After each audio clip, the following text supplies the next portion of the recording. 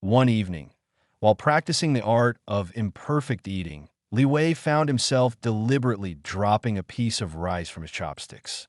He had been meticulously attempting to eat with a clumsy, almost childish lack of coordination. As the grain of rice bounced and rolled across the table, he didn't feel the usual pang of failure. Instead, he felt a strange sense of liberation. He looked at the stray grain, then at his own hand, which had just executed the very fumble he had intended. And for the first time, he smiled. It wasn't a smile of triumph, but a smile of acceptance. It is not about how you fall, Li Wei, Master Wu observed, his gaze steady. It is about how you rise, or indeed, how you choose not to rise, but to simply be where you have fallen and observe. Each imperfect act is a lesson in humility, in letting go of the ego's incessant demand for validation. It teaches you that your worth is not measured by the flawless execution of a task, but by your willingness to engage with life, however imperfectly. The process of unlearning was arduous. It demanded a constant vigilance against his own ingrained habits. His mind would still try to find shortcuts to optimize the unlearning process. He'd catch himself strategizing how to appear less strategic, planning how to be more spontaneous. It was a constant battle against the master strategist within, but with each slip, each clumsy gesture, each deliberate imperfection, he felt a loosening, a shedding of the heavy armor he had carried for so long. He was unlearning power, not by denying its existence, but by understanding that its true form was not in its accumulation, but in its relinquishment. He was beginning to understand that true strength wasn't about the ability to hold on, but the profound wisdom of knowing when and how to let go. The unburdening was not just a physical sensation. It was a spiritual unfurling, a quiet revolution happening within the very core of his being. He was learning that to become truly strong, he first had to dismantle the fortress he had so carefully built around himself, brick by painstaking brick. The hollow spaces left behind were not voids, but fertile ground for a new kind of strength to bloom, one rooted in vulnerability, acceptance, and the radical grace of letting be. The stillness that had once felt like a sanctuary now hummed with a different kind of energy. Li Wei's carefully constructed edifice of invincibility, painstakingly assembled over years of rigorous training and a life dedicated to the suppression of vulnerability, was beginning to crumble. This wasn't the controlled dismantling he had practiced with the stones or the hesitant movements. This was a seismic shift, a quiet unearthing of buried emotions that had been meticulously locked away. He was rediscovering fear, not as a phantom to be banished, but as a palpable sensation that now settled in the pit of his stomach, a cold knot that tightened with each passing moment of uncertainty. Master Wu observed this internal tremor with a knowing serenity. He had guided Li Wei to this precipice, not with grand pronouncements, but with subtle nudges, with the quiet art of unmaking. "You have learned to build walls, Li Wei," the master had said, his voice like the rustle of dry leaves. "Now, you must learn to feel the wind that rattles them. Fear is not the enemy of strength. It is the soil from which resilience grows. A seed that never experiences the darkness of the earth will never know the power of reaching for the sun." Li Wei, who had once faced down legions of opponents with unwavering resolve, now found himself hesitating before simple tasks, his mind conjuring scenarios of failure, of embarrassment, of something far more terrifying, inadequacy. The sensation was disorienting. For so long, his identity had been forged in the fires of unwavering confidence, in the absolute certainty of his own capabilities. He had been a polished weapon, sharp, precise, and utterly impervious to doubt. Now that polish was beginning to wear thin, revealing the raw, unrefined metal beneath. He found himself flinching at sudden noises, his breath catching in his throat at the imagined threat of a falling object. A simple misstep on the monastery grounds, a stumble that would have once been corrected with an almost imperceptible shift of weight, now sent a jolt of unease through him. It was the fear of falling, not just physically, but metaphorically. The fear of confirming that his carefully crafted persona was, perhaps, a fragile illusion. Do not fight it, Li Wei. Master Wu's voice would interject, a gentle counterpoint to the rising tide of anxiety within him. Feel it. Let it wash over you. Imagine it as a river. You can stand on the bank and be swept away by its power, or you can learn to navigate its currents. Fear teaches you where your boundaries lie, where your true vulnerabilities are exposed. It is a map, not a cage. He remembered an instance when he had been asked to carry a tray of delicate porcelain teacups across the courtyard. In his former life, this would have been a trivial matter, a demonstration of his fine motor control. But now, as he walked, his gaze fixed on the precarious cargo, a tremor began to run through his hands. His mind, still prone to calculating probabilities, conjured images of shattered porcelain, of the master's disappointed gaze, of his own humiliation. He could feel the cold sweat prickling his palms. He paused, his entire body rigid, a statue carved from apprehension. Master Wu, who was tending to a small herb garden nearby, looked up. He didn't scold or instruct. He simply smiled, a faint, understanding curve of his lips. The cups are fragile, Li Wei, but your spirit is more so. They can be broken and replaced. The lesson here is not in the perfection of carrying, but in the experience of the trembling hand. What does that tremor tell you? Li Wei, his voice tight with suppressed panic, could barely whisper, "It tells me I am afraid of failing." And is that failure? Master Wu asked, his voice devoid of judgment. Or is it simply a moment of truth? Your body is reminding you of its limitations, of its susceptibility. This is not a weakness to be overcome, but a truth to be accepted. The warrior who denies his fear is a fool who walks blindfolded in a battle.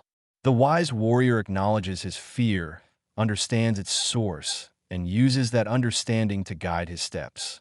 He began to experiment with this new perspective. Instead of pushing the fear away, he would try to observe it, to dissect it like an opponent's technique. He noticed how it constricted his breath, how it tightened his muscles, how it clouded his judgment. He started to see it not as an alien invader, but as a part of himself, a deeply ingrained human response that he had, for too long, deemed unacceptable. Then came pain. For years, pain had been an enemy, a signal of damage to be repaired, a weakness to be overcome. He had endured countless injuries, pushing through agony with sheer force of will, his mind a relentless machine that ignored the body's protests. Now, Master Wu was introducing him to a different kind of pain, a gentler, more deliberate engagement with discomfort. The exercises were deceptively simple. He would be asked to hold a posture that, while not overtly strenuous, would gradually induce a dull ache in his muscles. Or he would be instructed to focus his attention on a minor scrape on his hand, to feel the sting, the throb, the persistent discomfort. His initial instinct was to fight it, to tense against it, to try to mentally numb the sensation. But Master Wu would gently guide him back. Do not resist, Li Wei. Heed counsel, his voice a steady anchor. Breathe into the ache. Let it expand, then contract. Do not try to make it disappear. Observe its texture, its quality. Is it sharp? Is it dull? Does it spread? Or does it remain localized? Pain is a messenger. It tells us where we are holding tension, where we are resisting the natural flow of life. To ignore it is to ignore a crucial part of our being. He found himself in the monastery's small infirmary, where Master Wu was tending to a sprained ankle. The master, his own face etched with a visible discomfort from the injury, instructed Li Wei to gently massage the area. As Li Wei's fingers brushed against the swollen flesh, a wince crossed the master's face. "Tell me, Li Wei," Master Wu said, his voice strained but calm. "What do you feel?" Li Wei hesitated. Then, remembering the master's teachings, he focused. "I feel tenderness," he said, his voice uncertain. "A deep ache and a sensitivity. It feels fragile." Master Wu nodded, a slow, deliberate movement. "Exactly. It is fragile." And acknowledging that fragility, that tenderness, is the first step in healing. When you trained, you were taught to transcend pain, to conquer it. But what if pain is not something to be conquered, but something to be understood? What if it is a conversation your body is having with you, and you've been too busy shouting over it to listen? He began to notice how his body, accustomed to suppressing discomfort, had developed its own set of compensations, subtle imbalances that were now coming to the fore. The constant effort to ignore pain had created a hidden rigidity, a resistance that manifested in other ways. By allowing himself to feel the sting of a minor cut, the ache in his joints after a long day, he was in essence allowing his body to communicate its needs. He started to notice how his posture improved, not through conscious effort, but because his body was no longer constantly bracing itself against an onslaught of suppressed sensations. This rediscovery of pain also led him to a profound empathy for others. He had always seen suffering in others as a weakness, a failing that could be overcome with sufficient discipline or strength. Now he understood it differently. When he saw a fellow monk wince from a seemingly minor ailment, he didn't feel judgment. Instead, he felt a pang of shared understanding, a recognition of a universal human experience of discomfort. He began to see the quiet courage in those who lived with chronic pain, the resilience of those who faced adversity not by suppressing their struggles, but by acknowledging them. Doubt, the insidious companion of vulnerability, also began to creep back into his awareness. For years, Li Wei had been driven by an unshakable self-belief. He was the one who always found the solution, the one who never faltered. But as he shed the layers of his hardened persona, the whispers of self-doubt began to surface. Had he made the right choices? Was this path of unlearning truly leading him to a greater strength? Or was it simply a descent into mediocrity? One afternoon, while attempting to meditate with a group of younger monks, Li Wei found his mind wandering incessantly. He couldn't achieve the stillness, the focused quietude that the others seemed to possess effortlessly. He was acutely aware of his internal distractions, the swirling thoughts, the replaying of past mistakes, the anxieties about the future. He felt a wave of shame wash over him. He, the seasoned warrior, was struggling with the most basic of meditative practices.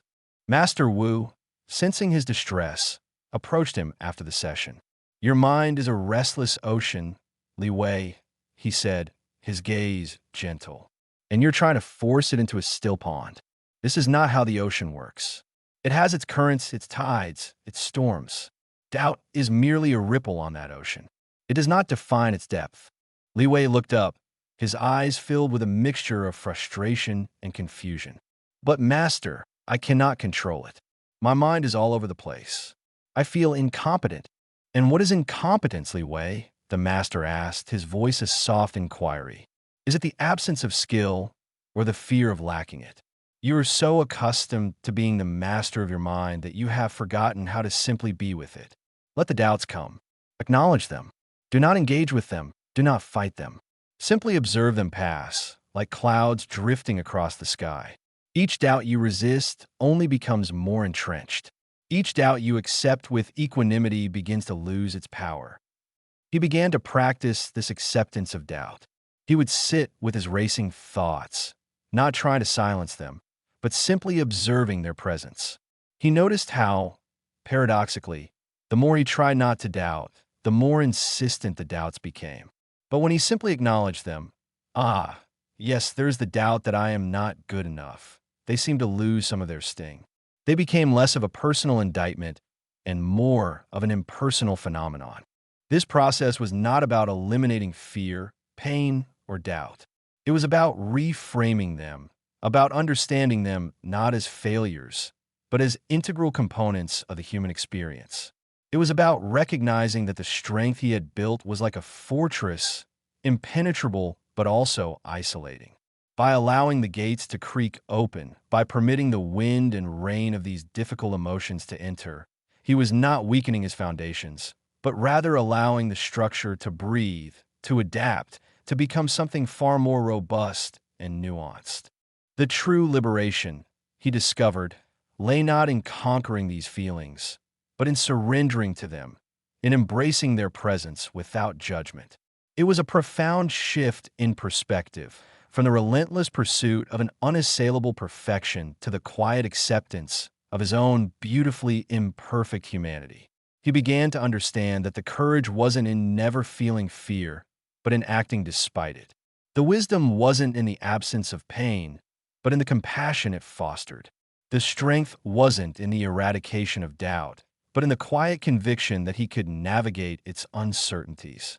This was the essence of what Master Wu had been guiding him towards, a strength rooted not in the denial of vulnerability, but in its courageous embrace. It was a radical notion for Li Wei, who had spent a lifetime perfecting the art of appearing invincible. But with each tremor of fear, each twinge of pain, each whisper of doubt, he felt a subtle unburdening, a quiet shedding of the heavy armor he had worn for so long. He was learning that the most profound power lay not in what he could withstand, but in what he was willing to feel, and in the gentle, liberating grace of simply being human. He was beginning to see the extraordinary beauty in the ordinary struggle, the profound strength in acknowledging one's own fragility. This was not the end of his journey, but a new beginning, one painted with the rich, complex hues of authentic human experience. Chapter 7. The Aesthetics of Imperfection. The dust motes danced in the afternoon sunbeams slanting through the monastery windows, each tiny particle a universe unto itself, catching the light in a fleeting, ephemeral brilliance. Li Wei, who had once meticulously swept away any speck that dared to mar the polished surfaces of his perception, now found himself captivated by their chaotic ballet. It was in these moments, these quiet observations of the seemingly insignificant, that he began to witness a profound shift in his aesthetic sensibilities. The pursuit of a rigid, unyielding perfection had, for so long, blinded him to the subtler, more nuanced forms of beauty that permeated the world. He recalled his early days of training, the obsessive attention to detail that bordered on the fanatical. A perfectly symmetrical kata, a precisely honed blade, a posture held with unwavering, almost inhuman stillness. These were the hallmarks of mastery, the markers of his ambition. Anything less was a deviation, a flaw, a blemish on the canvas of his ambition. He had sought a world scrubbed clean of imperfection, a reality that mirrored the unblemished surface of a mirror, reflecting back only his own carefully cultivated image of strength and control. But now, as he watched a sparrow hop erratically across the courtyard, its movements jerky and unpredictable, he saw not a lack of grace, but a vibrant, uninhibited expression of life. Its chirps, though not melodious in the classical sense, were full of an urgent, unself-conscious energy. He found himself drawn to the slight asymmetry of its wing, the way it tilted its head as if contemplating the vastness of the sky. These were not defects. They were simply the sparrow being a sparrow, utterly and unapologetically itself. This realization began to extend to the human faces around him. He noticed, for instance, the subtle asymmetry of Master Wu's smile. One side would lift a fraction higher than the other, giving it a warmth, a genuine quality that a perfectly balanced, artificial smile could never achieve. It spoke of a lifetime of experiences of laughter and sorrow, etched into the very contours of his face. Li Wei had once dismissed such subtle deviations as imperfections, physical misalignments that detracted from an ideal. Now he saw them as the brushstrokes of a master artist, each line and curve adding depth and character to the portrait. He found himself observing the younger monks, their eagerness often tinged with a touch of awkwardness. A hesitant bow, a fumbled movement during a shared meal, a voice that cracked with youthful uncertainty. These are the very things he would have once corrected with a stern glance or a sharp word. Yet now he saw in them a raw honesty, a vulnerability that was disarmingly charming. The perfectly executed gesture, devoid of any internal struggle, felt cold and sterile in comparison to the honest effort of someone still finding their way. The beauty, he realized, was not in the flawlessness of the execution, but in the sincerity of the attempt, in the visible effort of a soul striving to express itself. He began to re-examine his own past, the years of relentless self-discipline that had, in a way, polished him into a kind of beautiful, but ultimately lifeless, artifact. He had been so focused on eliminating any trace of weakness or indecision that he had inadvertently scrubbed away the very elements that made him human, that made him unique. He thought of the times he had commanded armies, his voice a steel rod, his gaze unwavering. He had been a force of nature, an instrument of absolute will. But that absolute will had also demanded the silencing of his own inner landscape, the suppression of any tremor of doubt or fear that might betray his perfect facade. The sterile perfection he had once craved now seemed like a barren wasteland. He had been so busy eradicating the weeds of imperfection that he had forgotten to appreciate the wild, untamed beauty of the meadow. He remembered an incident from his youth, a grand banquet held in his honor after a decisive victory. He had been presented with a meticulously crafted ice sculpture, a dragon with scales so perfectly rendered they seemed alive, its eyes two impossibly clear jewels. It was a masterpiece of technical skill, a testament to the sculptor's unwavering hand. Yet, as the evening wore on, the sculpture began to melt. A single tear of water rolled down its flank, distorting a perfect scale.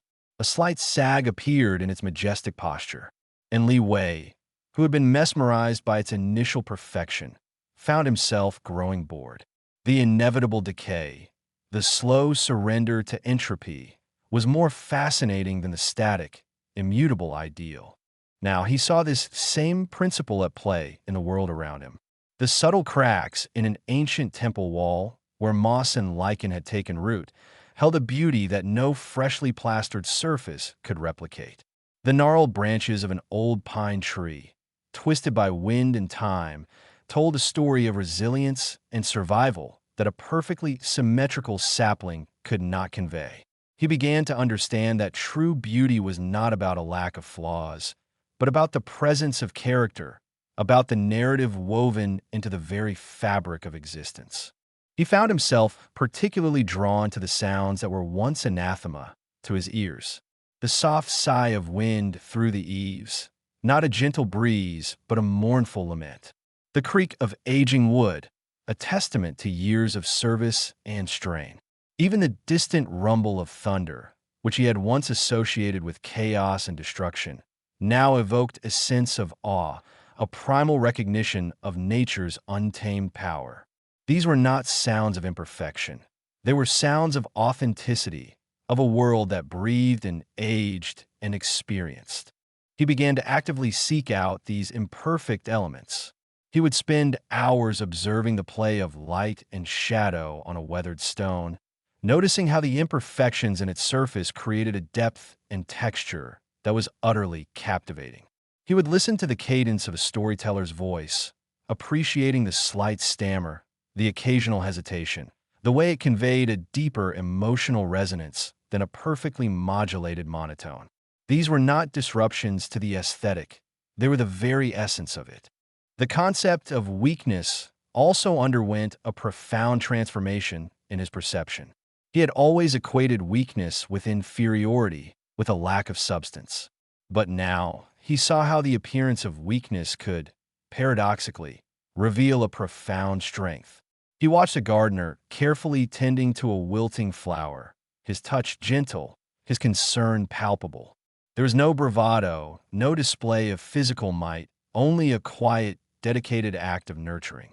This was not weakness. It was compassion, a deep understanding of fragility and the need for care. He recalled his own training, the relentless pursuit of physical dominance. He had been taught to overpower, to subdue, to break. But had he ever truly understood the art of holding together, of mending, of supporting? He saw the beauty in the act of support, in the subtle ways that the monks assisted each other, not with grand gestures, but with quiet understanding. The hand offered to help a less agile monk ascend a steep path, the shared glance of encouragement during a difficult task. These were expressions of a strength that did not need to assert itself through dominance. This reevaluation extended to the very notion of failure.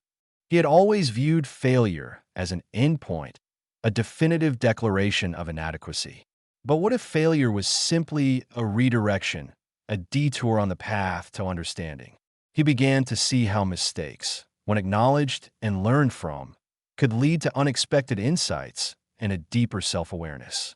The stumble that forced him to re-examine his balance, the misjudgment that taught him the importance of humility. These were not reasons for shame, but valuable lessons etched into the tapestry of his experience. He found a particular fascination in the human voice, a conduit for such a vast spectrum of emotion. He had always preferred silence, or the measured, deliberate speech of wise pronouncements. But now he was drawn to the voice that trembled with suppressed emotion, the voice that cracked with laughter, the voice that whispered secrets in the dead of night. These were not flaws in vocal delivery. They were the unfiltered expressions of a heart that was alive, that was feeling. The perfectly controlled voice, devoid of any hint of vulnerability, now seemed almost sterile, lacking the resonance of genuine human experience. He remembered a time when he had been deeply moved by a performance of traditional music, a piece that was technically flawless, each note played with perfect precision.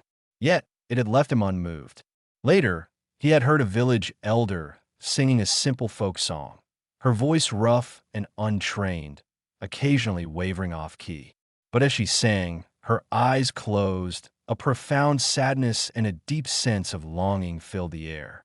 He had felt a connection to her, a shared humanity that transcended the technical perfection of the other performance. The beauty, he understood, was not in the flawless execution, but in the raw, unvarnished emotion that the voice carried. This new aesthetic was not about embracing sloppiness or a disregard for skill. It was about recognizing that true beauty often resided in the spaces between the perfectly rendered lines, in the subtle variations that revealed the hand of the creator, and, more importantly, in the very essence of what it meant to be alive and imperfect. The sterile perfection he had once chased was akin to a photograph, capturing a single, frozen moment. The beauty he was now discovering was like a moving image, fluid, dynamic, and deeply resonant with the messy, unpredictable, and ultimately wondrous reality of existence. He began to understand that the pursuit of perfection had been a form of self-imprisonment. By striving to eliminate all perceived flaws, he had erected walls around his own being, isolating himself from the very experiences that would have enriched him. The tremor in a hand, the crack in a voice, the stumble in a step. These were not signs of failure, but invitations to connection, to empathy, to a deeper understanding of the shared human condition. They were the subtle signatures of authenticity, the quiet affirmations of a life being lived, not perfectly, but fully. The polished stone was admired from a distance. The weathered rock, with its mossy embrace and ancient lines, invited one to touch, to feel, to connect with its history. And in that connection, Li Wei was finding a beauty far more profound, far more enduring than any flawless surface could ever offer. He was learning to see the sacred in the mundane, the profound in the imperfect, and the undeniable beauty of simply being. Li Wei stood before the ancient banyan tree, its roots like gnarled fingers clutching the earth, its branches reaching outwards in a chaotic, life-affirming sprawl. He had always admired the tree's stoic endurance, its unyielding stance against the elements. But today, observing a small bird meticulously building its nest within a precarious crook of a branch, he saw something more. The bird, with its fragile form and insistent chirps, was not shielded by impenetrable bark or towering height. It was exposed, vulnerable, yet its very vulnerability allowed it to engage with the world, to nurture new life amidst the very elements that could threaten it. "You see the banyan, Li Wei," the monk said, his voice a gentle current against the rustling leaves, "and you see strength in its rootedness, its resistance. And that is true. But look closer. See the small bird. Where does its strength lie?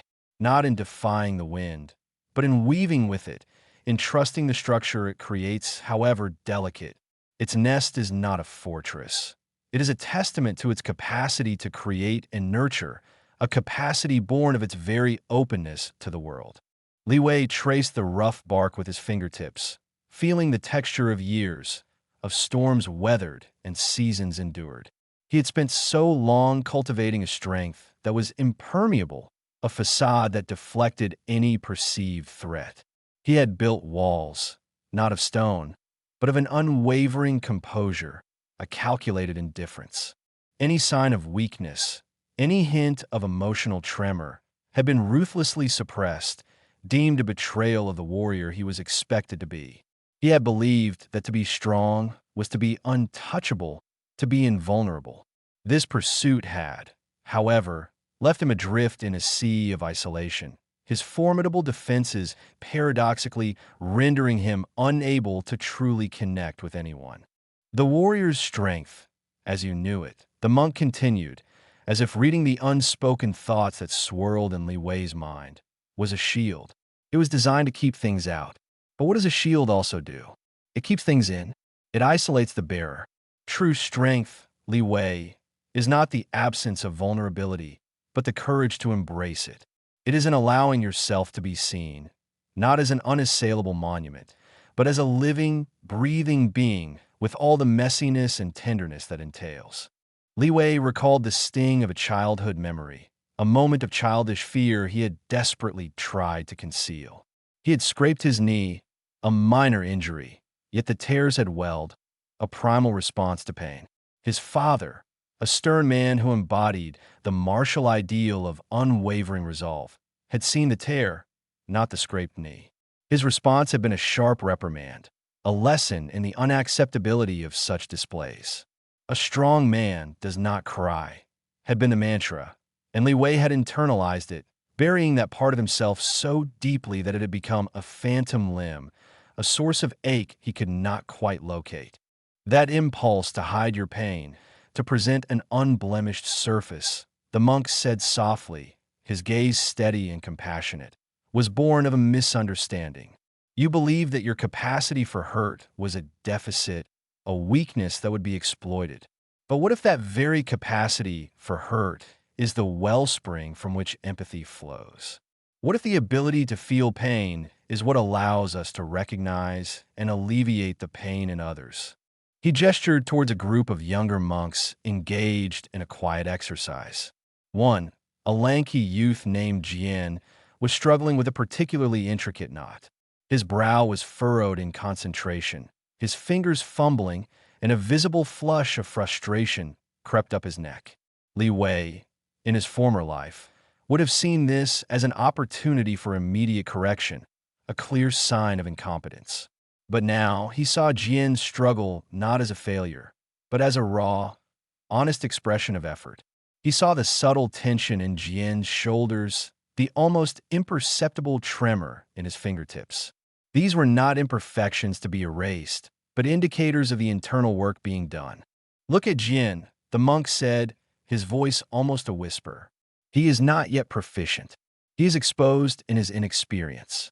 But in his struggle, there is a profound honesty. He is not pretending. And in that unvarnished effort, there is a beauty that a perfectly executed knot, performed with effortless skill, might lack. More importantly, in his struggle, he is open to learning, open to assistance. His vulnerability is not a barrier. It is an invitation. Li Wei remembered a particular instance during his military campaigns. A young soldier, barely more than a boy, had stumbled during a critical maneuver, his pack slipping from his shoulders. The fear on his face had been stark raw. Li Wei's immediate instinct had been to lash out, to berate the soldier for his clumsiness, for endangering the unit. But something had stopped him. Perhaps it was the sheer terror in the boy's eyes, a mirror of fears Li Wei himself had buried so deep they had almost forgotten their origin. Instead of condemnation, he had simply knelt, helped the soldier readjust his pack, and offered a quiet nod of reassurance. In that moment, he had seen not weakness, but a shared humanity. The soldier's relief had been palpable, a silent gratitude that had resonated more deeply than any commendation he had ever received. That moment, Li Wei, the monk said, his eyes twinkling with understanding, was not a lapse in your discipline. It was a moment of profound connection. You saw yourself in that young soldier's fear, and in recognizing that shared vulnerability, you offered him not just physical assistance, but a form of solidarity. That is empathy. It is the ability to step outside of your own carefully constructed self and to feel, even for a fleeting moment, what another is experiencing. And that capacity is born of acknowledging your own capacity for such feelings. The monk led Li Wei to a quiet alcove where an older monk, Brother Thomas, sat with a visitor. Brother Thomas, whose hands were gnarled with age and whose eyesight was failing, spoke with a gentle, measured cadence. The visitor, a man of obvious wealth and influence, seemed impatient, his gaze darting around the room as if seeking an escape. Yet, Brother Thomas, despite his physical limitations, held the man's attention with his quiet presence, his genuine interest in the visitor's words, and the warmth that radiated from his kind eyes. Li Wei had always associated strength with outward displays of power, with the ability to command and control. But here, he witnessed a different kind of strength, one that resided in quietude, in patience, and in the profound connection forged through genuine listening. Brother Thomas, the monk explained, cannot wield a sword, nor can he command armies. His physical senses are diminished. By the old measures, he would be deemed weak. Yet observe the impact he has. He offers solace, wisdom, and a deep sense of peace to those who seek him out. His strength lies not in what he can do, but in what he is. He is present. He is compassionate. And these qualities bloom most vibrantly when one is not afraid to acknowledge one's own limitations, one's own needs, and one's own human frailties. Li Wei considered his own past. He had always strived to be the one offering solutions, the one in command, the one who projected an image of unshakable competence. He had rarely, if ever, admitted to needing help, to being unsure, to feeling overwhelmed. Such admissions would have been interpreted as a surrender, a forfeiture of his authority. Yet he now began to understand that this constant projection of strength had been a tiring performance, a burden that had prevented him from forming truly authentic bonds. The fear of being exposed as less than perfect had created a chasm between him and others. The performances you enacted, the monk said, his voice resonating with understanding, were built on the assumption that perfection is desirable, that flawlessness is the ultimate aspiration. But perfection is a static ideal. Life, however, is fluid. It is in the ebb and flow, in the stumbles and the recoveries, that true vitality resides. Your warrior's strength was like a perfectly polished blade, beautiful, sharp, but brittle. It could shatter under pressure. The strength that comes from embracing vulnerability, however, is like the tempered steel, able to bend without breaking, able to absorb impact and emerge stronger. He continued, think of the relationships you have forged, or rather, failed to forge. Did you ever truly allow anyone to see the man beneath the armor? Did you ever reveal the doubts, the fears, the moments of quiet despair that even the most formidable warrior experiences? To do so would have felt like a surrender. But in that perceived surrender lay the seeds of true intimacy. When you allow yourself to be seen in your entirety, you invite others to do the same. And in that mutual vulnerability, genuine connection is born. It is a bond forged not in shared victory, but in shared humanity. Li Wei remembered a particular commander under his charge, a man named General Zhang. Zhang was a brilliant tactician, ruthless and decisive in battle. But in private, Li Wei had glimpsed moments of profound weariness, of doubt that flickered in his eyes after a particularly brutal campaign. Li Wei had always attributed these to the burdens of command, a natural consequence of his position. He had never considered them as anything other than professional anxieties, to be managed, not understood. He had offered no comfort, no shared vulnerability, only continued expectation of unwavering resolve. Now, he saw that such moments, if acknowledged and shared, could afford to bond far stronger than any military hierarchy. The fear of being seen as weak, the monk said, his gaze now fixed on Li Wei's own carefully composed features, is a cage. It prevents you from experiencing the full spectrum of human connection. It keeps you from truly knowing others, and perhaps more importantly, from truly knowing yourself. For how can you claim to know yourself if you have never dared to expose the parts of yourself that you deem unacceptable, the parts that are not polished, not perfect? He walked over to a low table where a simple ceramic tea bowl sat. The bowl was not perfectly symmetrical. It bore the subtle marks of the potter's hands, a slight unevenness in its curve, a faint imperfection in its glaze. Yet, it was this very individuality that made it beautiful, that gave it character. This bowl, the monk said, picking it up and turning it gently in his hands, is not perfect according to some abstract standard, but it is a perfect vessel for tea. Its form, its slight imperfections, are part of its essence. To attempt to make it perfectly symmetrical would be to destroy its unique beauty, to erase the story of its creation. So, it is with us, Li Wei. Your perceived imperfections are not flaws to be eradicated. They are the very elements that make you uniquely you. They are the scars that tell the story of your battles, the wrinkles that speak of your laughter and your sorrows. They are the evidence of a life lived, not a life merely endured. He poured a steaming cup of tea and offered it to Li Wei. As Li Wei accepted the bowl, he felt a tremor run through his hand, a faint, almost imperceptible shake. He had spent years trying to eliminate such involuntary movements, to maintain an absolute stillness that conveyed unwavering control. Yet now he did not flinch. He let the tremor be.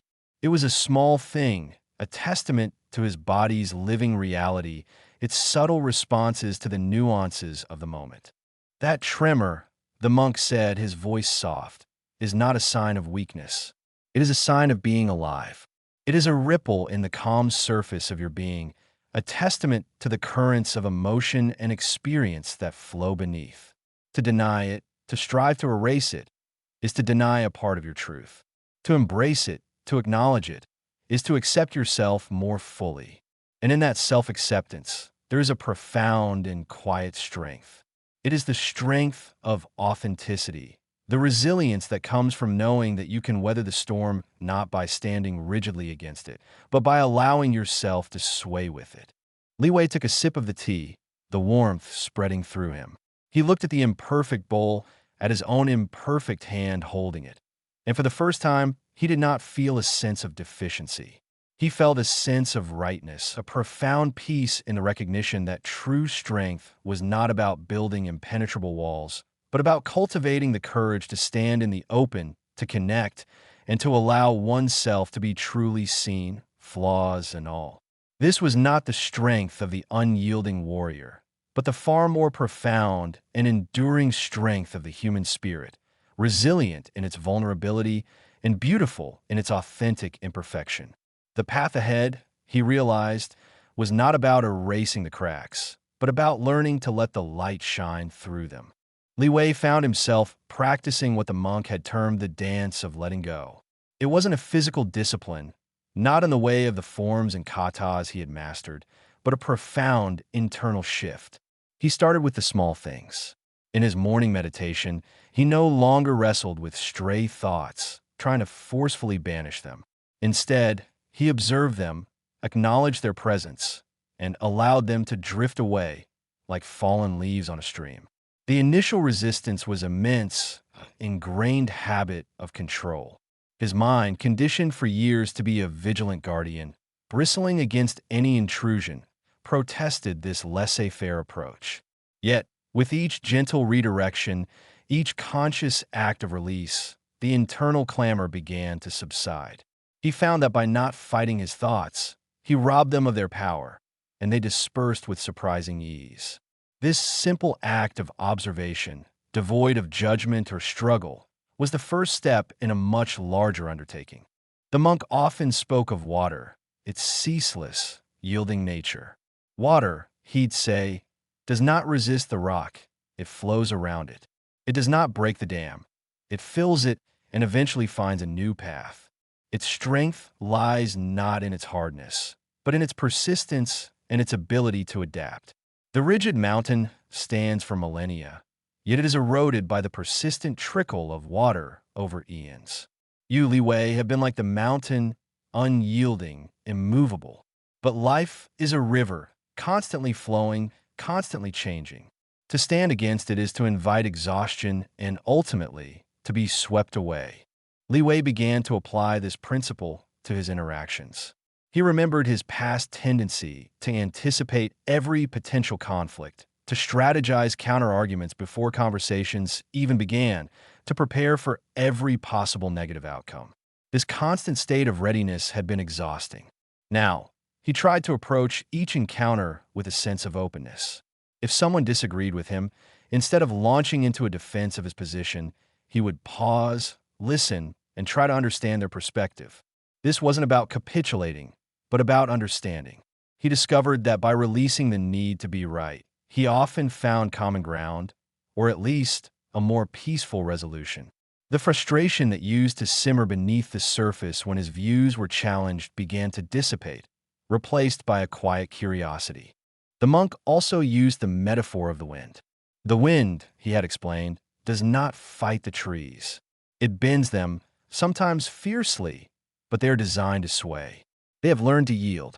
Those that are too rigid, too unwilling to bend, are the ones that break in the storm. Your own resolve, Li Wei, has often been a rigid resistance. But true resilience is in the capacity to bend, to adapt, to allow the forces of life to move through you without shattering you. This concept extended to his expectations, both of himself and of others.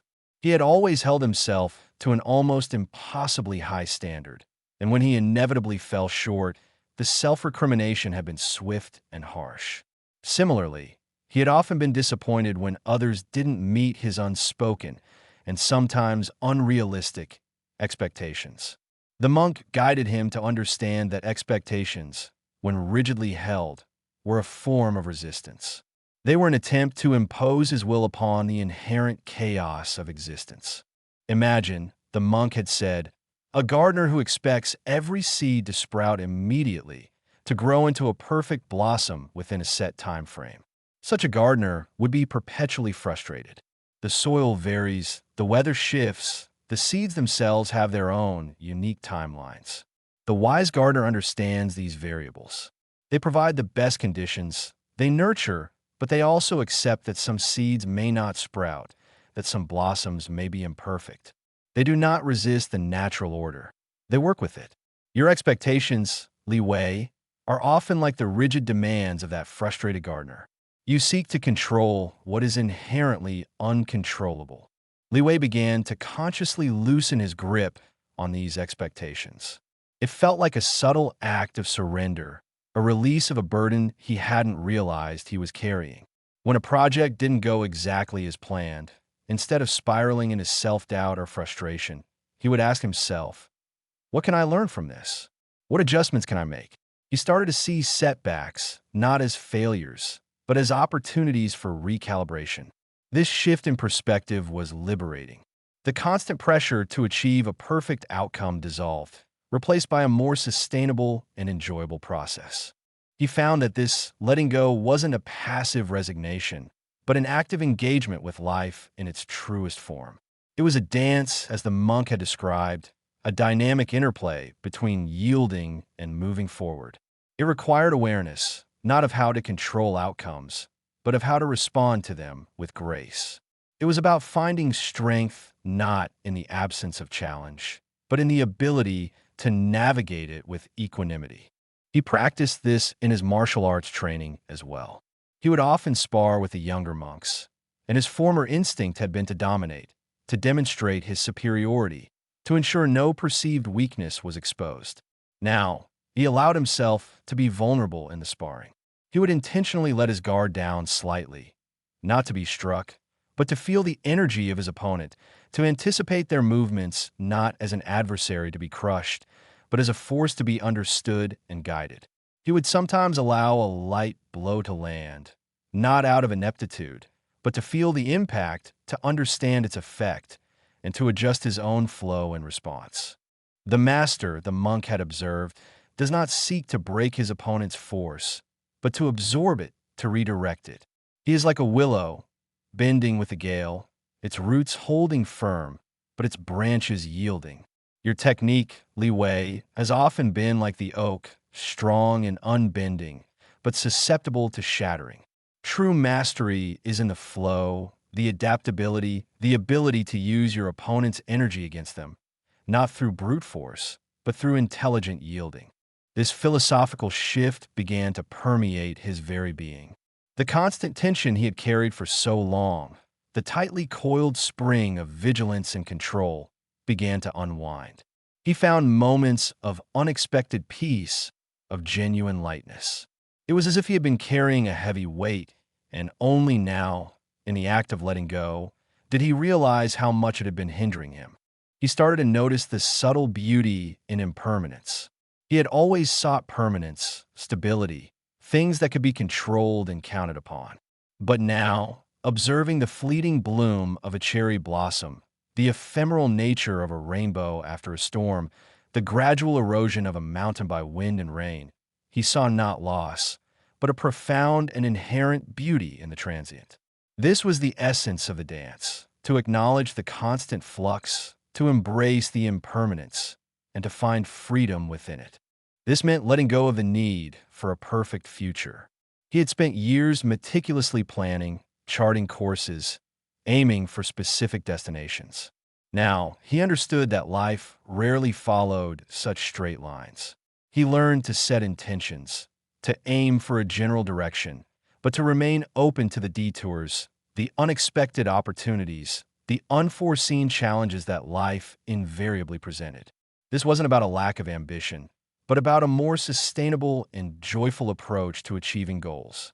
It was about understanding that the journey itself held as much, if not more, value than the final destination. He observed how the wind, unseen but potent, could move mountains over millennia, not through direct assault, but through persistent, gentle pressure and adaptation.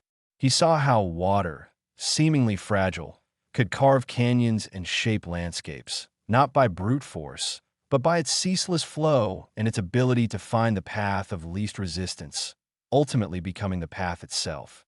This was the paradox he was coming to understand, that true strength often lay not in resistance, but in yielding, not in control, but in acceptance, not in rigidity, but in adaptability. The monk once presented him with a simple wooden puzzle, a series of intricately carved interlocking pieces that, when assembled correctly, formed a smooth, seamless sphere. Li Wei, in his past life, would have attacked it with a methodical, almost aggressive approach, dissecting its components, trying to force them into place. This time, he sat with it, turning the pieces over in his hands, feeling their weight, their grain, observing the subtle curves and edges. He didn't try to force anything.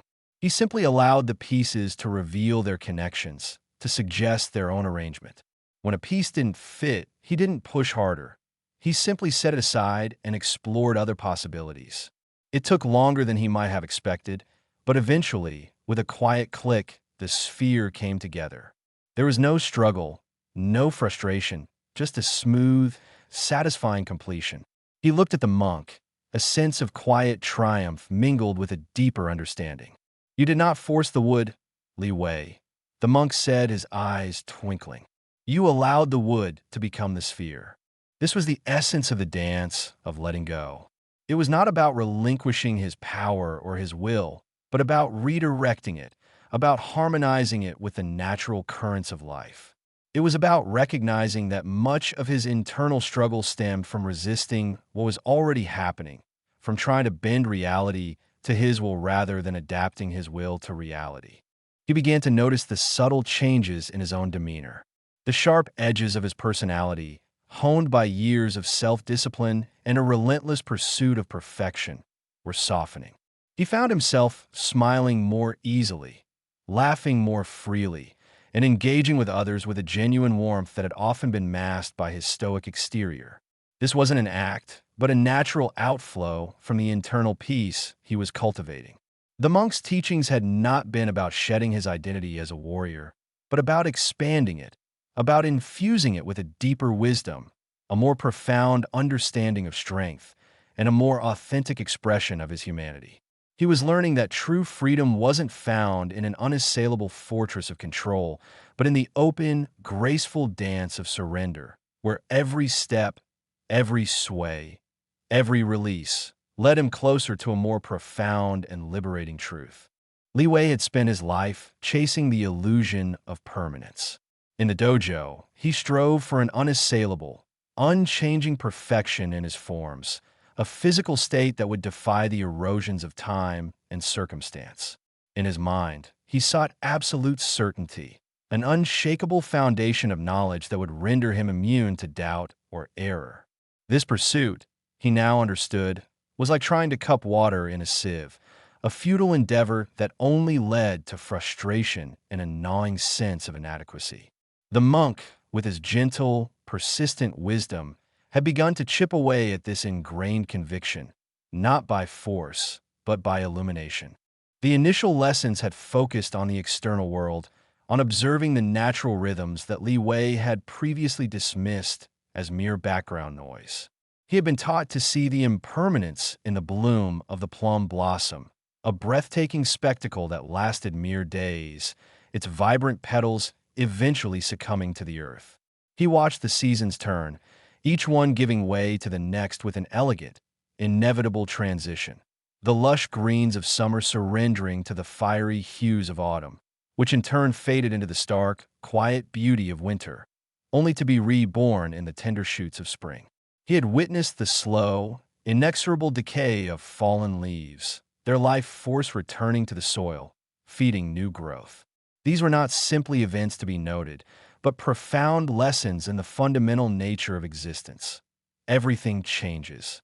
"You fear loss, Li Wei," the monk had said one afternoon, as they watched a potter shape clay on his wheel. "You believe that to cease is to be annihilated, that to fade is to be destroyed. But look," he gestured to the spinning clay. "This lump of earth, formless and insignificant, is molded into a vessel. It serves its purpose, perhaps for a season, perhaps for a lifetime. Then it may be broken or it may crumble back to dust. Does that make its existence meaningless? Or does its transformation, its fleeting beauty, imbue it with a different kind of value?" Li Wei had watched the potter's hands, deft and sure, coaxing a graceful form from the yielding earth. He saw how the potter did not lament the clay's potential to break, nor did he cling to the shape once it was formed, as if it could last forever. The potter embraced the process, the creation, and the eventual dissolution. He understood that the vessel's worth was not diminished by its impermanence. In fact, its transient beauty was precisely what made it precious. The monk continued, "The river does not rage against the stones in its path. It flows around them. It does not weep for the water that evaporates into the sky. It trusts that it will return as rain. Each drop, each wave, is part of a continuous, unbroken journey. To resist this flow is to fight against the very essence of life. You have been fighting, Li Wei, against the ceaseless current." This realization began to loosen the vice-like grip that Li Wei's fear of loss had held over him. His obsession with perfect, unchanging strength had been a desperate attempt to build an impregnable fortress against the inevitable erosion of time.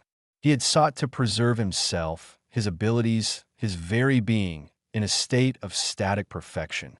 But the monk's teachings suggested that true strength lay not in resistance to change, but in the graceful embrace of it.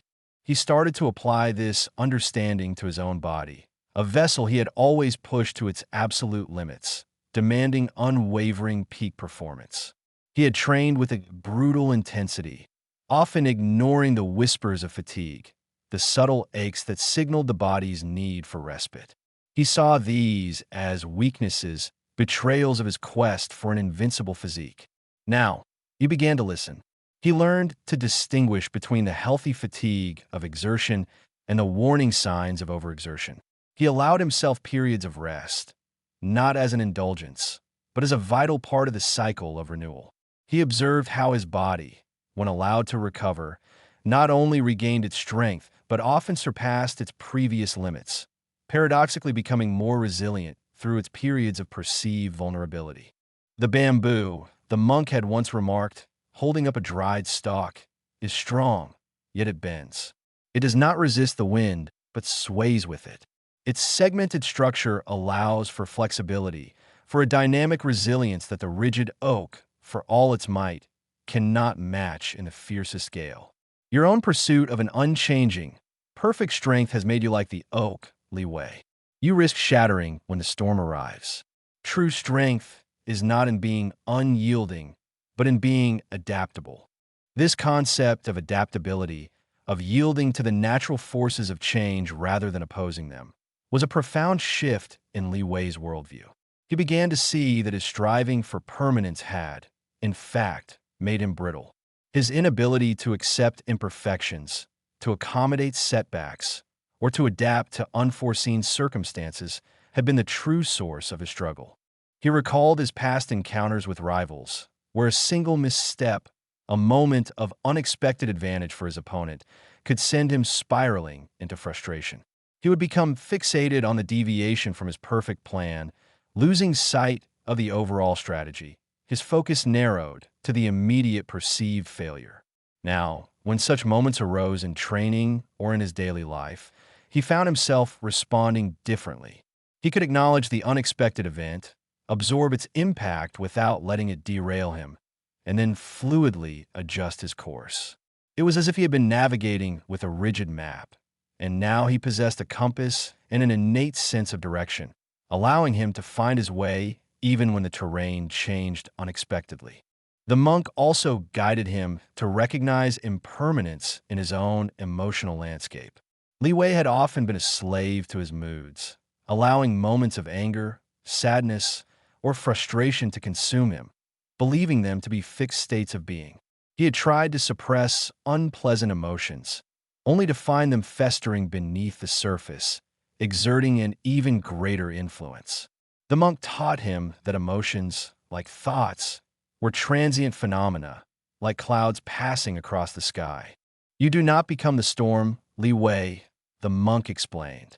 You are the sky. The storm passes. Your task is not to fight the clouds, but to understand that they are part of the sky's ever-changing nature. Observe them, acknowledge them, and allow them to move on. If you try to hold onto a cloud, you will only exhaust yourself and prevent the sun from shining through. This practice of observing his emotions without judgment, of recognizing their fleeting nature, was incredibly liberating. He found that by not resisting his feelings, he robbed them of their power to overwhelm him. A surge of anger, once a raging inferno, could now be observed as a brief, intense heat, which, when acknowledged and allowed to dissipate, left him feeling calm rather than scorched. Sadness, once a suffocating blanket, could be experienced as a gentle rain, nourishing and cleansing before yielding to sunshine. The concept of impermanence extended to his very sense of self. He had always defined himself by his achievements, his skills, his reputation. He was Li Wei, the formidable warrior, the strategist, the man who never faltered. This identity, he realized, was another form of rigid structure, a cage he had built around himself. The monk's teachings invited him to see himself not as a fixed entity, but as a continuous flow, a process of becoming. You are not a statue, Li Wei, the monk said, his voice soft. You are a river. You're always moving, always changing, yet always yourself. The water that flows past this morning is not the same water that will flow this afternoon, but it is still the river. Do not cling to the image of who you were yesterday, or who you imagine yourself to be tomorrow. Be present with the river that is flowing now. This perspective offered an immense relief. The pressure to maintain a consistent, perfect image dissolved. He no longer felt the need to constantly prove his worth, to uphold a facade of unassailable strength. He could acknowledge his limitations, his moments of uncertainty, his occasional missteps, not as failures, but as integral parts of his ongoing journey. This acceptance of his own transience, his own inherent imperfection, was the key to unlocking a profound and abiding peace. He found himself seeking out experiences that highlighted this constant flux. He would sit by the sea for hours, watching the tide ebb and flow, the waves constantly reshaping the shoreline, erasing the footprints of the past, leaving the sand ready for new imprints. He observed the stars, their distant light a testament to processes that had begun eons ago, their brilliance a fleeting moment in the grand cosmic timescale. He learned to appreciate the ephemeral beauty of a rainbow, a vibrant arc of color that appeared only after the storm and vanished as quickly as it came, a perfect symbol of transient glory. The monk's teachings were not about surrendering to fate or becoming passive. Rather, they were about understanding the fundamental nature of reality and aligning oneself with it. By accepting impermanence, Li Wei was not giving up on his goals or his responsibilities. Instead, he was approaching them with a more sustainable, a more resilient, and ultimately, a more effective mindset. The fear of loss had been a constant drain on his energy, a source of anxiety that had fueled his relentless pursuit of control. With the acceptance of transience, that fear began to dissipate, replaced by a quiet confidence, a deep-seated calm that stemmed from an understanding of life's natural rhythms. He began to notice that the very things he had feared losing, his strength, his skills, his youth, were not things to be preserved in stasis, but were in a continuous state of renewal. His martial arts practice, once a rigid adherence to perfected forms, now became a fluid exploration, a dynamic interaction with the present moment. He discovered that by accepting the impermanence of his physical capabilities, he could train more intelligently, pushing his limits without risking injury and finding new avenues of strength and expression. He learned that what might seem like a decline in one area could be a blossoming in another, as his understanding and wisdom deepened. This acceptance of the transient nature of all things, including himself, was not an endpoint, but a beginning. It was the foundation upon which a new kind of strength could be built, a strength that was not defined by its immutability, but by its resilience, its adaptability, and its profound connection to the ever-changing pulse of existence. In the embrace of impermanence, Li Wei finally found a stillness, a peace that was not the absence of change, but the serene acceptance of its constant, beautiful unfolding. The fear of decay had been replaced by an appreciation for renewal, and the obsession with permanence had given way to a profound serenity found in the flow. The monk's words, as always, carried the weight of ages, not in their volume, but in their resonant truth. You have been fighting the current, Li Wei. True strength is not in resisting the flow, but in understanding it and moving with it. This simple observation had begun to unravel the tightly wound knot of Li Wei's lifelong pursuit of an unassailable, unchanging strength. He had viewed his body, his mind, and his spirit as fortresses to be defended against the inevitable siege of time and circumstance. Every ache, every doubt, every flicker of uncertainty had been perceived as a breach, a sign of weakness to be ruthlessly eradicated. He had striven for a perfection that was not only unattainable, but he was beginning to understand, fundamentally at odds with the very essence of life. The plum blossom, a fleeting spectacle of breathtaking beauty, had taught him its lesson. Its brief, vibrant existence was not a failing, but its defining characteristic. Its fall was not an end, but a return, a promise of future blooms. The potter's hands, shaping and reshaping the yielding clay, showed him that value resided not in the permanence of the form, but in the artistry of its creation and the purpose it served, however temporary. The river, flowing around obstacles with unyielding persistence, demonstrated that adaptability was not weakness, but the very engine of progress. Li Wei had seen these truths in the world around him, but had been too blinded by his own rigid ideals to truly grasp their significance. He had prided himself on his ability to endure, to push through pain, to suppress any hint of vulnerability. This had manifested in his martial arts training as a relentless, almost brutal regimen. He would ignore the sharp twinge in his knee, the dull ache in his shoulder, the gnawing fatigue that whispered of overexertion. These were, in his mind, mere inconveniences to be overcome by sheer force of will. But the monk's gentle questioning had begun to sow seeds of doubt. When you push a spring too far, Li Wei, he had said, demonstrating with a thin reed, it snaps. But if you bend it, allowing it to release its stored energy gradually, it retains its resilience. Your body is such a spring. Li Wei started to experiment. He began to pay closer attention to the subtle signals his body sent him. He learned to differentiate between the healthy soreness of a well-executed practice and the searing pain that warned of impending injury. He allowed himself periods of rest, not as a concession to weakness, but as a strategic element of his training. He discovered, to his astonishment, that his body responded not with a decline in power, but with a remarkable resurgence. Muscles that had been allowed to recover felt stronger, more supple. His stamina, paradoxically, increased when he stopped trying to wring every last drop of energy from himself. It was as if his body, finally released from the tyranny of his relentless demands, could begin to heal and rebuild, emerging stronger from its periods of enforced stillness. The monk's analogy of the bamboo, strong yet flexible, became a guiding principle. Li Wei had been the oak, rigid and unyielding, prone to shattering under pressure. He saw now how his insistence on a perfect, unchanging form in his martial arts had made him brittle. A slight shift in an opponent's weight, an unexpected maneuver, would throw him off balance, not physically, but mentally. His carefully constructed perfect sequence would be disrupted, and he would become fixated on the deviation, his entire focus narrowing to the perceived failure. He began to practice a new form of internal martial art, one that prioritized fluidity and adaptation over rigid adherence to preordained movements. Instead of countering an opponent's force with an equal and opposite force, he learned to yield, to absorb, and to redirect. He would allow an incoming strike to brush past him, using its momentum to unbalance his attacker.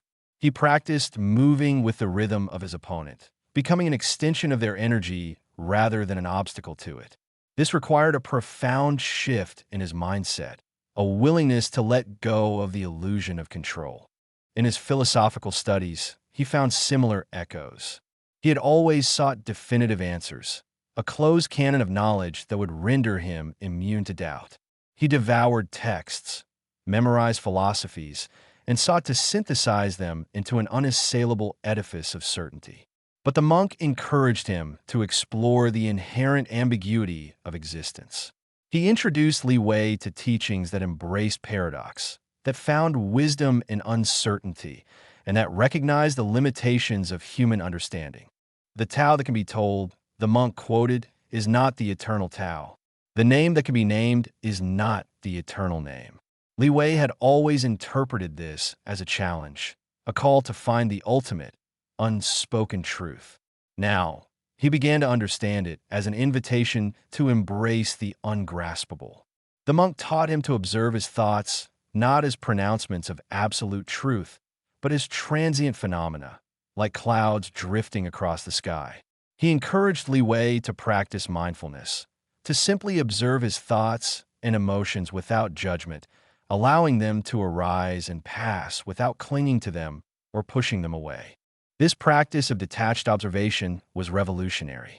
Li Wei had always been a slave to his emotions. Anger would consume him, fueling a destructive fury. Sadness would plunge him into a dark abyss of despair.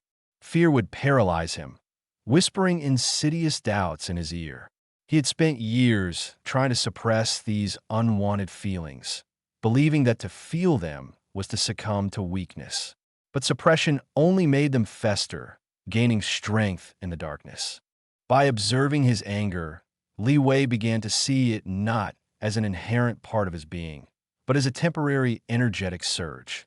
He could acknowledge its presence, feel its heat, and then, without resisting or feeding it, allow it to dissipate.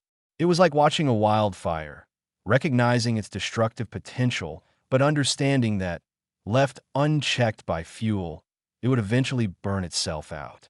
Similarly, sadness transformed. What had once been a suffocating blanket of despair could now be experienced as a gentle rain, cleansing and nourishing, before the sun inevitably returned. Fear, once a monstrous specter, became a fleeting shadow. Its power diminished when he simply acknowledged its presence and continued his actions despite it. This newfound ability to observe and accept his inner states extended to his very sense of self. He had always defined himself by his accomplishments, his reputation, his perceived strength. He was Li Wei, the warrior, the strategist, the undefeated. This identity had become a rigid shell, and any perceived crack in its facade sent him into a spiral of anxiety. The monk, however, encouraged him to see himself not as a fixed entity, but as a continuous process. "You are not a statue, Li Wei," the monk had said, his gaze gentle but piercing.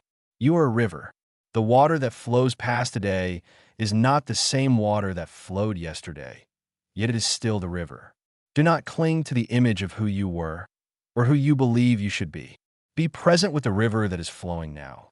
This liberated him from the immense pressure of maintaining a perfect image.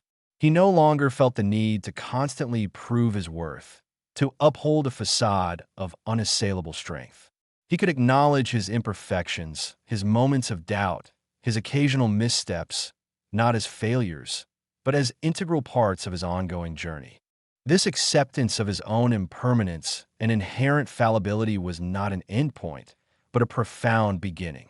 It was the bedrock upon which a new and more enduring form of strength was being built. It was a strength not defined by its unyielding nature, but by its resilience, its adaptability, and its deep connection to the ever-changing pulse of existence. He found himself seeking out experiences that highlighted this flux. He would sit by the ocean for hours, mesmerized by the ceaseless rhythm of the tides, the waves constantly reshaping the shoreline, erasing the past, and preparing the sand for new imprints. He observed the stars, their distant light a testament to processes that had begun eons ago, their brilliance a fleeting moment in the grand cosmic timescale. He learned to appreciate the ephemeral beauty of a rainbow, a vibrant arc of color that appeared only after the storm and vanished as quickly as it came, a perfect symbol of transient glory. The monk's teachings were not about surrender or passive resignation. They were about aligning oneself with the fundamental nature of reality. By accepting impermanence, Li Wei was not abandoning his responsibilities or his ambitions. Instead, he was approaching them with a more sustainable, a more resilient, and ultimately, a more effective mindset. The fear of loss, which had been a constant drain on his energy and a source of debilitating anxiety, began to dissipate. It was replaced by a quiet confidence, a deep-seated calm that stemmed from an understanding of life's natural rhythms. He began to notice that the very things he had feared losing, his strength, his skills, his youth, were not static possessions to be guarded, but elements in a continuous process of renewal. His martial arts practice, once a rigid adherence to perfected forms, now became a fluid exploration, a dynamic interaction with the present moment. He discovered that by accepting the impermanence of his physical capabilities, he could train more intelligently, pushing his limits without risking injury, and finding new avenues of strength and expression. What might have once seemed like a decline in one area was often compensated by a blossoming in another, as his understanding and wisdom deepened. This acceptance of the transient nature of all things, including himself, was the ultimate expression of power. It was not the power to dominate or control, but the power to be at peace with the unfolding of existence. It was the quiet, unwavering strength that allowed him to navigate life's challenges with grace, transforming perceived weaknesses into sources of wisdom and resilience. This profound realization that true strength was born from embracing imperfection and transience formed the bedrock of his new existence, bringing with it a contentment that no amount of external victory could ever provide. He had spent a lifetime chasing an unassailable fortress, only to discover that true safety lay in the open field, dancing with the wind. The obsession with permanence had dissolved, replaced by a profound serenity found in the constant, beautiful unfolding of life. Chapter 8. Echoes of the Past, Shadows of the Future. The sterile hum of the fabrication chamber was a stark contrast to the rustling leaves and gentle chanting that had become Li Wei's sanctuary.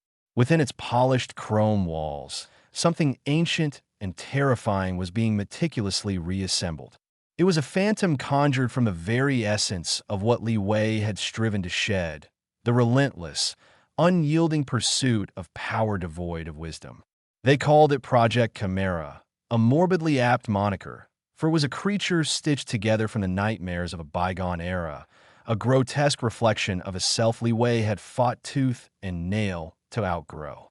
This was not a mere copy, not a simple mimicry of form. This was an embodiment. It was the raw, untamed energy that Li Wei had once wielded like a bludgeon, now honed and amplified by methods that eschewed the nuances of flesh and blood. It was the culmination of years of research into bioaugmentation, genetic replication, and neural pattern imprinting, all channeled into a singular, terrifying purpose: to create the ultimate weapon. And that weapon, disturbingly, was Li Wei himself, or rather, the Li Wei who existed before the plum blossoms, before the potter's wheel, before the monk's gentle, earth-shattering words. The scientists, clad in their sterile suits, moved with an almost religious fervor. They spoke in hushed tones, their faces illuminated by the flickering holographic schematics. The cellular regeneration rates are unprecedented, one murmured, his voice a dry rasp. Neural pathways firing at peak efficiency. We've bypassed the inherent limitations of organic decay. Another nodded, his eyes gleaming with an unsettling avarice. The genetic sequence is a perfect match. Every muscle fiber, every synaptic connection. It's him, but perfected, unburdened by doubt, unhindered by morality. They had studied Li Wei, dissected his past triumphs, not to understand the man, but to isolate the power. They had analyzed his techniques, not for their elegance, but for their sheer destructive force. They had meticulously cataloged his injuries, his moments of weakness, not with sympathy, but with a clinical eye, seeking to engineer a version of him that would be immune to such vulnerabilities. They were not building a man. They were forging a weapon, an instrument of war designed to shatter the very foundations of peace Li Wei now sought. The process was a perversion of life, a soulless replication. They had taken cells, fragments of his past, and coaxed them into a new existence, a life dictated by algorithms and ambition. This clone was a ghost in the machine, a manifestation of pure kinetic potential.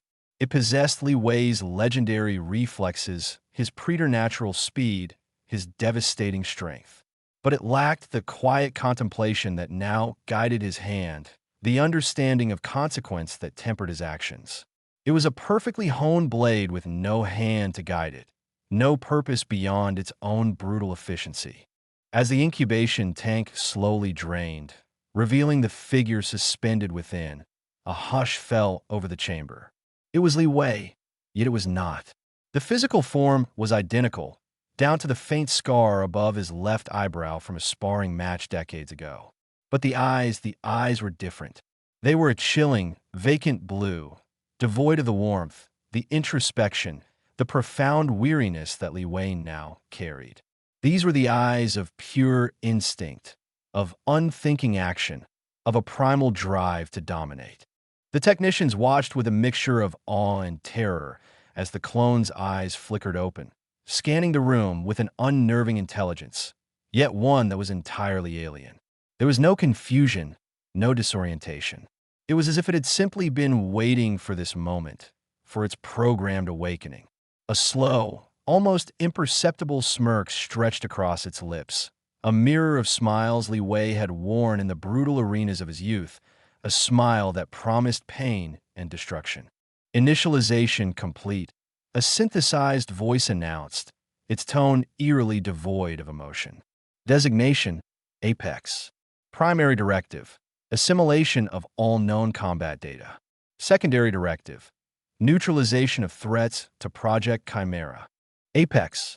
The name itself was a declaration of intent.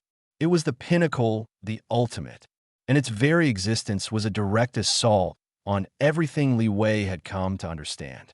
It was the dark mirror of his past, resurrected by those who saw his newfound philosophy not as growth, but as a dangerous aberration. They feared the weakening of the unassailable warrior, the erosion of the myth. They wanted the old Li Wei back, the one who could cleave mountains and crush armies with brute force, the one who was predictable, controllable, and ultimately exploitable. This clone was their answer. It was a testament to their belief that true strength lay not in understanding, not in peace, but in the raw, unadulterated application of force. It was a relic of a world that valued only the victor, a world where the philosophical had no place. They had taken Li Wei's past self, the embodiment of his relentless ambition, stripped away its humanity, and imbued it with an even greater, more terrifying power. Li Wei felt a subtle ripple, a disquiet that prickled at the edges of his awareness. It was the faint, discordant echo of something deeply familiar, something that resonated with the ghosts of his own past struggles. It was the chilling sensation of an old enemy returning, not as an external foe, but as a perverted reflection of his own journey. He knew, with a certainty that settled deep in his bones, that the shadows of his past had not only caught up, but had been given a terrifying new form. The path he had chosen, the path of peace and understanding, had just become immeasurably more dangerous. The air in the fabrication chamber seemed to thicken, charged with an unseen energy. Apex flexed its hands, the movement fluid and impossibly precise. Each digit moved with an independent grace, yet all worked in concert, a symphony of controlled power. The technicians retreated further, their initial awe now tinged with a healthy dose of fear. They had created something magnificent, something terrifying, and now they had to unleash it. Begin synaptic recalibration, the lead scientist commanded, his voice tight. We need to integrate the combat archives. Full access. Every technique, every opponent, every victory. Let learn. The clone's eyes narrowed, not in anger, but in a focused intensity that was far more unnerving. A cascade of data began to flow into its nascent consciousness. Images flashed behind its vacant eyes. The brutal dance of ancient arenas, the clash of steel against bone, the desperate struggles for survival. It absorbed it all with an insatiable hunger, each piece of information a fuel for its ever-growing power. Li Wei's own history, his triumphs, and his near defeats were being replayed, analyzed, and weaponized within this synthetic mind. It was like watching a skilled artist meticulously cataloging every stroke of a rival's brush, not to appreciate the art, but to better replicate and surpass it. The scientists observed the biofeedback readouts with bated breath. Apex's neural activity was unlike anything they had ever recorded. It was a constant, roaring inferno of computational power, processing vast quantities of information at speeds that defied comprehension. Remarkable, one whispered, pointing at a graph. It's not just remembering the techniques, it's optimizing them. It's finding efficiencies, developing counters to its own past strategies before they've even been deployed in this iteration. This was the true horror of it. They hadn't just created a clone. They had created an evolved Li Wei, one untainted by the moral complexities that had begun to weigh on the original. This apex was pure, unadulterated efficiency. If Li Wei had once been the peak of human martial prowess, Apex was the next evolutionary step, a biomechanical predator designed for conquest. It was the embodiment of the strength above all philosophy, a philosophy that Li Wei himself was actively dismantling. The implications of its existence were profound and chilling. Apex was not merely a physical threat, it was an ideological one. It represented the path not taken, the dark allure of absolute power that Li Wei had consciously rejected. The organization that had created it clearly sought to reassert the old order, the era of unquestioned might. They saw Li Wei's shift towards philosophy and inner peace as a dangerous deviation, a weakening of the legend they had cultivated.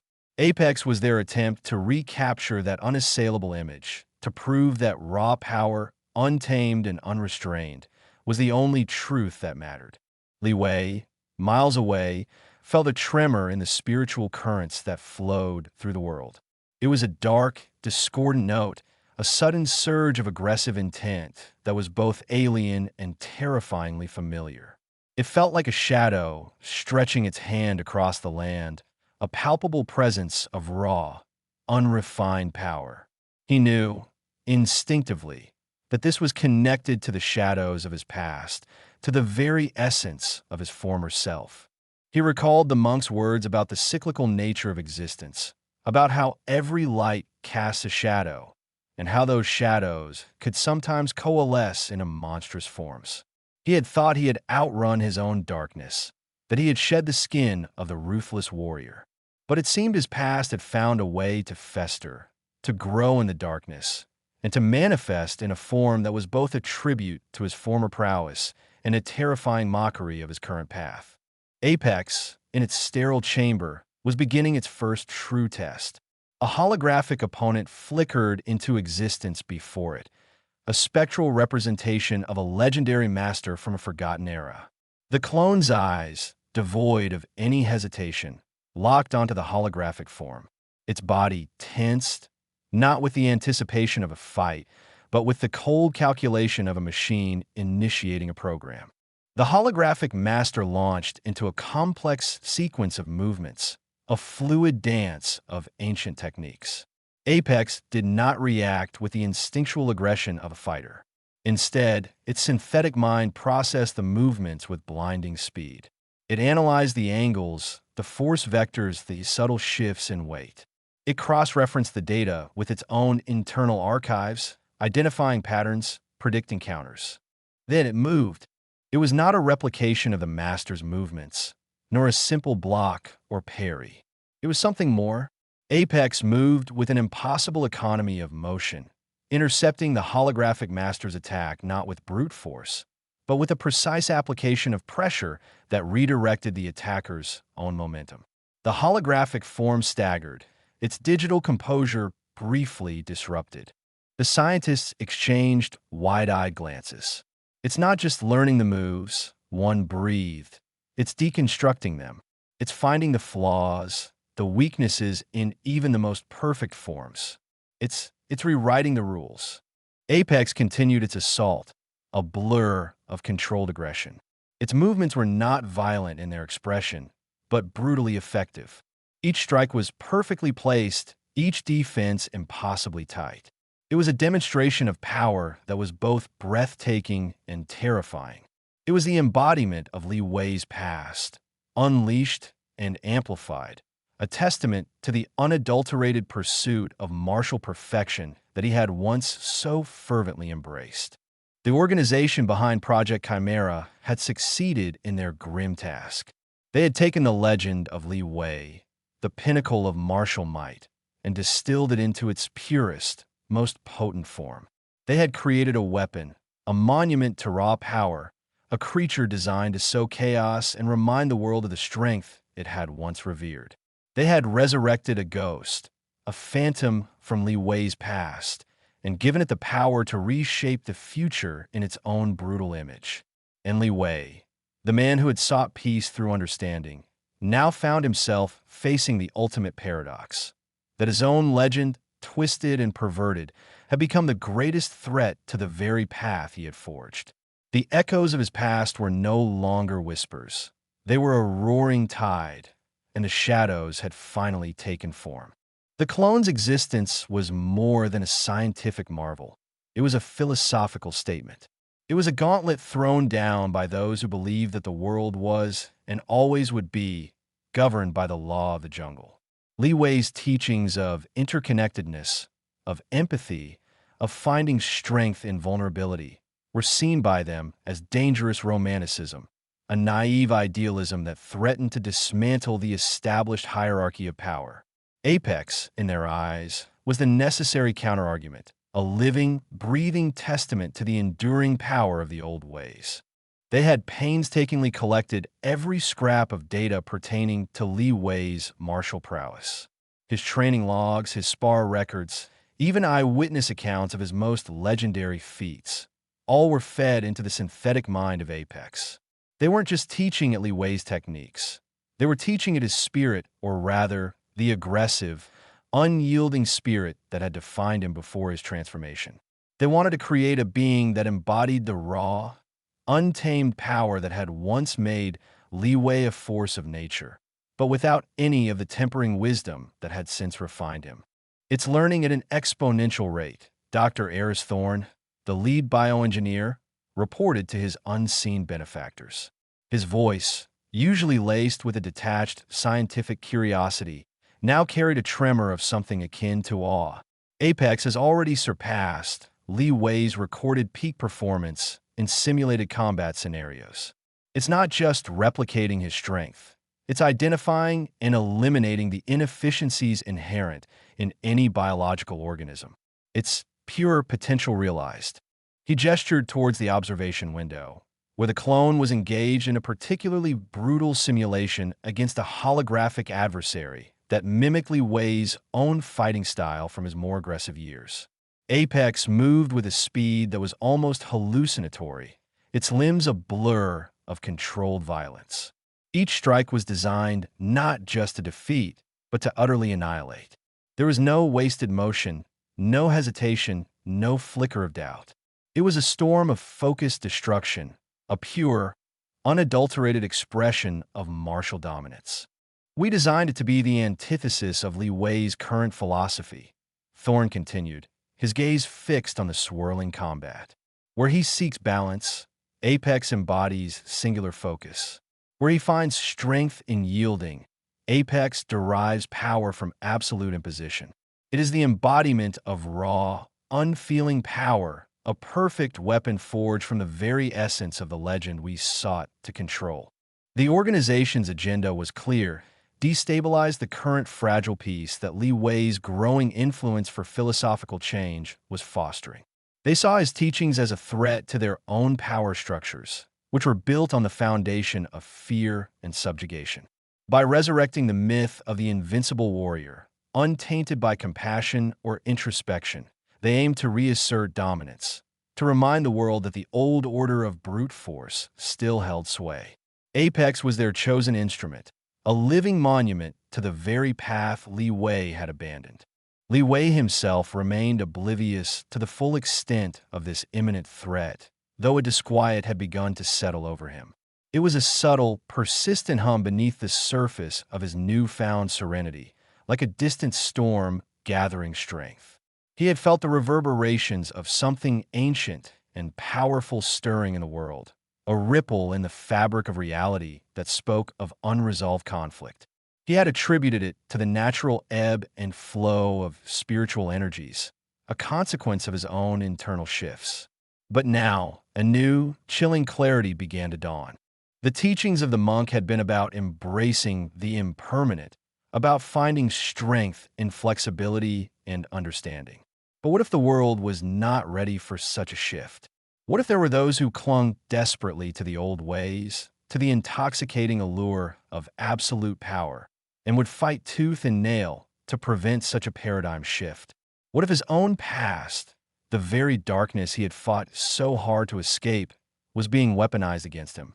He sat by the ocean, the rhythmic crash of waves a soothing balm, yet a knot of unease tightened in his chest. The water, in its ceaseless cycle of erosion and renewal, was a perfect metaphor for the change he championed. But the shoreline, he now realized, was also a battleground, constantly reshaped by opposing forces. He had sought to understand the currents, to flow with them. But what if some forces sought only to dam the river, to force it back into its old, stagnant channels? The clone, Apex, was not just a product of advanced science. It was a symbol. It represented the terrifying persistence of outdated ideologies, the desperate attempt to cling to power through force and fear. It was a relic of Li Wei's past, a living embodiment of the relentless, unthinking pursuit of strength that he had once personified. It was the ultimate perversion of his legacy, a twisted mirror reflecting the warrior he used to be, now amplified and unleashed by those who feared the dawn of a new era. The scientists watched Apex's progress with a mixture of pride and trepidation. They had succeeded in creating the ultimate weapon, a being of pure, untamed might. But as they witnessed its relentless efficiency, its terrifying capacity for destruction, a new question began to emerge, a question that gnawed at the edges of their triumph. Could they truly control what they had unleashed? Apex was a force of nature, a manifestation of raw power. And like any untamed force, it held the potential to consume not only its enemies, but also its creators. The shadow of Li Wei's past had been given form, and it was a form that threatened to eclipse even the brightest of futures. The echoes of his former self were no longer whispers. They were a thunderous roar, and the world was about to feel the impact. The sterile chamber buzzed with controlled anticipation. Apex, the clone, stood motionless, its eyes, the chillingly vacant blue eyes of a predator, fixed on the holographic projection. It was a perfect replica of Li Wei, a testament to the obsessive pursuit of strength that had once consumed him. But this iteration was stripped bare of all the nuanced understanding, the philosophical contemplation, the hard-won wisdom that had begun to define the original. This was Li Wei unburdened by doubt, unhindered by empathy, a being of pure, unadulterated power, a relic forged from the very fires of his past. Dr. Eris Thorne, his face illuminated by the flickering data streams, observed the process with a grim satisfaction. "The neural imprints are complete," he announced, his voice a low rumble that echoed in the cavernous space. "Every combat archive, every analyzed technique, every recorded victory, it's all integrated. Apex is not just a copy, it's an optimization. We've removed the variables that made Li Wei unpredictable. Doubt, compassion, the need for peace." The shadowy organization that had funded Project Chimera had seen Li Wei's growing influence as a dangerous, destabilizing force. His philosophy of embracing vulnerability, of finding strength in connection, was antithetical to their own power structures, which were built on fear, control, and the unwavering principle of might makes right. They viewed Li Wei's transformation not as growth, but as a betrayal of the legend they had helped to cultivate, the legend of the invincible warrior, the unquestioned pinnacle of martial prowess. Apex was their audacious response, an attempt to resurrect the old order by leveraging the very peak of raw, untamed might. It was the ultimate expression of their belief that true strength lay not in understanding, but in absolute domination. The clone's body, a perfect genetic replica of Li Wei's, was a canvas upon which they had painted their own terrifying masterpiece. Every muscle fiber, every nerve ending had been augmented for peak performance. Its reflexes were faster, its strength greater, its resilience absolute. It was the distilled essence of Li Wei's past self, stripped of its humanity and amplified to a terrifying degree. It was the path Li Wei had abandoned, given flesh and bone, a living, breathing testament to the destructive allure of power for its own sake. "Initiate combat simulation protocol," Thorne commanded, his gaze unwavering. "Target, Li Wei. Early career, the Crimson Tiger phase." A new holographic opponent flickered into existence, a spectral representation of Li Wei in his most aggressive, most ruthless years. The clone, Apex, did not hesitate. Its eyes devoid of any emotion, locked onto the spectral adversary. There was no apprehension, no strategic contemplation, only the cold, sharp focus of a predator identifying its prey. Apex moved. It was a blur of motion, impossibly fast, impossibly precise. The simulated Li Wei launched a series of brutal, whirlwind attacks, techniques honed through years of brutal combat. But Apex met them not with equal force, but with an unnerving efficiency that spoke of a mind that processed every angle, every potential threat, and countered it with surgical precision. It didn't simply block, it redirected. It didn't just evade, it anticipated. The scientists watched, mesmerized and horrified, as Apex dismantled the holographic opponent with a chilling grace. It was not a fight, it was an execution. Each movement was calculated to inflict maximum damage with minimum effort. There was no flourish, no wasted energy, only the brutal, undeniable application of overwhelming force. This was the Li Wei of old, amplified, perfected, and weaponized. This was the path of strength without conscience, the very philosophy the original Li Wei had spent years painstakingly dismantling. The implications were staggering. Apex was not merely a clone.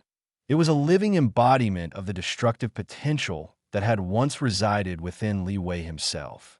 It was a stark reminder that the allure of power, when divorced from wisdom and empathy, could lead to monstrous outcomes. It was a direct challenge to the burgeoning philosophy of peace and interconnectedness that Li Wei was now championing. The organization had not just created a weapon. They had created an ideology made manifest, a dark shadow cast by the bright light of Li Wei's transformation. As the simulation concluded, leaving the shattered remnants of the holographic Li Wei scattered across the chamber floor, Apex remained standing, its form perfectly still, its vacant blue eyes scanning the emptiness. It was a monument to the past, a relic of a forgotten era, now reanimated and imbued with a terrifying new purpose. The echoes of Li Wei's past had not just returned. They had been given a voice, a terrifying, unyielding voice that threatened to drown out the whispers of a more peaceful future. The shadows had coalesced, and they were hungry. The sterile hum of the fabrication chamber was a stark contrast to the rustling leaves and gentle chanting that had become Li Wei's sanctuary. Within its polished chrome walls, something ancient and terrifying was being meticulously reassembled. It was a phantom conjured from the very essence of what Li Wei had striven to shed, the relentless, unyielding pursuit of power devoid of wisdom. They called it Project Chimera, a morbidly apt moniker, for it was a creature stitched together from the nightmares of a bygone era, a grotesque reflection of a self Li Wei had fought tooth and nail to outgrow. This was not a mere copy, not a simple mimicry of form. This was an embodiment. It was the raw, untamed energy that Li Wei had once wielded like a bludgeon, now honed and amplified by methods that eschewed the nuances of flesh and blood.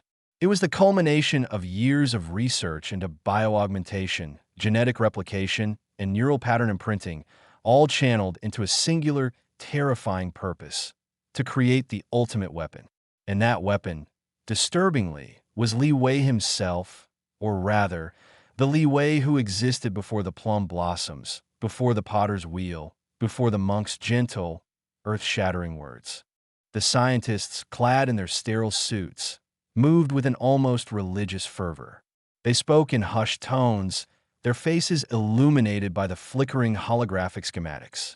The cellular regeneration rates are unprecedented, one murmured, his voice a dry rasp. Neural pathways firing at peak efficiency. We've bypassed the inherent limitations of organic decay.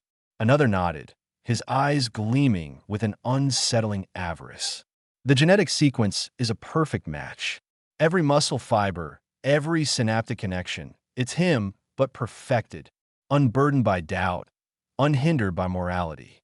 They had studied Li Wei, dissected his past triumphs, not to understand the man, but to isolate the power. They had analyzed his techniques, not for their elegance, but for their sheer destructive force. They had meticulously cataloged his injuries, his moments of weakness, not with sympathy, but with a clinical eye, seeking to engineer a version of him that would be immune to such vulnerabilities. They were not building a man. They were forging a weapon, an instrument of war designed to shatter the very foundations of peace Li Wei now sought. The process was a perversion of life, a soulless replication. They had taken cells, fragments of his past, and coaxed them into a new existence, a life dictated by algorithms and ambition. This clone was a ghost in the machine, a manifestation of pure kinetic potential. It possessed Li Wei's legendary reflexes, his preternatural speed, his devastating strength. But it lacked the quiet contemplation that now guided his hand, the understanding of consequence that tempered his actions.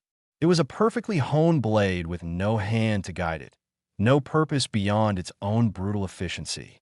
As the incubation tank slowly drained, revealing the figure suspended within, a hush fell over the chamber. It was Li Wei, yet it was not. The physical form was identical, down to the faint scar above his left eyebrow from a sparring match decades ago. But the eyes were different. They were a chilling, vacant blue, devoid of the warmth, the introspection, the profound weariness that Li Wei now carried. These were the eyes of pure instinct, of unthinking action, of a primal drive to dominate. The technicians watched with a mixture of awe and terror as the clone's eyes flickered open, scanning the room with an unnerving intelligence, yet one that was entirely alien. There was no confusion, no disorientation.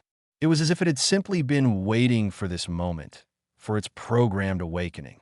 A slow, almost imperceptible smirk stretched across its lips, a mirror of smiles Li Wei had worn in the brutal arenas of his youth, a smile that promised pain and destruction. Initialization complete. A synthesized voice announced, its tone eerily devoid of emotion. Designation: Apex. Primary directive: assimilation of all known combat data. Secondary directive: neutralization of threats to Project Chimera. Apex. The name itself was a declaration of intent. It was the pinnacle, the ultimate, and its very existence was a direct assault on everything Li Wei had come to understand. It was the dark mirror of his past, resurrected by those who saw his newfound philosophy not as growth, but as a dangerous aberration. They feared the weakening of the unassailable warrior, the erosion of the myth. They wanted the old Li Wei back, the one who could cleave mountains and crush armies with brute force, the one who was predictable, controllable, and ultimately exploitable. This clone was their answer. It was a testament to their belief that true strength lay not in understanding, not in peace, but in the raw, unadulterated application of force. It was a relic of a world that valued only the victor, a world where the philosophical had no place. They had taken Li Wei's past self, the embodiment of his relentless ambition, stripped away its humanity, and imbued it with an even greater, more terrifying power. Li Wei felt a subtle ripple, a disquiet that prickled at the edges of his awareness. It was the faint, discordant echo of something deeply familiar, something that resonated with the ghosts of his own past struggles. It was the chilling sensation of an old enemy returning, not as an external foe, but as a perverted reflection of his own journey. He knew, with a certainty that settled deep in his bones, that the shadows of his past had not only caught up, but had been given a terrifying new form. The path he had chosen, the path of peace and understanding, had just become immeasurably more dangerous. The air in the fabrication chamber seemed to thicken, charged with an unseen energy. Apex flexed its hands, the movement fluid and impossibly precise. Each digit moved with an independent grace, yet all worked in concert, a symphony of controlled power. The technicians retreated further, their initial awe now tinged with a healthy dose of fear. They had created something magnificent, something terrifying, and now they had to unleash it. Begin synaptic recalibration, the lead scientist commanded, his voice tight. We need to integrate the combat archives. Full access. Every technique, every opponent, every victory. Let learn. The clone's eyes narrowed, not in anger, but in a focused intensity that was far more unnerving. A cascade of data began to flow into its nascent consciousness. Images flashed behind its vacant eyes. The brutal dance of ancient arenas, the clash of steel against bone, the desperate struggles for survival. It absorbed it all with an insatiable hunger, each piece of information a fuel for its ever-growing power. Li Wei's own history, his triumphs, and his near defeats were being replayed, analyzed, and weaponized within this synthetic mind. It was like watching a skilled artist meticulously cataloging every stroke of a rival's brush, not to appreciate the art, but to better replicate and surpass it. The scientists observed the biofeedback readouts with bated breath. Apex's neural activity was unlike anything they had ever recorded. It was a constant, roaring inferno of computational power, processing vast quantities of information at speeds that defied comprehension. Remarkable, one whispered, pointing at a graph. It's not just remembering the techniques, it's optimizing them. It's finding efficiencies, developing counters to its own past strategies before they've even been deployed in this iteration. This was the true horror of it. They hadn't just created a clone. They had created an evolved Li Wei, one untainted by the moral complexities that had begun to weigh on the original. This apex was pure, unadulterated efficiency.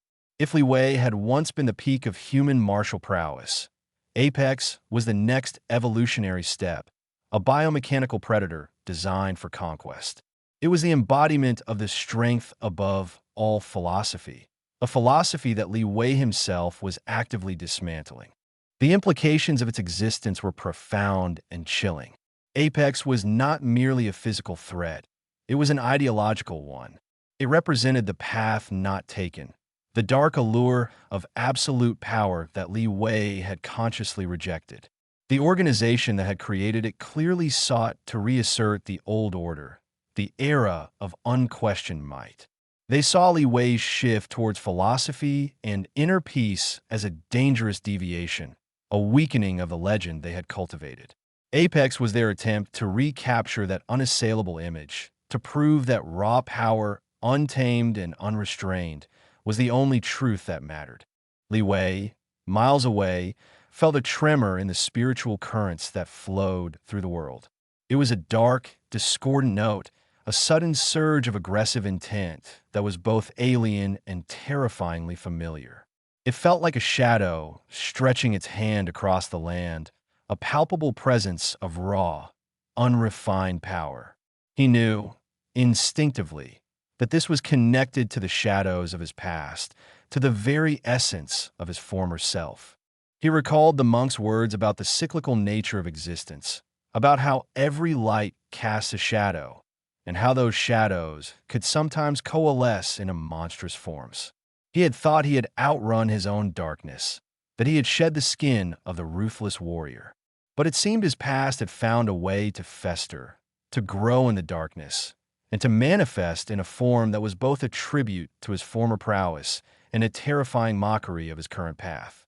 Apex, in its sterile chamber, was beginning its first true test. A holographic opponent flickered into existence before it, a spectral representation of a legendary master from a forgotten era. The clone's eyes, devoid of any hesitation, locked onto the holographic form, its body tensed, not with the anticipation of a fight, but with the cold calculation of a machine initiating a program. The holographic master launched into a complex sequence of movements, a fluid dance of ancient techniques. Apex did not react with the instinctual aggression of fighter. Instead, its synthetic mind processed the movements with blinding speed. It analyzed the angles, the force vectors, the subtle shifts in weight. It cross-referenced the data with its own internal archives, identifying patterns, predicting counters. Then it moved. It was not a replication of the master's movements, nor a simple block or parry. It was something more. Apex moved with an impossible economy of motion, intercepting the holographic master's attack not with brute force, but with a precise application of pressure that redirected the attacker's own momentum. The holographic form staggered, its digital composure briefly disrupted.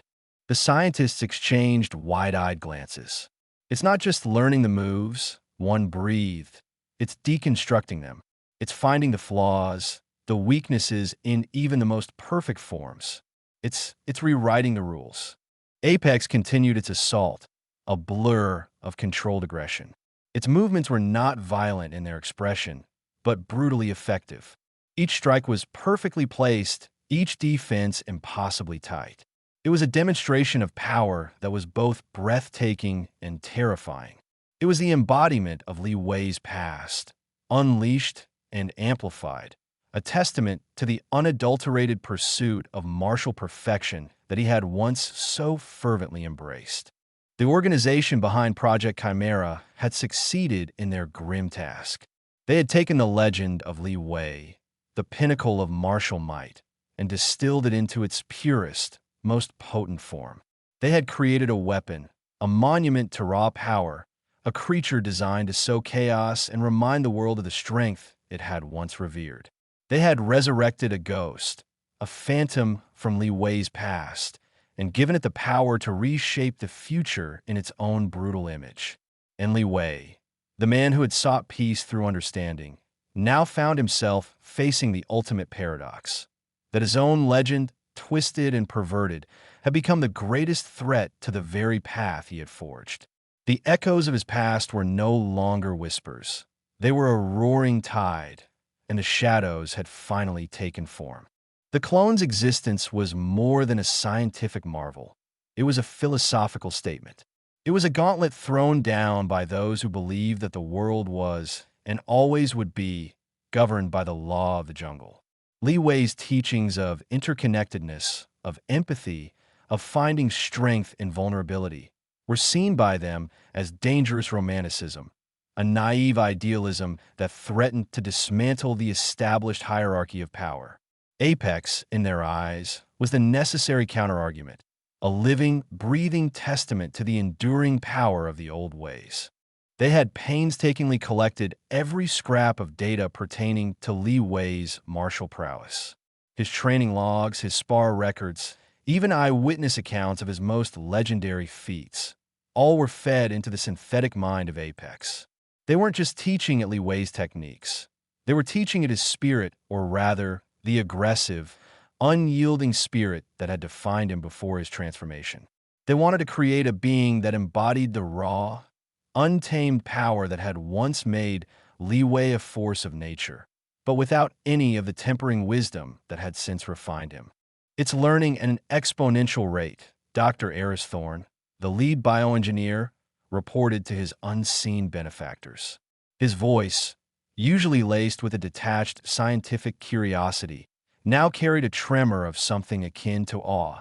Apex has already surpassed Li Wei's recorded peak performance in simulated combat scenarios. It's not just replicating his strength. It's identifying and eliminating the inefficiencies inherent in any biological organism. It's pure potential realized. He gestured towards the observation window, where the clone was engaged in a particularly brutal simulation against a holographic adversary that mimicked Li Wei's own fighting style from his more aggressive years. Apex moved with a speed that was almost hallucinatory, its limbs a blur of controlled violence. Each strike was designed not just to defeat, but to utterly annihilate. There was no wasted motion, no hesitation, no flicker of doubt. It was a storm of focused destruction, a pure, unadulterated expression of martial dominance. We designed it to be the antithesis of Li Wei's current philosophy, Thorne continued, his gaze fixed on the swirling combat. Where he seeks balance, Apex embodies singular focus. Where he finds strength in yielding, Apex derives power from absolute imposition. It is the embodiment of raw, unfeeling power, a perfect weapon forged from the very essence of the legend we sought to control. The organization's agenda was clear: destabilize the current fragile peace that Li Wei's growing influence for philosophical change was fostering. They saw his teachings as a threat to their own power structures, which were built on the foundation of fear and subjugation.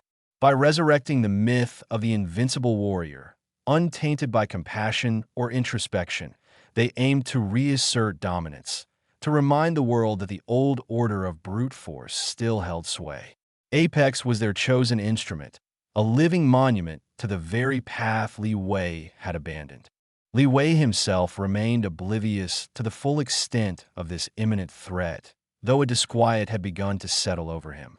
It was a subtle, persistent hum beneath the surface of his newfound serenity, like a distant storm gathering strength.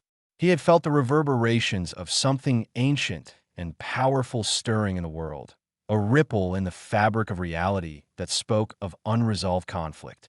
He had attributed it to the natural ebb and flow of spiritual energies, a consequence of his own internal shifts. But now, a new, chilling clarity began to dawn. The teachings of the monk had been about embracing the impermanent, about finding strength in flexibility and understanding. But what if the world was not ready for such a shift? What if there were those who clung desperately to the old ways, to the intoxicating allure of absolute power, and would fight tooth and nail to prevent such a paradigm shift? What if his own past, the very darkness he had fought so hard to escape, was being weaponized against him? He sat by the ocean, the rhythmic crash of waves a soothing balm, yet a knot of unease tightened in his chest. The water, in its ceaseless cycle of erosion and renewal, was a perfect metaphor for the change he championed. But the shoreline, he now realized, was also a battleground, constantly reshaped by opposing forces. He had sought to understand the currents, to flow with them. But what if some forces sought only to dam the river, to force it back into its old, stagnant channels? The clone, Apex, was not just a product of advanced science. It was a symbol. It represented the terrifying persistence of outdated ideologies, the desperate attempt to cling to power through force and fear. It was a relic of Li Wei's past, a living embodiment of the relentless, unthinking pursuit of strength that he had once personified. It was the ultimate perversion of his legacy, a twisted mirror reflecting the warrior he used to be, now amplified and unleashed by those who feared the dawn of a new era. The scientists watched Apex's progress with a mixture of pride and trepidation. They had succeeded in creating the ultimate weapon, a being of pure, untamed might. But as they witnessed its relentless efficiency, its terrifying capacity for destruction, a new question began to emerge, a question that gnawed at the edges of their triumph. Could they truly control what they had unleashed? Apex was a force of nature, a manifestation of raw power. And like any untamed force, it held the potential to consume not only its enemies, but also its creators. The shadow of Li Wei's past had been given form, and it was a form that threatened to eclipse even the brightest of futures. The echoes of his former self were no longer whispers. They were a thunderous roar, and the world was about to feel the impact. The sterile chamber buzzed with controlled anticipation. Apex, the clone, stood motionless, its eyes, the chillingly vacant blue eyes of a predator, fixed on the holographic projection. It was a perfect replica of Li Wei, a testament to the obsessive pursuit of strength that had once consumed him. But this iteration was stripped bare of all the nuanced understanding, the philosophical contemplation, the hard-won wisdom that had begun to define the original.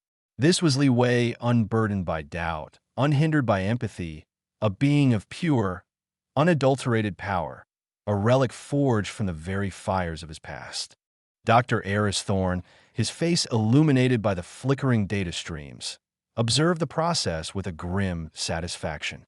"The neural imprints are complete," he announced, his voice a low rumble that echoed in the cavernous space. "Every combat archive, every analyzed technique, every recorded victory, it's all integrated. Apex is not just a copy, it's an optimization. We've removed the variables that made Li Wei unpredictable. Doubt, compassion, the need for peace. The shadowy organization that had funded Project Chimera had seen Li Wei's growing influence as a dangerous, destabilizing force. His philosophy of embracing vulnerability, of finding strength in connection, was antithetical to their own power structures, which were built on fear, control, and the unwavering principle of might makes right. They viewed Li Wei's transformation not as growth, but as a betrayal of the legend they had helped to cultivate, the legend of the invincible warrior, the unquestioned pinnacle of martial prowess. Apex was their audacious response, an attempt to resurrect the old order by leveraging the very peak of raw, untamed might. It was the ultimate expression of their belief that true strength lay not in understanding, but in absolute domination. The clone's body, a perfect genetic replica of Li Wei's, was a canvas upon which they had painted their own terrifying masterpiece. Every muscle fiber, every nerve ending, had been augmented for peak performance. Its reflexes were faster, its strength greater, its resilience absolute. It was the distilled essence of Li Wei's past self, stripped of its humanity and amplified to a terrifying degree. It was the path Li Wei had abandoned, given flesh and bone, a living, breathing testament to the destructive allure of power for its own sake. Initiate combat simulation protocol, Thorne commanded, his gaze unwavering. Target, Li Wei. Early career, the Crimson Tiger phase. A new holographic opponent flickered into existence, a spectral representation of Li Wei in his most aggressive, most ruthless years. The clone, Apex, did not hesitate. Its eyes, devoid of any emotion, locked onto the spectral adversary. There was no apprehension, no strategic contemplation, only the cold, sharp focus of a predator identifying its prey. Apex moved. It was a blur of motion, impossibly fast, impossibly precise. The simulated Li Wei launched a series of brutal, whirlwind attacks, techniques honed through years of brutal combat. But Apex met them not with equal force, but with an unnerving efficiency that spoke of a mind that processed every angle, every potential threat, and countered it with surgical precision. It didn't simply block, it redirected. It didn't just evade, it anticipated. The scientists watched, mesmerized and horrified, as Apex dismantled the holographic opponent with a chilling grace. It was not a fight, it was an execution. Each movement was calculated to inflict maximum damage with minimum effort. There was no flourish, no wasted energy, only the brutal, undeniable application of overwhelming force. This was the Li Wei of old, amplified, perfected, and weaponized. This was the path of strength without conscience, the very philosophy the original Li Wei had spent years painstakingly dismantling. The implications were staggering. Apex was not merely a clone. It was a living embodiment of the destructive potential that had once resided within Li Wei himself. It was a stark reminder that the allure of power, when divorced from wisdom and empathy, could lead to monstrous outcomes. It was a direct challenge to the burgeoning philosophy of peace and interconnectedness that Li Wei was now championing. The organization had not just created a weapon. They had created an ideology made manifest, a dark shadow cast by the bright light of Li Wei's transformation. As the simulation concluded, leaving the shattered remnants of the holographic Li Wei scattered across the chamber floor, Apex remained standing, its form perfectly still, its vacant blue eyes scanning the emptiness. It was a monument to the past, a relic of a forgotten era, now reanimated and imbued with a terrifying new purpose. The echoes of Li Wei's past had not just returned. They had been given a voice, a terrifying, unyielding voice that threatened to drown out the whispers of a more peaceful future. The shadows had coalesced, and they were hungry. The hum of the fabrication chamber, a sound that had once been the soundtrack to the reemergence of nightmares, now seemed to have spread, a low thrum of disquiet rippling across the globe. It was an unseen tremor, a vibration felt not in the earth, but in the collective consciousness of humanity. Reports began to filter in, disparate and fragmented at first, like pieces of a shattered mirror reflecting a monstrous truth. Cities, once bastions of order, found themselves grappling with inexplicable acts of violence and destruction, carried out with a brutal efficiency that defied all conventional understanding of combat. Buildings crumbled not under siege weaponry, but under blows of impossible force, delivered with a speed that outpaced even the most advanced surveillance systems. These were not the acts of rebels or terrorists. There was no discernible motive, no political agenda. There was only the raw, unadulterated application of power, a chaotic symphony of destruction played by an unseen maestro. The world, accustomed to the predictable tides of conflict, found itself adrift in an ocean of the utterly bizarre. Governments convened in emergency sessions, their seasoned strategists poring over grainy satellite imagery and garbled transmission logs, searching for patterns, for explanations, for anything that made sense. But sense was precisely what this new wave of chaos had abandoned. In the hushed halls of global security agencies, a name began to surface, whispered with a mixture of awe and terror. Li Wei. The legend. The warrior who had once held the world in a state of breathless anticipation, whose every victory was etched into the annals of martial history. For decades, Li Wei had been more than a man. He had been a symbol, an embodiment of invincibility, a living testament to the power of human potential pushed to its absolute extreme. And now, in this era of unprecedented and inexplicable destruction, the world's gaze, desperate and pleading, turned back to the legend they knew. Across continents, in the sterile, chrome-and-glass fortresses of power, the same plea began to echo. Leaders hardened by years of realpolitik and the cynical art of compromise found themselves uttering the same, almost unbelievable words. We need Li Wei. The messages, initially encrypted and sent through secure channels, soon began to spill into the public domain. A desperate attempt to rally support, to sow a seed of hope in the encroaching darkness. News anchors, their faces etched with a new kind of fear, spoke of the legend's return, of the warrior's duty. The world saw a problem, and in their minds, only one man held the solution. But the world, in its desperation, was blind. They saw the legend, the myth, the unwavering force of nature that Li Wei had once been.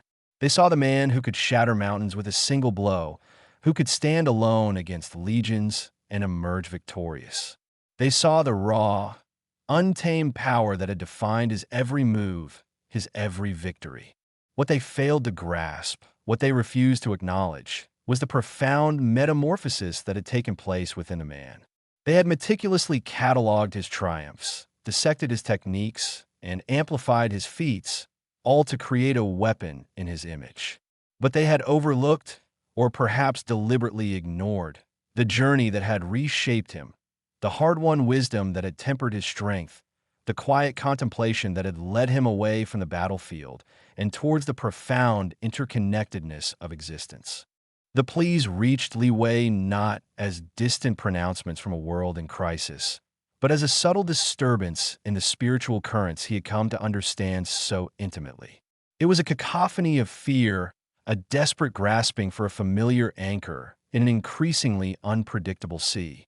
He felt the weight of their expectation, the yearning for the Li Wei they remembered, the Li Wei who was defined by his capacity for destruction. It was a yearning that tugged at the very fabric of his being, a temptation to slip back into the comfortable, albeit brutal, familiarity of his past.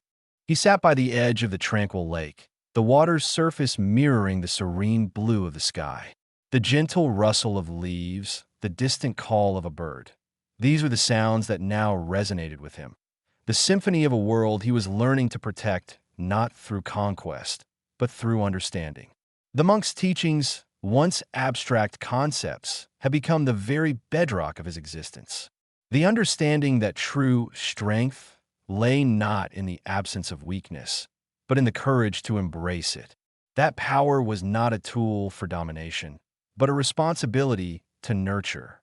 The news feeds, which had largely ignored in his pursuit of inner peace, began to intrude. He saw the fragmented reports, the bewildered faces of leaders, the panicked pronouncements of impending doom.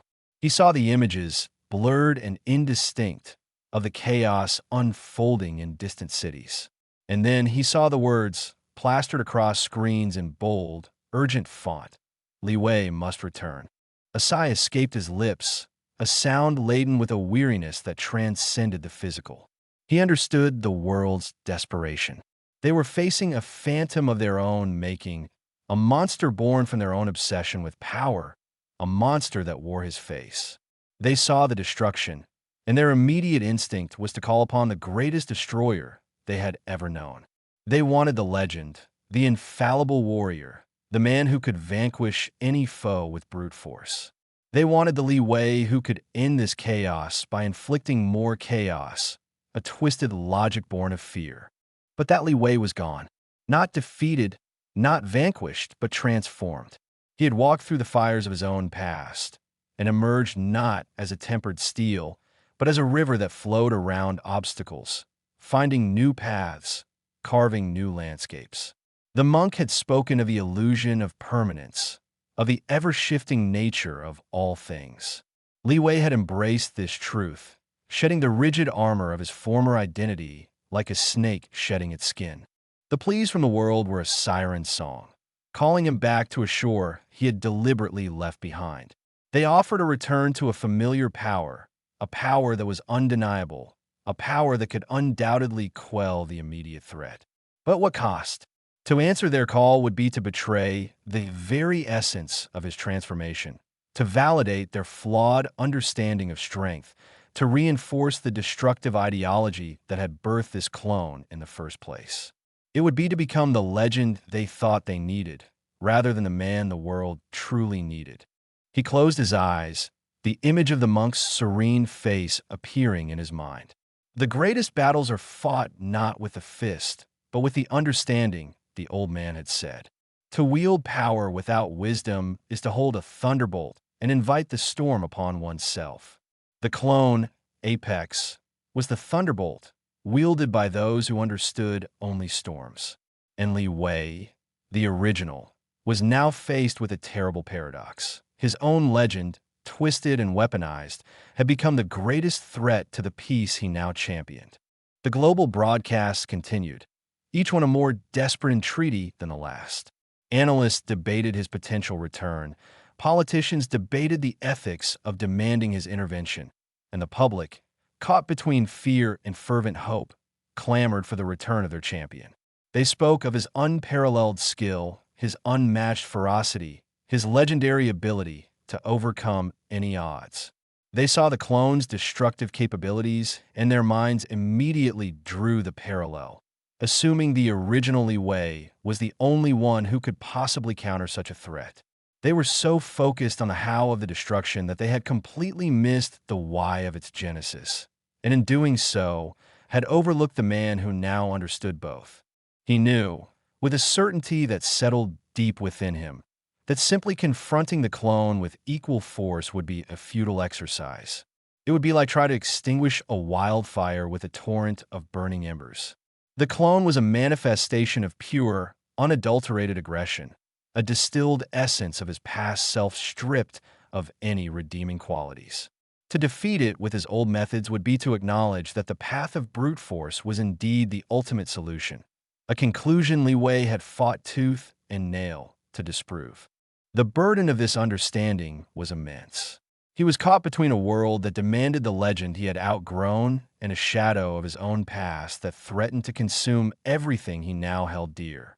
The pleas for his return were not just requests for help. They were implicit criticisms of his transformation, veiled accusations that he had abandoned his duty, that he had succumbed to a perceived weakness. They wanted the warrior, not the sage. They wanted the weapon, not the healer.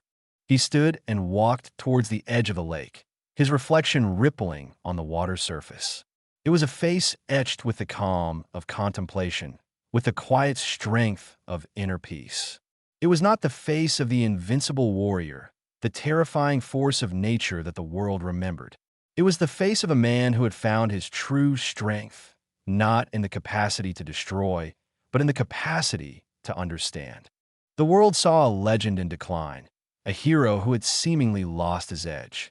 They did not see the evolution, the profound spiritual awakening that had redefined his understanding of power.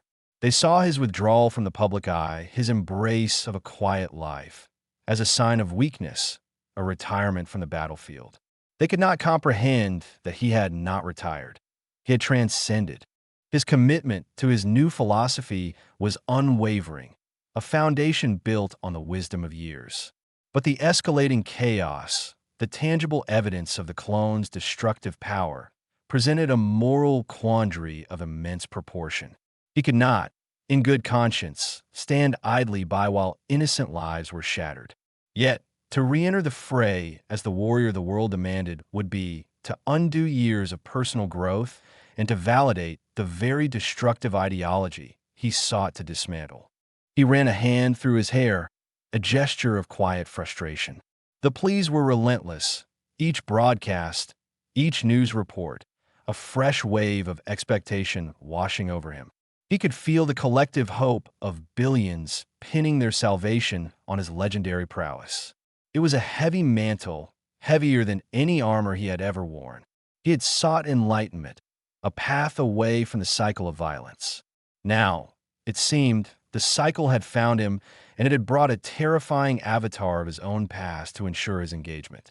He knew that the organization behind the clone's creation would be watching, anticipating his response. They had brought forth the legend's shadow to lure the man back into the fight, to expose the perceived weakness in his philosophical evolution. They wanted to prove that raw power, untainted by sentiment or introspection, was the only true currency in the world. And they believed that by pitting him against a perfect, unfeeling replica of his past self, they could demonstrate the futility of his new path. The challenge was not simply to defeat the clone, but to defeat it in a way that upheld his newfound principles, a way that demonstrated the superiority of wisdom over brute force, of understanding over aggression. It was a formidable task, a mental and spiritual gauntlet thrown down by the very darkness he had worked so hard to overcome. The world wanted a savior, a warrior to smite the evil. But Li Wei knew that the true salvation lay not in smiting, but in understanding, and that the greatest battle would be to convince a desperate world of this truth, even as his own past threatened to consume it. He was a man caught between the legend the world demanded and the truth he had discovered, and the path forward was as perilous as any battlefield he had ever faced. The pleas for his return were a desperate cry from a world that refused to see him as anything other than the weapon they remembered, a world that clung to the illusion of invincibility, unaware that true strength lay in the very vulnerability they so feared. The global networks hummed with the same urgent narrative. Li Wei, the unconquerable. The headlines blared, the world's last hope. Analysts, their voices grave and serious, dissected his past victories, highlighting his legendary speed, his impenetrable defense, his devastating offense. They spoke of the Crimson Tiger era, of the Dragon's Breath technique, of the countless battles won against impossible odds. Every word was a reaffirmation of the myth, a dismissal of the man. They were not calling for Li Wei. They were calling for the legend, for the embodiment of their collective desire for a simple, brutal solution. In secure government bunkers, frantic conversations were taking place. "We need him to come out of retirement," one official stated, his voice tight with urgency. "This clone, it's unlike anything we've ever faced. Our conventional forces are useless against it. Only Li Wei, the real Li Wei, has the capability to stop it." Another, a seasoned military strategist, scoffed. "Retirement? He's gone soft. All this talk of peace and meditation. He needs to shed that weakness and remember who he is." The implication was clear. They wanted him to revert to his former self, to embrace the ruthlessness that had made him a legend, because that was the only version of him they understood, the only version they believed could win. The subtle tremor Li Wei had felt in the world's spiritual currents began to intensify, morphing from a disquiet into a clamor. It was the sound of millions of voices, united by fear and a desperate plea for the return of their hero. He could feel the pressure mounting, a tangible force pushing against the quiet sanctuary he had cultivated. He saw the news reports, the impassioned speeches from world leaders, the images of escalating chaos. The world was pleading for the legend, the warrior, the invincible force. They wanted the man who could solve problems with overwhelming power, not the man who sought to understand their root causes. This presented Li Wei with an agonizing dilemma. His transformation, his journey towards inner peace and philosophical understanding, had been the most challenging and rewarding endeavor of his life. He had finally found a balance, a way to live in the world without being consumed by its conflicts. The monk's teachings had shown him that true strength lay not in dominance, but in empathy, not in the absence of vulnerability, but in the courage to embrace it. He had learned that power, when wielded without wisdom, was a destructive force, and that the pursuit of an unbroken streak of victories was a hollow victory indeed. But now, a twisted reflection of his own past, a weapon forged from the very essence of his former power, was wreaking havoc across the globe.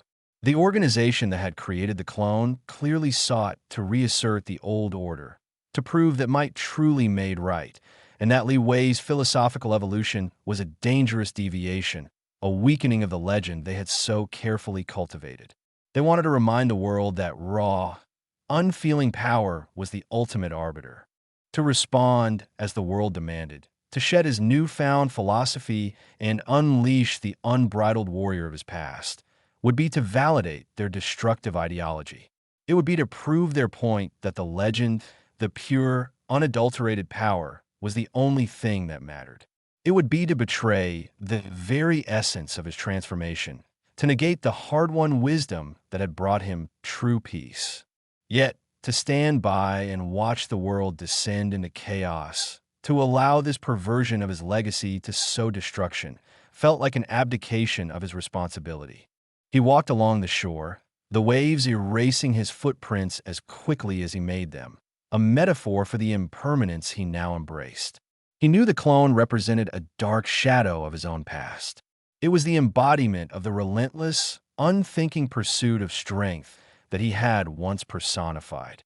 It was the path of power divorced from consequence, a path he had painstakingly walked away from. The pleas from global leaders were not just appeals for help. They were demands for a return to the familiar, a regression to the old ways. They saw his current path as a weakness, a softening of the legend. They couldn't fathom that his peace was not born of apathy, but of a profound understanding of interconnectedness. They wanted the invincible warrior to return, not because they understood the nuances of power, but because they feared the implications of a world without a clear, dominant force to impose order. Li Wei understood their fear. He knew that his philosophy of empathy and understanding was a radical departure from the world's ingrained reliance on strength and conflict. It was a world that understood swords and shields, not compassion and dialogue. And now, this world was facing a threat that seemed to embody the very essence of the sword, wielded with a terrifying, unfeeling precision. The weight of the world's expectation was a heavy burden. He could feel the silent pressure emanating from every corner of the globe, a desperate hope intertwined with a subtle accusation. They wanted the legend, the symbol of ultimate power, to return and vanquish this new threat. They couldn't see the man, the philosopher, the one who had found a different kind of strength, a strength that lay not in the absence of conflict, but in the understanding of its futility. He was trapped in a paradox. To answer the world's call would be to betray himself. To refuse would be to risk the very world he now sought to protect, albeit in a different way than before. He could not simply return to being the warrior they remembered, not without sacrificing the man he had become.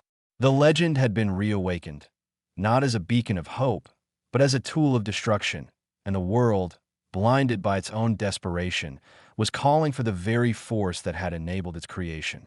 He closed his eyes, taking a deep, calming breath.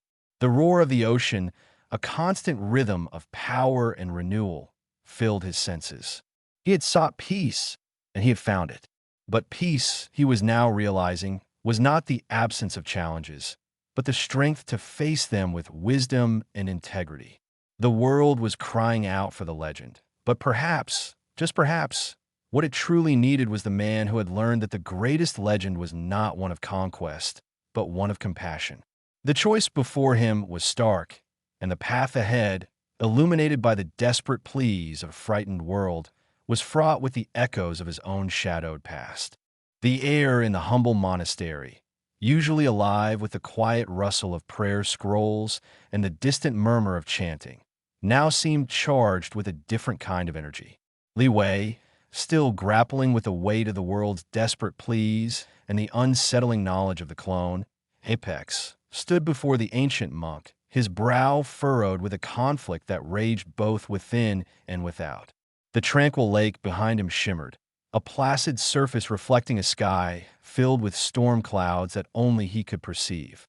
The monk, his eyes like deep pools reflecting centuries of wisdom, met Li Wei's gaze with an unnerving calm. He had witnessed the torment in Li Wei's soul, the internal battle between the legend the world demanded and the man he had strived to become. He understood that Li Wei's perceived retreat from the battlefield, his embrace of a life devoted to introspection and the shedding of his martial persona, was not an act of weakness, but a profound act of foresight. The currents of time are not always as they appear, my son, the monk began, his voice a soft echo in the quiet space.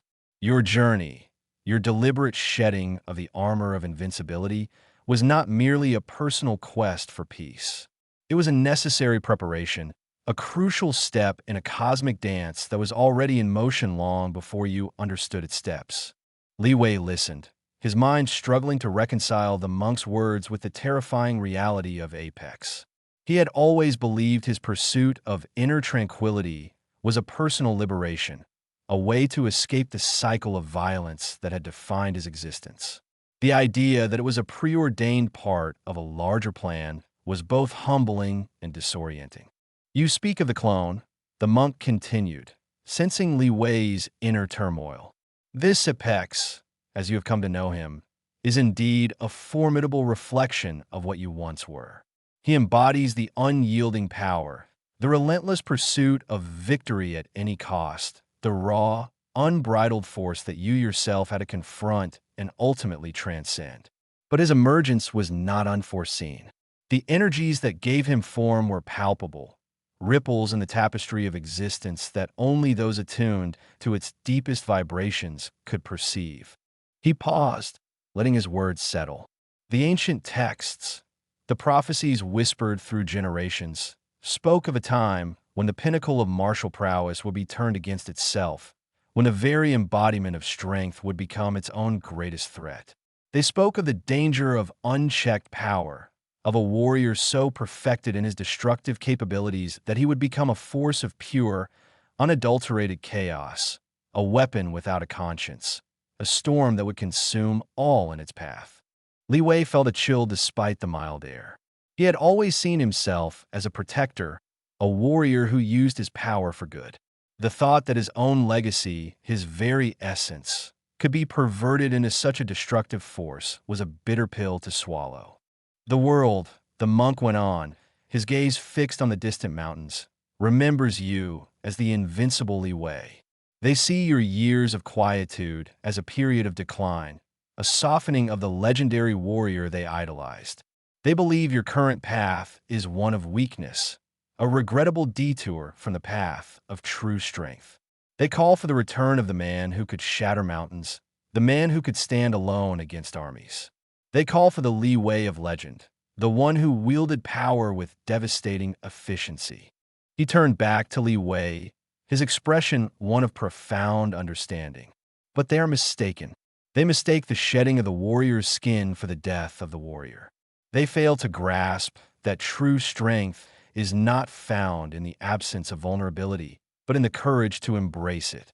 Your journey, your deliberate immersion in the stillness, your acceptance of imperfection, your understanding of the ephemeral nature of all things. This is not weakness, Li Wei. It is the ultimate expression of strength. Li Wei's mind raced. He had often wrestled with the apparent contradiction. How could embracing vulnerability, a state he had once fought so hard to overcome, be the key to defeating a being forged from his own absolute strength? Apex is a perfect replica of your past self, devoid of the growth and understanding you have cultivated. The monk explained, as if reading Li Wei's thoughts. He possesses your power, your speed, your precision, but he lacks the wisdom that tempered them. He is a magnificent weapon, a testament to the destructive potential of power wielded without restraint. But a weapon, however sharp, remains a tool. And a tool, without the guiding hand of wisdom, can only cause damage. He gestured toward the lake. The water, though seemingly passive, can shape mountains over millennia. It flows, it adapts, it finds its path around obstacles. It is powerful, yes, but its power lies not in brute force, but in its persistence, its adaptability, and its deep connection to the natural order. Apex, in his relentless pursuit of perfection and power, is like a frozen river, brittle and unyielding. He can shatter, but he cannot flow. He can destroy, but he cannot create. He is the embodiment of unchecked ambition, a monument to a path that leads only to emptiness. The monk's words resonated deeply within Li Wei. He had spent years contemplating the true nature of strength, questioning the world's obsession with dominance and invincibility. He had come to believe that true power lay in understanding, in connection, in the quiet acceptance of one's own mortality. Your counterpart, the monk continued, is a manifestation of the world's obsession with the legend you once were. They created him in their image of you, the invincible warrior. And now, they believe only that same invincible warrior can defeat him. But this is their greatest misconception. To confront Apex with the same brute force that forged him would be to validate their flawed understanding of strength. It would be to prove that the legend, the unthinking application of power, is indeed the ultimate answer. A profound realization dawned on Li Wei. The monk wasn't just offering a prophecy. He was offering a blueprint. His own transformation, which he had sometimes viewed with doubt, was not a betrayal of his past, but its ultimate culmination. Victory will not come from overpowering the clone, Li Wei, the monk stated with absolute certainty. That is his domain. He is a perfect echo of your past strength, and in a contest of raw power, he would be an insurmountable foe. Instead, your victory will lie in demonstrating the strength that he, and indeed the world, cannot comprehend. It lies in the beauty of imperfection, in the acceptance of mortality, in the profound understanding that true power lies not in the ability to destroy, but in the capacity to endure, to adapt, and to connect. Li Wei thought of the moments where he had felt the sting of doubt, the fear of his own limitations. He had once seen these as weaknesses to be purged. Now he understood them as the very threads that wove him into the fabric of humanity, the things that made him resilient, empathetic, and ultimately stronger than any unfeeling replica.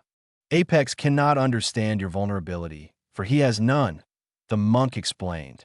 He cannot grasp the resilience born from overcoming pain, for he has never known it. He cannot appreciate the wisdom gained from mistakes, for he is incapable of error. These are your strengths, Li Wei. These are the weapons that he cannot replicate, the armor that he cannot pierce.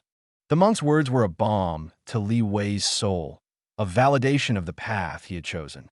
He had feared that his transformation had left him ill-equipped to face this ultimate threat, that he had traded his fabled power for a philosophical ideal. But the monk was telling him that his philosophical ideal was his ultimate power. You must show him and the world that the legend of invincibility is an illusion, the monk declared, his voice gaining a quiet intensity.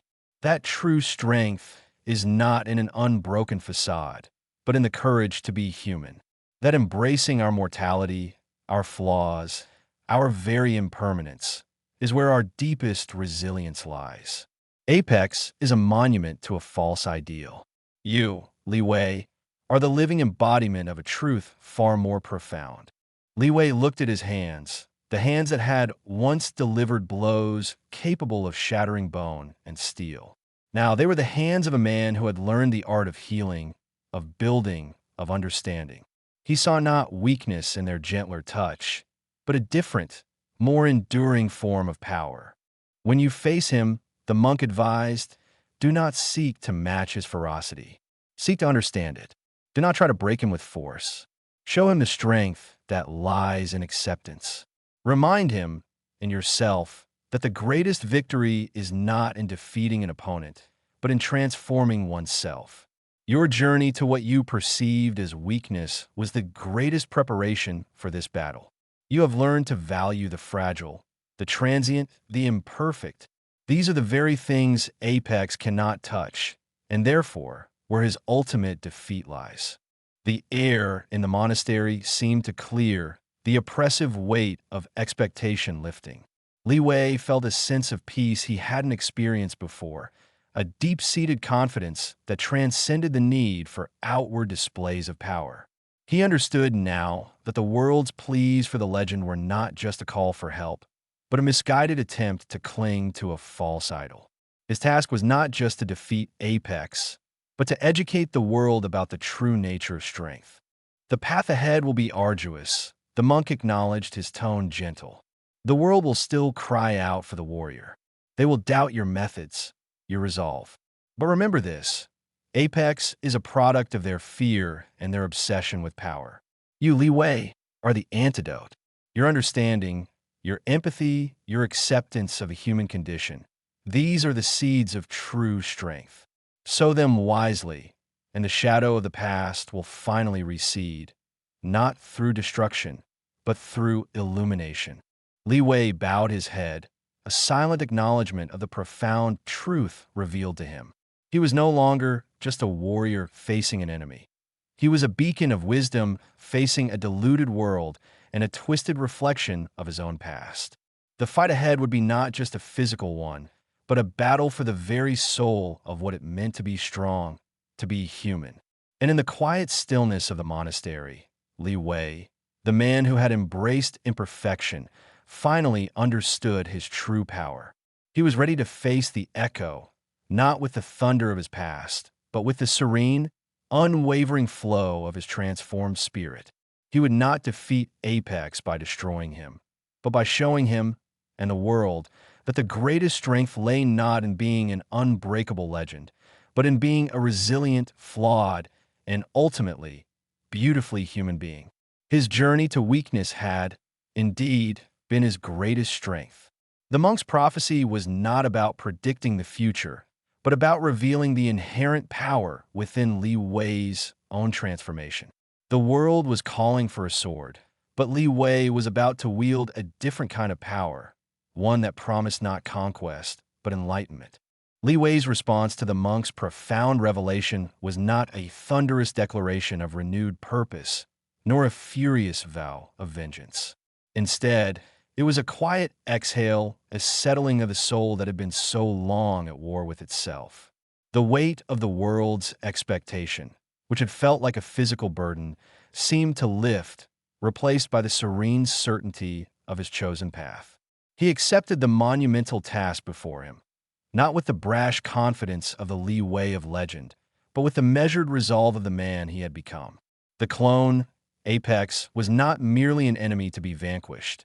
He was a mirror, a distorted reflection of a past self that needed to be understood, not merely destroyed.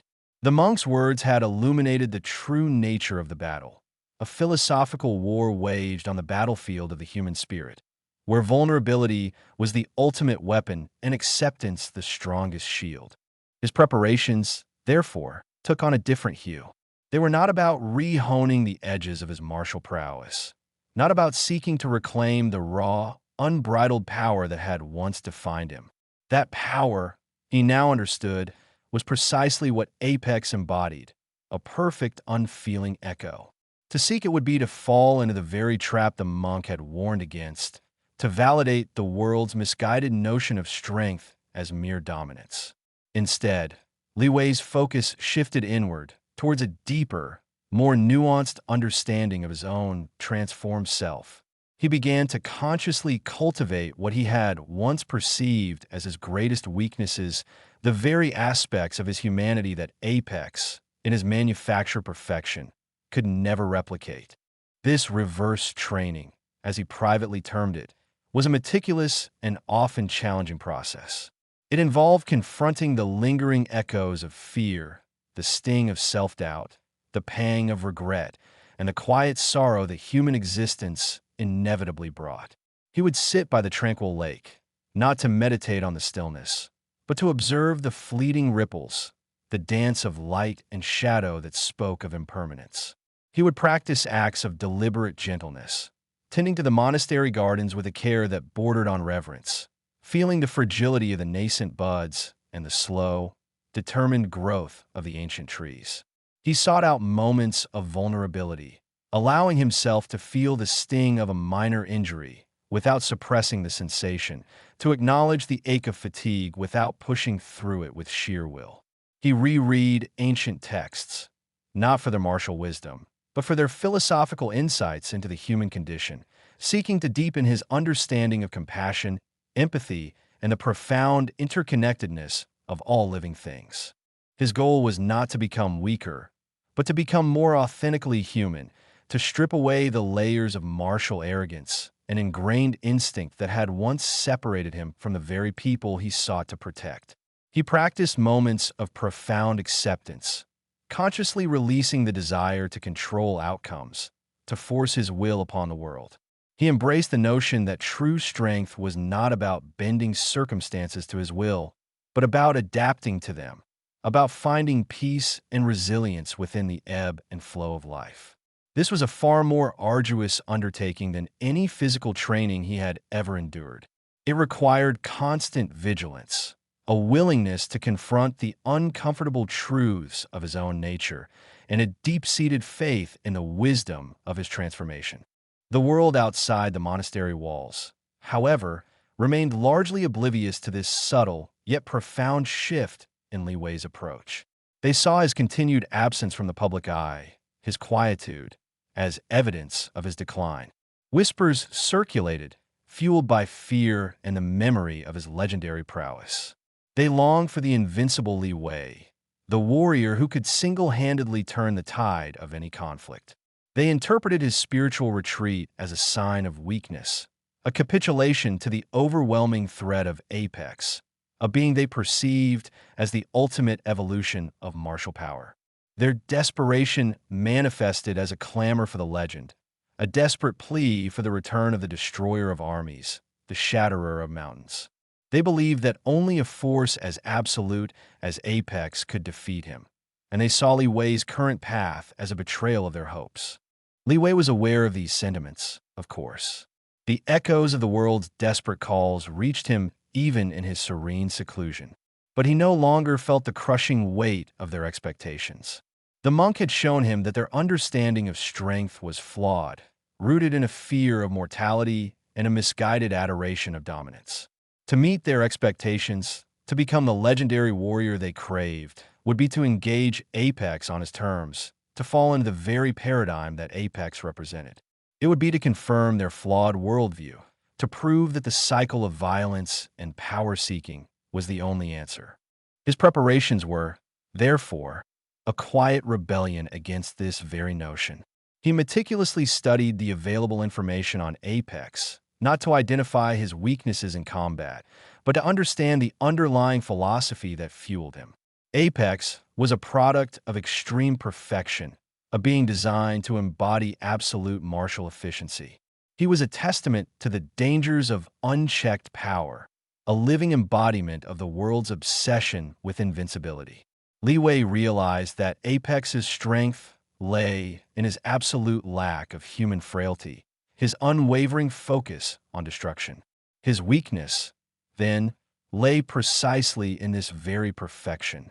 He was incapable of error, incapable of doubt, incapable of empathy, incapable of growth. He was a perfect weapon, but a weapon nonetheless, lacking the adaptability, the resilience, and the deep understanding that arose from lived experience, from pain, from loss, from love. Li Wei began to visualize the confrontation not as a clash of fists and kicks, but as a dialogue, a philosophical debate played out through action. He imagined Apex attacking with the ferocity of supernova, a blinding explosion of pure power.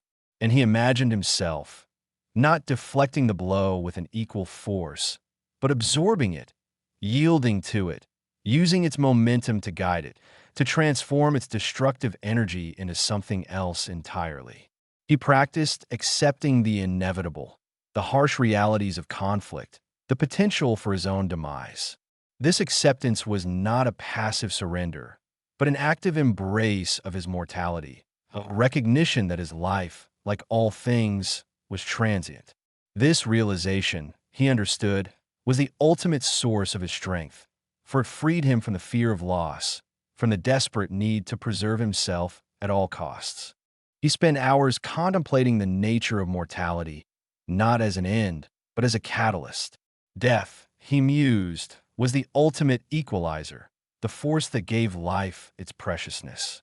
Apex, in his manufactured immortality, was fundamentally blind to this truth.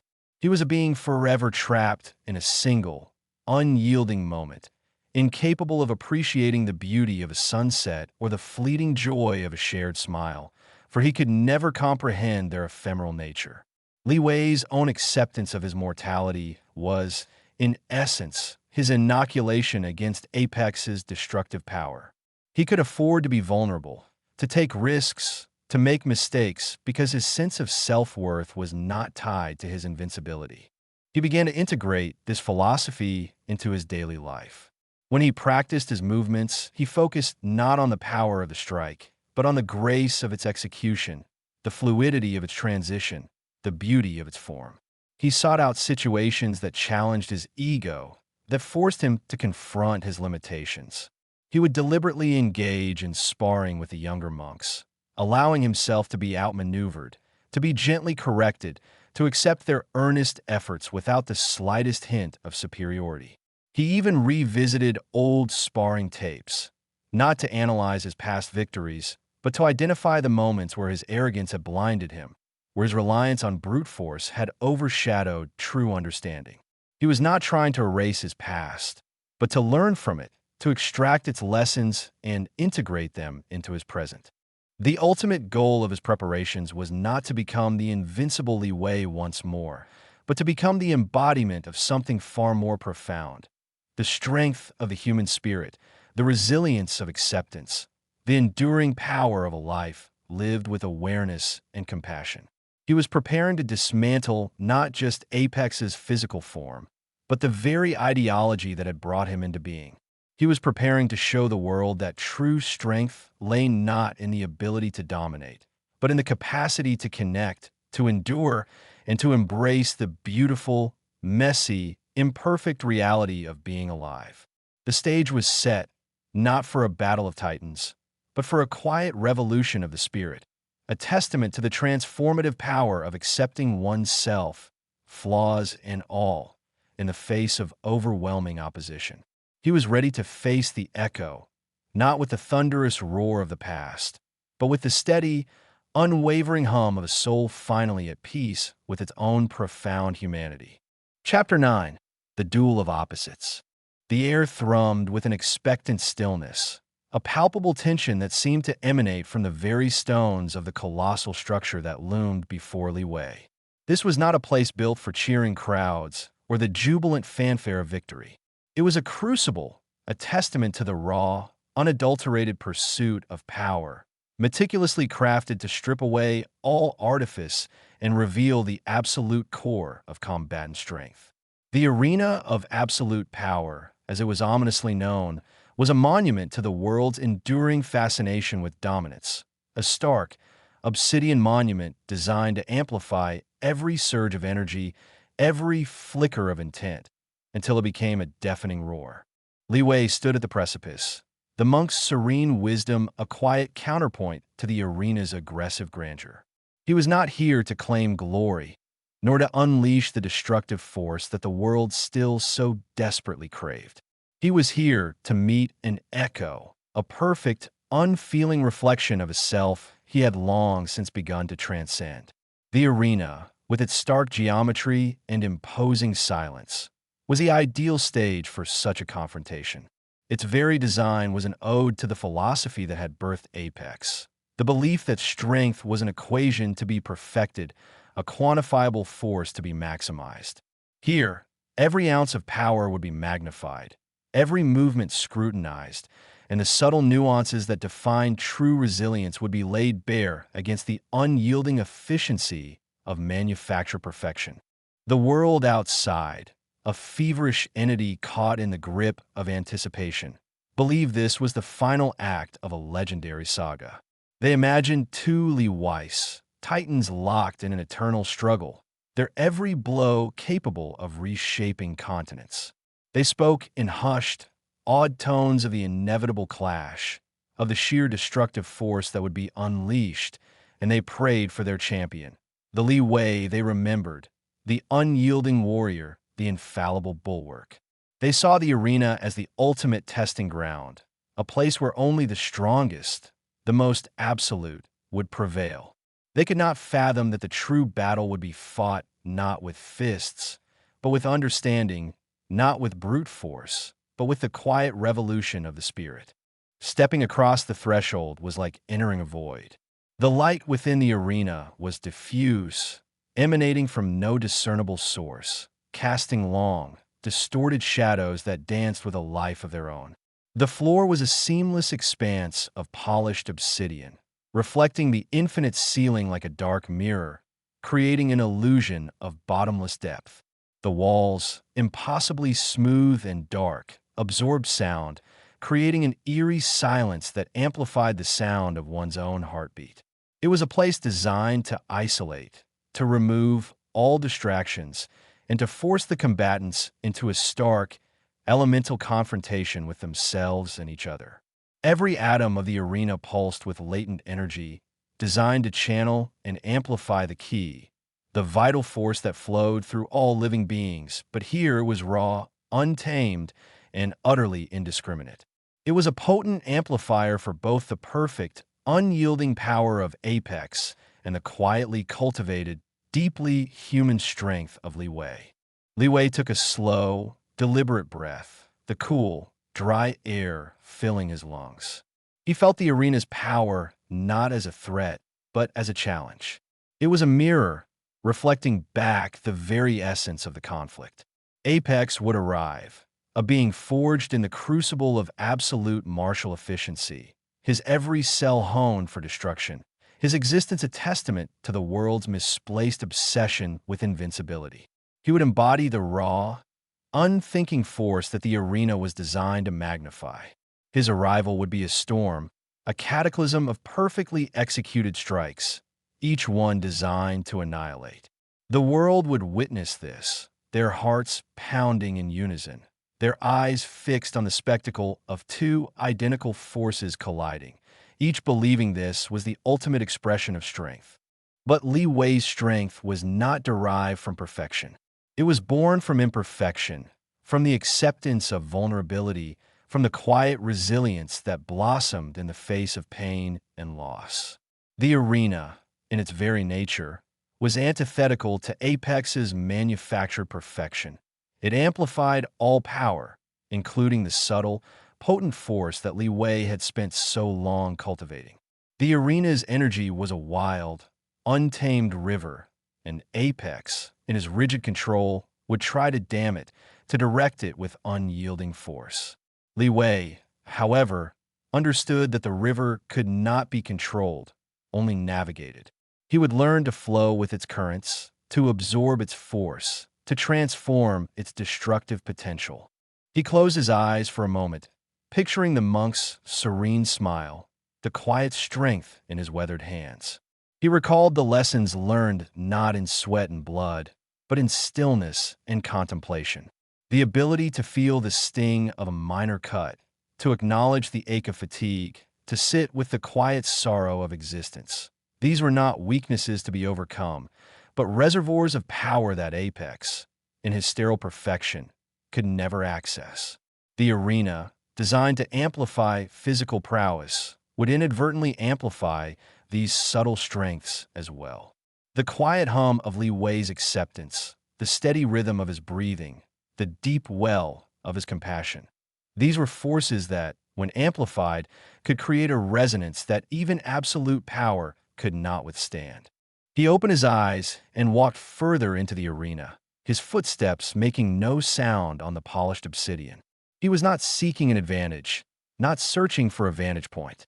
He was simply occupying space, becoming one with the environment. The arena was a neutral ground, a stage set for a demonstration of ultimate potential. It was here, in this absolute vacuum of external influence, that the true nature of strength would be revealed. Apex would arrive, a paragon of destructive force, a testament to what unchecked power could achieve. He would embody the world's ideal of invincibility, a warrior who knew no doubt, no fear, no hesitation. Li Wei, in contrast, would embody something far more complex, far more profound. He would be the living embodiment of the human spirit's capacity to endure, to adapt, to find strength not in the absence of weakness, but in its embrace. The arena, designed to amplify physical might, would also amplify the subtle vibrations of Li Wei's inner world. The quiet certainty of his resolve, the deep well of his empathy, the unflinching acceptance of his own mortality. These would resonate within the vast space, creating a counter-frequency to Apex's destructive hum. He imagined Apex's arrival, a sudden rupture in the stillness, a blinding flash of light, the air crackling with raw, unadulterated power. He envisioned the clone's perfect form, every muscle taut, every expression frozen in a mask of absolute focus. Apex would be an engine of pure destruction, a weapon honed to its absolute apex. He would attack with the precision of a laser, the force of a meteor. The world would be watching, holding its breath, expecting the usual cataclysm, the familiar spectacle of overwhelming force meeting its equal. But Li Wei's response would not be a mirror image. He would not meet force with equal force. He would absorb, deflect, and transform. The arena, with its power-amplifying properties, would play a crucial role. When Apex unleashed his perfect, destructive energy, the arena would amplify it, pushing it to its absolute limit. But it would also amplify Li Wei's subtle energies, his acceptance, his resilience, his deep understanding of the impermanence of all things. He visualized the impact, a devastating blow from Apex, designed to shatter bone and crush spirit. The arena would magnify this impact, turning it into a physical wave of pure energy. But Li Wei would not resist it with brute strength. He would yield, like a willow in a hurricane, allowing the force to flow through him, guided by his transformed understanding. He would use the momentum, not to retaliate, but to redirect, to diffuse. The arena's amplification would turn Apex's singular, destructive intent into a symphony of energies, and Li Wei would be the conductor, orchestrating a harmonious release of that potent force. The world, watching through whatever means they had devised, would be confused. They would see Li Wei absorbing blows that should have ended him, movements that defied their understanding of combat. They would see him not fighting back in kind, but responding with an almost ethereal grace. They would witness the impossible, not a battle of titans, but a dance of defiance, a testament to the fact that true strength was not about how much damage you could inflict, but how much you could endure and still stand. Li Wei understood the irony. The arena of absolute power, designed to showcase the ultimate in destructive capability, would become the very place where the limitations of such power were exposed. Apex, a being of absolute perfection, would find himself unable to comprehend an opponent who thrived on imperfection, who drew strength for vulnerability. The arena's amplification would turn Apex's singular focus into a deafening roar of one note, while Li Wei's multifaceted inner strength would create a complex, resonant harmony that would ultimately drown out the echo. He walked to the center of the arena, the vast, dark expanse stretching out before him. He felt a profound sense of peace settle over him. a stillness that belied the immense power that permeated the very air.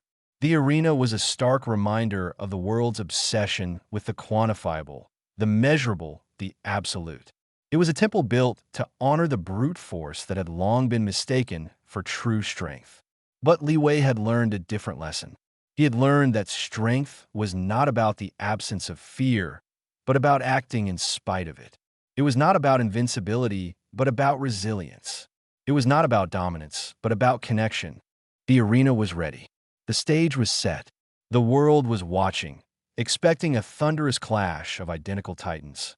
They would witness something far more significant, a quiet revolution of the spirit, a testament to the enduring power of a soul that had found its ultimate strength not in conquering, but in accepting. The duel of opposites had begun, and the arena of absolute power would soon bear witness to the absolute truth of human resilience. The void of the arena of absolute power, once a place of expectant stillness, now vibrated with a seismic tremor. It wasn't the earth that shook, but the very air, rent asunder by the sudden, cataclysmic arrival of Apex. He materialized not with a grand pronouncement or dramatic flourish, but as a sudden, blinding rupture in the seamless darkness, a distortion in reality that solidified into a perfect, terrifying likeness of Li Wei. Yet, this was no mere reflection. It was an inversion, a distilled essence of martial prowess stripped bare of all nuance, all empathy, all the hard-won lessons that had shaped Li Wei into the man standing at the center of the arena. Apex's form was a sculptor's masterpiece of lethal intent. Every muscle was a chord of coiled power. Every line of his body spoke an efficiency so absolute it bordered on the alien. His eyes, identical to Li Wei's own, burned with a cold, unfeeling luminescence, devoid of any spark of recognition, any hint of a shared past. There was no hesitation in his stance, no doubt in his posture. He was a singularity of purpose, an equation for destruction that had finally been solved. The arena, designed to amplify, seemed to hum in anticipation, eager to magnify the raw, untamed force that was about to be unleashed. Then he moved. It wasn't a step, but a blur, a near-instantaneous transference of mass and momentum. The first attack was a spear-like thrust of his open palm, aimed directly at Li Wei's sternum. The air around Apex's hand crackled, a visible distortion caused by the sheer speed and force of the motion. Li Wei, though caught off guard by the sheer ferocity, found himself reacting not with his own offensive capability, but with an ingrained instinct for survival. He twisted a fluid, almost involuntary movement, the clone's palm whistling past his ribs, the displaced air a violent gust against his GI. This was merely the prelude. Apex did not pause, did not gauge the effectiveness of his initial strike. He flowed, a relentless torrent of perfectly executed forms, each one a devastating testament to Li Wei's own lost martial discipline. A spinning back kick, its arc precise and deadly, followed the thrust, forcing Li Wei to duck, the heel of the boot slicing through the air where his head had been moments before. The sheer power behind the kick sent a ripple through the arena's obsidian floor, a subtle tremor that Li Wei felt through the soles of his feet. The clone's mastery was terrifyingly complete. Every stance, every block, every strike was a textbook example of peak martial performance, a horrifying echo of Li Wei's own training at its most rigorous. But there was no art, no philosophical underpinning to Apex's movements. It was pure function, pure efficiency, driven by an instinct to dominate, to annihilate. Li Wei recognized each technique, each subtle shift in weight, each precise angle of attack. They were his own, yet twisted into something monstrous by the absence of any guiding principle beyond sheer destructive impulse. He found himself in a frantic dance, not of aggression, but of evasion. His goal was not to land a blow, not to engage in a slugfest, but to survive, to observe, to understand the terrifying potential of this perfect, unfeeling weapon. The arena's amplification was already at play. Every punch thrown by Apex landed with a concussive force that seemed to shake the very foundations of the space. The air itself seemed to crackle with the sheer kinetic energy, a testament to the clone's unparalleled power. Li Wei could feel the raw force of each near miss, the intense pressure waves that buffeted him, threatening to overwhelm his defenses. Apex pressed his advantage, a whirlwind of fists and feet. A flurry of jabs, each one like a hammer strike, rained down on Li Wei's guard. He blocked them, parried them, deflected them, but the sheer impact was staggering. His arms ached, his shoulders burned with the effort. He could feel the vibrations traveling through his bones, a jarring testament to the clone's overwhelming strength. The world outside, if they could witness this, would see their champion struggling, battered by his own perfect reflection. They would not see the deliberate choice behind Li Wei's defense, the conscious decision to absorb and endure rather than to retaliate. The clone shifted tactics, his movements becoming more fluid, more unpredictable. He unleashed a series of rapid-fire leg sweeps, each one designed to unbalance Li Wei and expose his torso. Li Wei weaved and bobbed, his body moving with an almost preternatural grace, his mind racing to process the onslaught. He saw the glint of lethal intent in Apex's eyes, the cold, detached focus of a predator. There was no anger, no frustration, only the relentless pursuit of its objective, the complete and utter destruction of Li Wei. Li Wei realized that Apex was not fighting him. He was fighting the concept of opposition. He was designed to overcome, to conquer. The very idea of Li Wei standing his ground, of not being instantly defeated, seemed to be a variable that Apex's programming could not fully compute. This created infinitesimal pauses, micro-hesitations that Li Wei, with his heightened senses and years of experience, could exploit. These were not weaknesses in Apex's design, but rather the inherent limitations of absolute logic in the face of the chaotic, unpredictable nature of life. He dodged a brutal elbow strike that would have shattered his jaw, the displaced air whistling past his ear.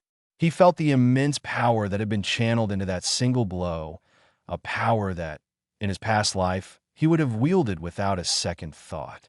Now he saw it for what it was, a force of pure, unadulterated destruction, devoid of any understanding or restraint.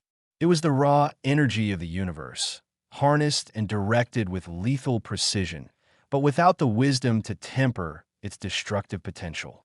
Apex then unleashed a devastating combination, a whirlwind of strikes that seemed to come from every angle simultaneously. A straight punch, followed by a hook, then an uppercut, all delivered with blinding speed. Li Wei's defensive response was a blur of blocks and deflections, his movements flowing with a desperate, yet precise, economy. He felt the impact of each successful parry, the jarring shock that ran up his arms. The arena amplified these impacts, turning each blocked strike into a palpable wave of kinetic energy that buffeted him. He saw an opening, a fractional moment of imbalance, as Apex recovered from a missed sweep. It was an opportunity Li Wei would have once seized without hesitation, launching a devastating counterattack. But now his purpose was different. He used the moment not to strike, but to create distance, to disengage. He performed a rapid evasive maneuver, a series of sideways leaps that carried him away from the clone's immediate reach. Apex, however, was not deterred by the momentary loss of engagement. He seemed to anticipate Li Wei's movement, adjusting his trajectory with uncanny accuracy. The clone then launched himself into the air, executing a perfect aerial spinning kick, his leg extended like a scythe. The sheer power of the kick was amplified by the arena, creating a visible distortion in the air around Apex's foot. Li Wei reacted instinctively, his body contorting in midair to avoid the lethal arc of the blow. He twisted his torso, tucking his chin, the clone's foot grazing his shoulder, sending a jolt of pain through his body. The impact, even glancing, was immense, a testament to Apex's raw power. He landed awkwardly, the force of the impact jarring his knees, but he remained on his feet, a testament to his own resilience. The clone's assault continued, a relentless barrage designed to break Li Wei's spirit as much as his body. He unleashed a rapid-fire series of palm strikes, each one aimed at Li Wei's vital points.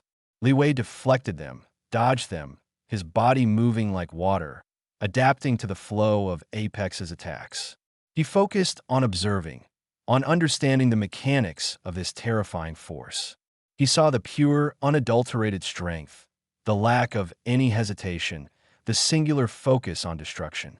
It was a chilling reflection of a path he had once walked, a path of raw power that he had long since abandoned. Apex then employed a technique Li Wei had developed himself. The Serpent's Coil, a series of rapid, coiling strikes that could overwhelm a defender's guard. Seeing his own creation turned against him with such terrifying efficiency was a deeply unsettling experience. The clone moved with a speed and precision that Li Wei himself could no longer replicate, each strike delivered with the full force of his augmented physiology. Li Wei found himself pressed back, his blocks becoming more desperate, his defenses strained to their absolute limit. He felt the raw power of each deflected strike, the arena amplifying the concussive force. It was like being in the path of a series of controlled explosions. His arms burned, his entire body trembled with the effort of absorbing and redirecting such immense power. He could feel the tendons in his wrists screaming, the muscles in his shoulders protesting. This was not a fight, it was a siege. Apex was a battering ram, and the arena was the castle wall designed to amplify every impact to shatter any defense. Li Wei began to see the patterns, the underlying logic of Apex's relentless assault. The clone was a perfectly programmed machine, operating on a set of algorithms designed for maximum destructive efficiency. He attacked with a predictable, albeit incredibly rapid, sequence of actions. While his speed and power were overwhelming, his lack of true creativity, of genuine intuition, was also a form of weakness. He was incapable of true improvisation, of adapting to scenarios that fell outside his pre-programmed parameters. He decided to test this hypothesis. Instead of solely defending, Li Wei began to introduce subtle deviations in his movements, minor feints, and unexpected shifts in rhythm. Apex would often pause for a microsecond, his perfect optical sensors recalibrating, attempting to process the deviation from the expected. These fractions of a second were all Li Wei needed to create space, to shift his position, to avoid the full brunt of the clone's power. Apex, however, was a formidable opponent. He quickly began to adapt, his programming learning from Li Wei's evasive maneuvers. The clone's attacks became more fluid, more responsive, closing the gaps Li Wei attempted to create. He began to anticipate Li Wei's evasive patterns, cutting off escape routes with blinding speed. A brutal elbow strike landed squarely on Li Wei's chest, knocking the wind out of him and sending him staggering back. The pain was sharp, a searing reminder of the raw power Apex wielded. But it was also a catalyst. The pain, the disorientation, the sheer physical assault, these were all elements that Apex, in his sterile perfection, could not truly comprehend. Li Wei, however, had spent years cultivating his understanding of pain, of vulnerability, of impermanence. These were not weaknesses, but sources of strength, of resilience. He channeled the pain, not to fuel anger, but to sharpen his focus. He saw Apex preparing for another devastating strike, a powerful roundhouse kick aimed at his head. Li Wei didn't attempt to block it directly. Instead, he dropped his center of gravity, his body becoming impossibly low, and simultaneously stepped towards the incoming kick. It was a move that defied conventional martial logic, a suicidal gamble. Apex's programming, designed for a direct confrontation, for an overwhelming display of force, faltered for a fleeting moment. His kick, designed to connect with a higher target, sailed over Li Wei's head. In that instant, as the clone's momentum carried him forward, Li Wei executed a precise, low sweep. It wasn't a strike intended to injure, but to disrupt, to unbalance. The sweep connected with Apex's ankle. The clone, caught off guard by the unexpected approach and the subtle disruption, stumbled. It was the first time Li Wei had seen anything resembling a loss of composure from his perfect duplicate. The arena seemed to thrum with this minuscule shift in the equilibrium, the amplified energies momentarily wavering. Apex recovered with astonishing speed, his body automatically correcting, his balance reasserting itself. But the moment had been significant. It was proof that even absolute perfection could be disrupted by a touch of the unexpected, a hint of true human unpredictability. Li Wei understood, then, that his strategy could not be solely about evasion. He had to introduce elements that Apex's programming could not easily categorize or counter. The clone unleashed a torrent of punches, each one faster and more brutal than the last. Li Wei found himself on the defensive again, his body a canvas for Apex's destructive art. He absorbed blows to his forearms, his ribs, his shoulders. The arena amplified the impacts, the sound of flesh meeting flesh echoing like thunderclaps. He could feel his strength waning, his stamina draining. The clone, however, showed no signs of fatigue. He was a machine, inexhaustible, driven by an unyielding imperative. Li Wei saw a pattern in the clone's offensive rhythm. After a particularly fierce barrage, Apex would momentarily revert to a more defensive posture, assessing the damage he had inflicted. This was the critical window. Li Wei needed to strike, not with the intent to destroy, but with the intent to disrupt, to create further inconsistencies in Apex's predictable assault. As Apex completed a devastating sequence of blows, Li Wei saw his opening. He didn't launch a full power counter. Instead, he executed a series of short, sharp strikes aimed at Apex's joints, the wrists, the elbows, the knees. These were not knockout blows, but precise, disruptive strikes designed to interfere with the clone's fluid movements. The arena amplified these precise impacts, turning them into sharp, localized bursts of kinetic energy. Apex flinched, not in pain, but in surprise. His perfect control wavered for a fraction of a second as his internal gyroscopes struggled to compensate for the unexpected jarring. This was the edge Li Wei had been searching for. He continued to press, using his own knowledge of Apex's programming against him, introducing micro-variations in his defensive movements, subtly altering his footwork, feinting in ways that Apex's algorithms would find difficult to predict. The duel was far from over, but the nature of the fight had begun to shift. It was no longer a simple battle of attrition, a test of pure physical power. It was becoming a psychological battle, a contest of adaptability and unpredictability against absolute, rigid efficiency. Li Wei, the man forged in the fires of human experience, was slowly, painstakingly, finding a way to counter the perfect, unfeeling echo of his former self. The arena of absolute power was not just amplifying their strengths. It was also amplifying the inherent flaws in Apex's absolute perfection. Li Wei understood that to defeat a manifestation of pure, unfeeling power, he could not engage on its terms. The arena amplified every strike, every block, every ounce of kinetic energy. To meet Apex's relentless force with his own would be to feed the very power that sought to consume him, turning the arena into a grinder that would eventually pulverize him. Instead, he shifted his strategy. He began a dance, not of evasion, but of acceptance. His movements became less about warding off blows and more about yielding to them, about integrating them into his own flow. He no longer sought to deflect or to block with rigid defense. Instead, he allowed his body to absorb the impact, not by hardening it, but by becoming fluid, by letting the force pass through him, like water flowing around stone. He felt the searing impact of a palm strike against his chest, a blow that, moments before, would have sent him reeling. Now he bent with it, his posture momentarily collapsing inward, absorbing the shock not through brute resistance, but through a controlled surrender. The energy of Apex's strike, instead of being met with a counterforce, was channeled. Li Wei felt the immense power surge through his torso, a terrifying current that threatened to overwhelm him. But he held his center, his awareness focused not on the pain, but on the flow of energy. He visualized it as a river, and the riverbed, allowing the torrent to pass without breaking. This wasn't weakness.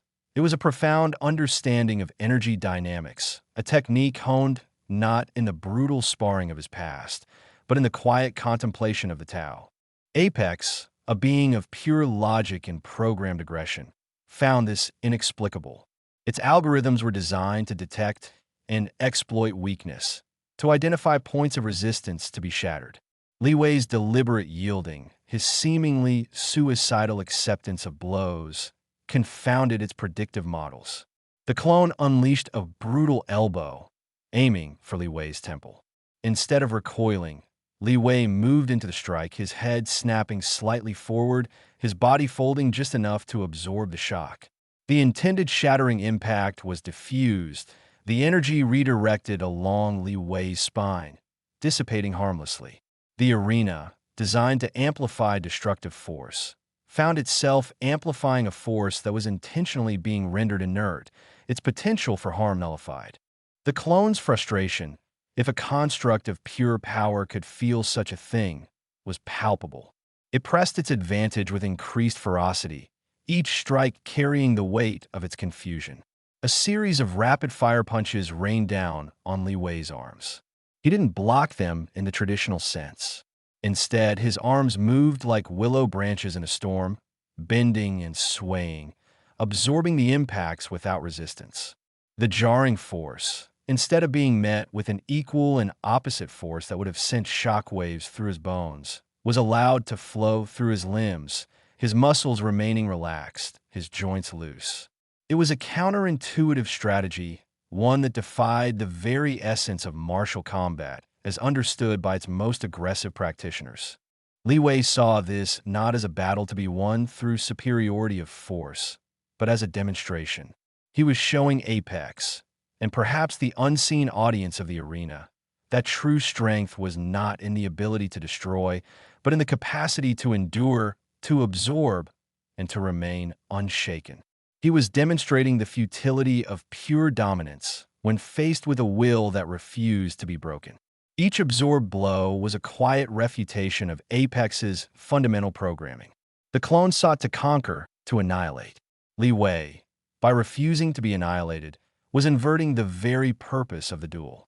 He began to use Apex's own energy against it. After absorbing a powerful leg sweep, Li Wei didn't try to scramble back to his feet. Instead, he remained low, his body coiled. As Apex advanced, its momentum carrying it forward, Li Wei executed a subtle, almost imperceptible shift, a gentle, guiding pressure with his hand against the clone's advancing leg. It was not a push, not a strike, but a redirection. Apex, its perfect balance momentarily disrupted by the unexpected lack of resistance, stumbled.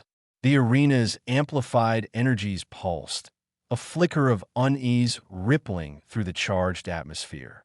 Apex recovered instantly, its programming recalibrating with astonishing speed. But the seed of doubt had been sown. Li Wei's strategy was not about overwhelming Apex with power, but about frustrating its inherent desire to dominate. He was a living embodiment of the principle that the softest thing in the world overcomes the hardest. The clone was pure hardness, pure unyielding force. Li Wei was becoming pure softness, pure yielding resilience. He found himself in a peculiar rhythm, a silent ballet of power and surrender. Apex would launch a devastating series of attacks, a whirlwind of fists and feet, each one designed to break Li Wei's structure, to shatter his defenses. Li Wei would meet each blow not with a block, but with a yielding embrace. His body would momentarily collapse, his muscles relaxing, his bones absorbing the impact with a supple grace.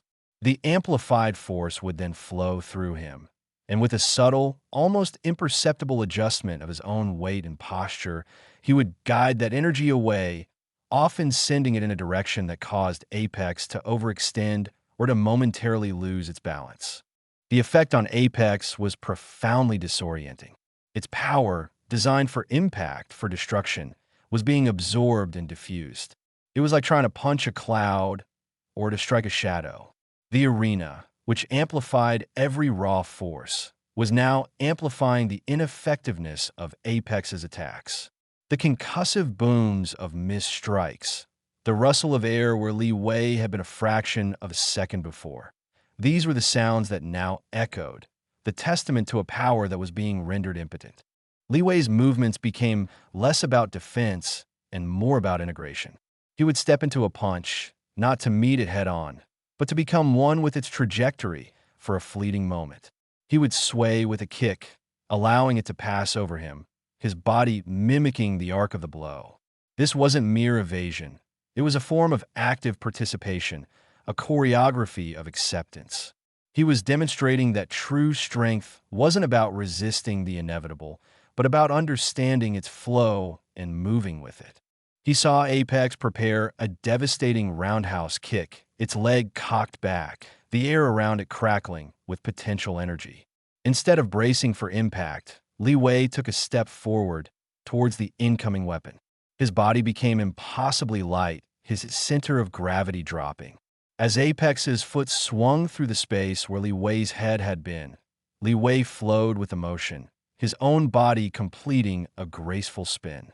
The clone's leg, moving through its arc, passed harmlessly by, its momentum carrying it forward.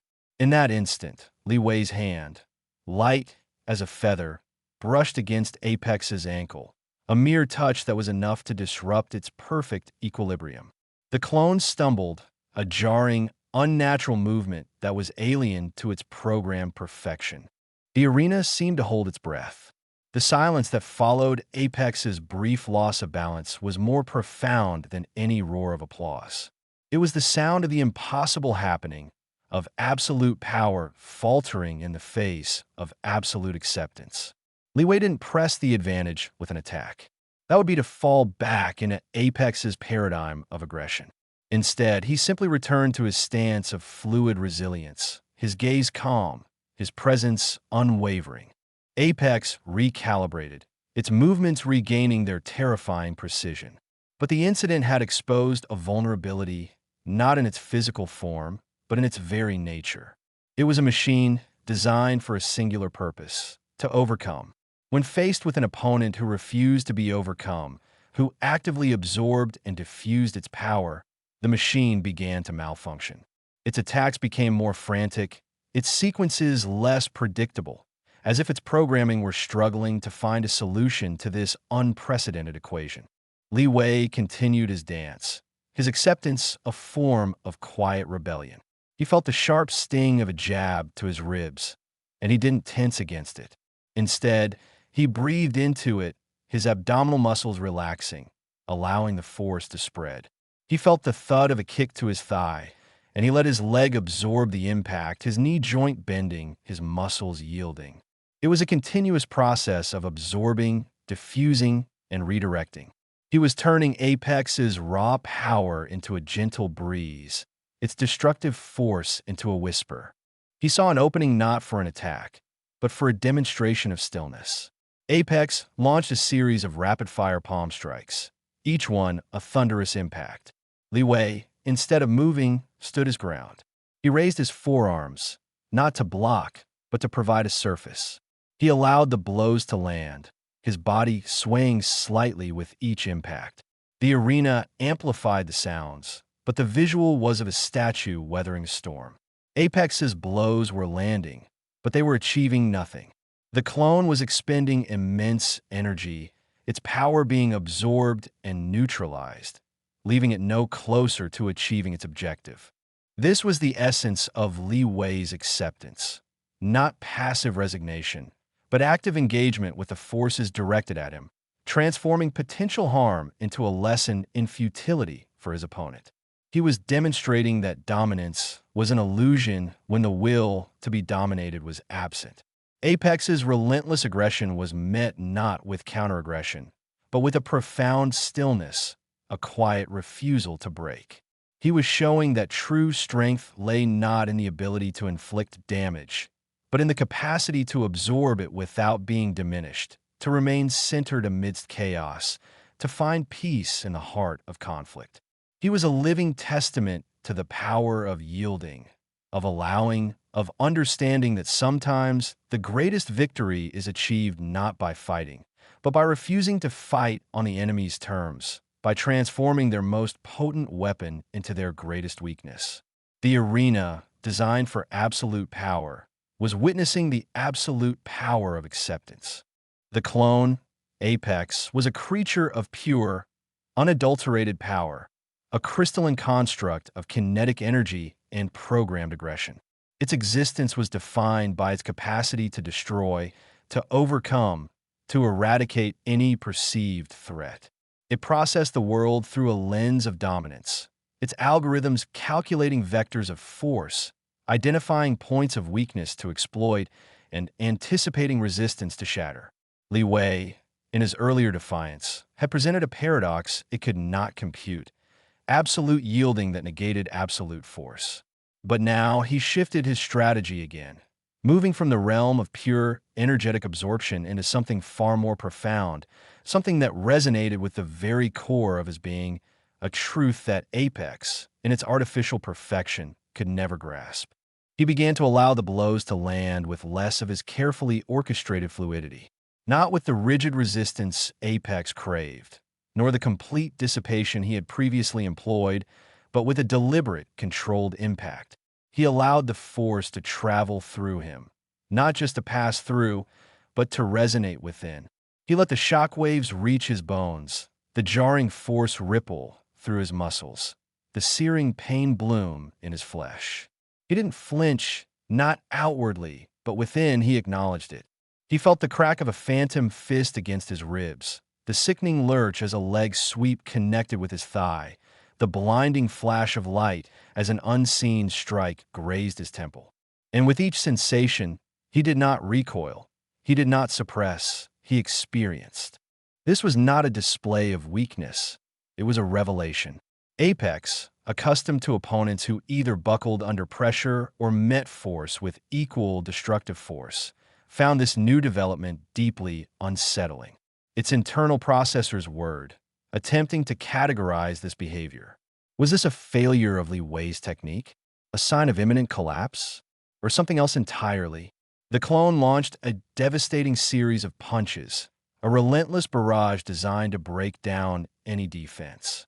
Li Wei met each one, not with a flowing redirection, but with a deliberate absorption that allowed the full kinetic transfer.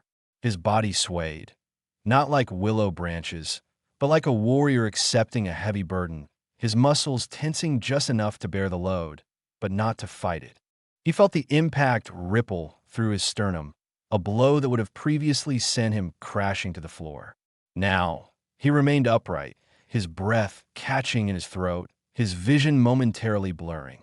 He felt the coppery taste of blood begin to well up on his lip as a stray elbow grazed his chin.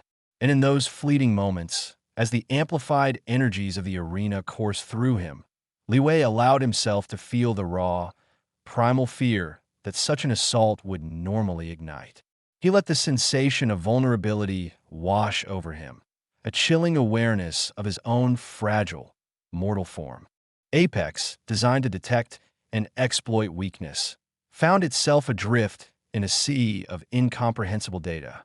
Li Wei's movements had shifted from a graceful dance of defiance to something far more grounded, more visceral. He was no longer a ghost absorbing blows. He was a man absorbing them.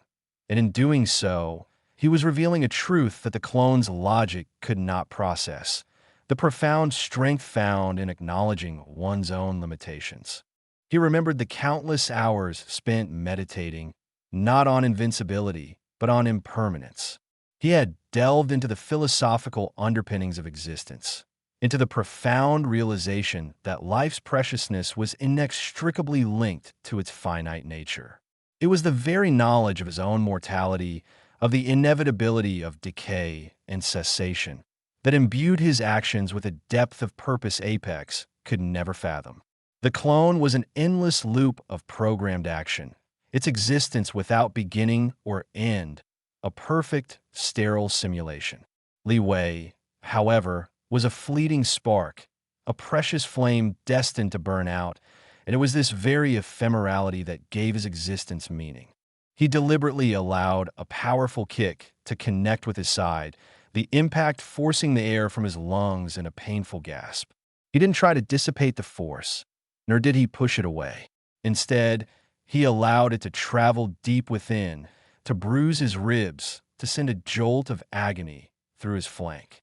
As the pain bloomed, he didn't suppress it. He let it inform him. He felt the fragility of his bones, the delicate network of his organs, the vulnerability of his flesh. And in that moment of acute physical awareness, he also felt a surge of clarity. Apex, seeing the physical manifestation of the strike, Li Wei's body recoiling slightly, the sound of impact echoing through the arena, interpreted this as a step towards victory. Its algorithms predicted a breakdown in Li Wei's defense, a prelude to submission. It pressed its advantage, unleashing a flurry of strikes aimed at vital points, the kind of blows that would incapacitate any ordinary fighter. But Li Wei's response was not one of desperate defense. Instead, he met each strike with a controlled surrender, allowing the energy to transfer, to remind him of his own physical limits, and in doing so, to anchor him in the present moment. He allowed himself to feel the sting of a jab to his eye, the momentary blindness it caused. He acknowledged the fear that flickered through him, the primal instinct to recoil and protect. But he held his ground, his other senses sharpening, his awareness expanding. He felt the shift in Apex's weight, the subtle change in air currents as the clone moved, the faint hum of its internal power source. This heightened awareness, born from the brink of perceived defeat, was a weapon far more potent than any physical blow. He saw Apex prepare a crushing overhead strike with its forearm, a movement designed to shatter bone and break will. Instead of evading or absorbing, Li Wei took a subtle step towards the incoming attack, his posture remaining grounded but fluid. As the forearm descended, he angled his head, allowing the blunt edge to connect with his shoulder, not with a jarring impact, but with a deep, resonant pressure. He felt the force travel down his arm, into his core, and then dissipate. But more importantly, he felt the brute, unthinking power of the strike, and he contrasted it with the quiet, enduring resilience of his own spirit. The clone seemed to falter for a microsecond. Li Wei's reaction defied its programming.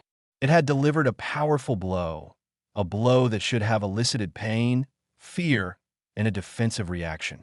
Instead, it had received a controlled acceptance, a quiet acknowledgement of its force, and then a continuation of Li Wei's seemingly unyielding, yet vulnerable, presence. It was like a raging river encountering a stone that not only refused to be moved, but also seemed to absorb the water's energy without changing its own state. Li Wei continued to expose himself, not recklessly, but deliberately. He allowed a knee strike to graze his abdomen, feeling the gut-wrenching impact, the immediate nausea that followed. He didn't try to harden his core or deflect the blow. He let the pain be his teacher. He felt the delicate balance of his own internal systems, the intricate machinery of his body that sustained his life.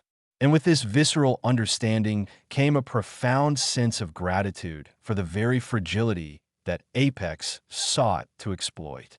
Apex, in its relentless pursuit of victory, was becoming increasingly agitated. Li Wei's refusal to conform to expected patterns of combat was a constant source of confusion. The clone was programmed for logical progression, for predictable outcomes. Li Wei's actions, however, were not logical in the way Apex understood it. They were driven by a deeper, more existential understanding.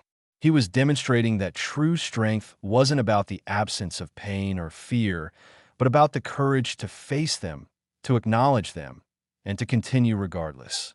He let a sharp kick land on his thigh, the muscles screaming in protest. He felt the potential for rupture, the tearing sensation that was so close to manifesting. And in that moment, he felt the immense power of his own body, not in its ability to resist, but in its capacity to endure, to heal, to persevere. He was not an invincible warrior. He was a mortal being, and it was precisely this mortality, this inherent vulnerability, that made his resilience so profound. Apex launched a series of rapid-fire jabs to Li Wei's chest, each one a concussive force. Li Wei, instead of absorbing them, allowed them to strike with a controlled tension, feeling the impact reverberate through his ribcage. He made a conscious effort not to suppress the discomfort, but to feel it, to understand it, to integrate it. He was no longer just a vessel for dissipating energy. He was a living, breathing being, experiencing the full spectrum of physical sensation, including pain. He saw a gap in his defenses, a clear opening for Apex to deliver a debilitating strike. Instead of closing the gap or defending, Li Wei remained open. He lowered his guard slightly, his chest exposed. He allowed the fear to prickle at him, the instinct for self-preservation to scream caution. But he held his resolve.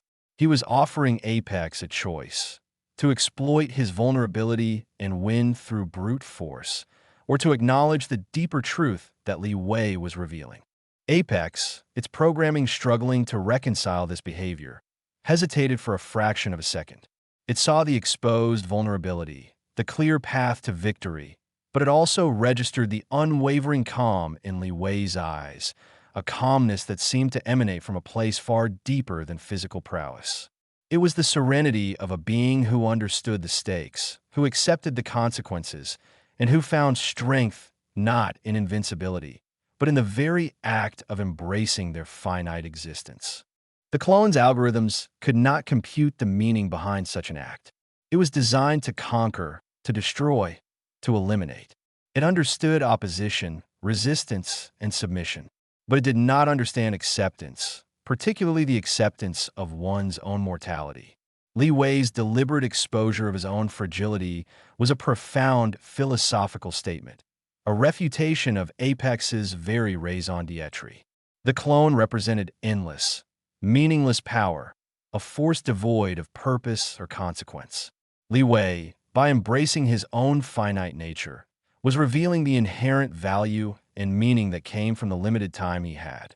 He felt a powerful blow land on his shoulder, the force so great that it threatened to dislocate the joint. He didn't resist. He let his muscles relax, allowing the momentum of the strike to carry through his arm, through his body, and dissipate into the ground beneath him. But as the energy flowed through him, he felt more than just the physical impact. He felt the transient nature of that force, its power existing only in the moment of impact. And he contrasted it with the enduring power of his own will, a will that was not defined by its ability to inflict harm, but by its capacity to endure. Apex unleashed a devastating barrage of kicks, each one aimed at Li Wei's legs, designed to cripple and immobilize. Li Wei didn't block them with rigid force. Instead, he met each kick with a controlled yielding, allowing his leg muscles to absorb the shock, his joints to bend and flex.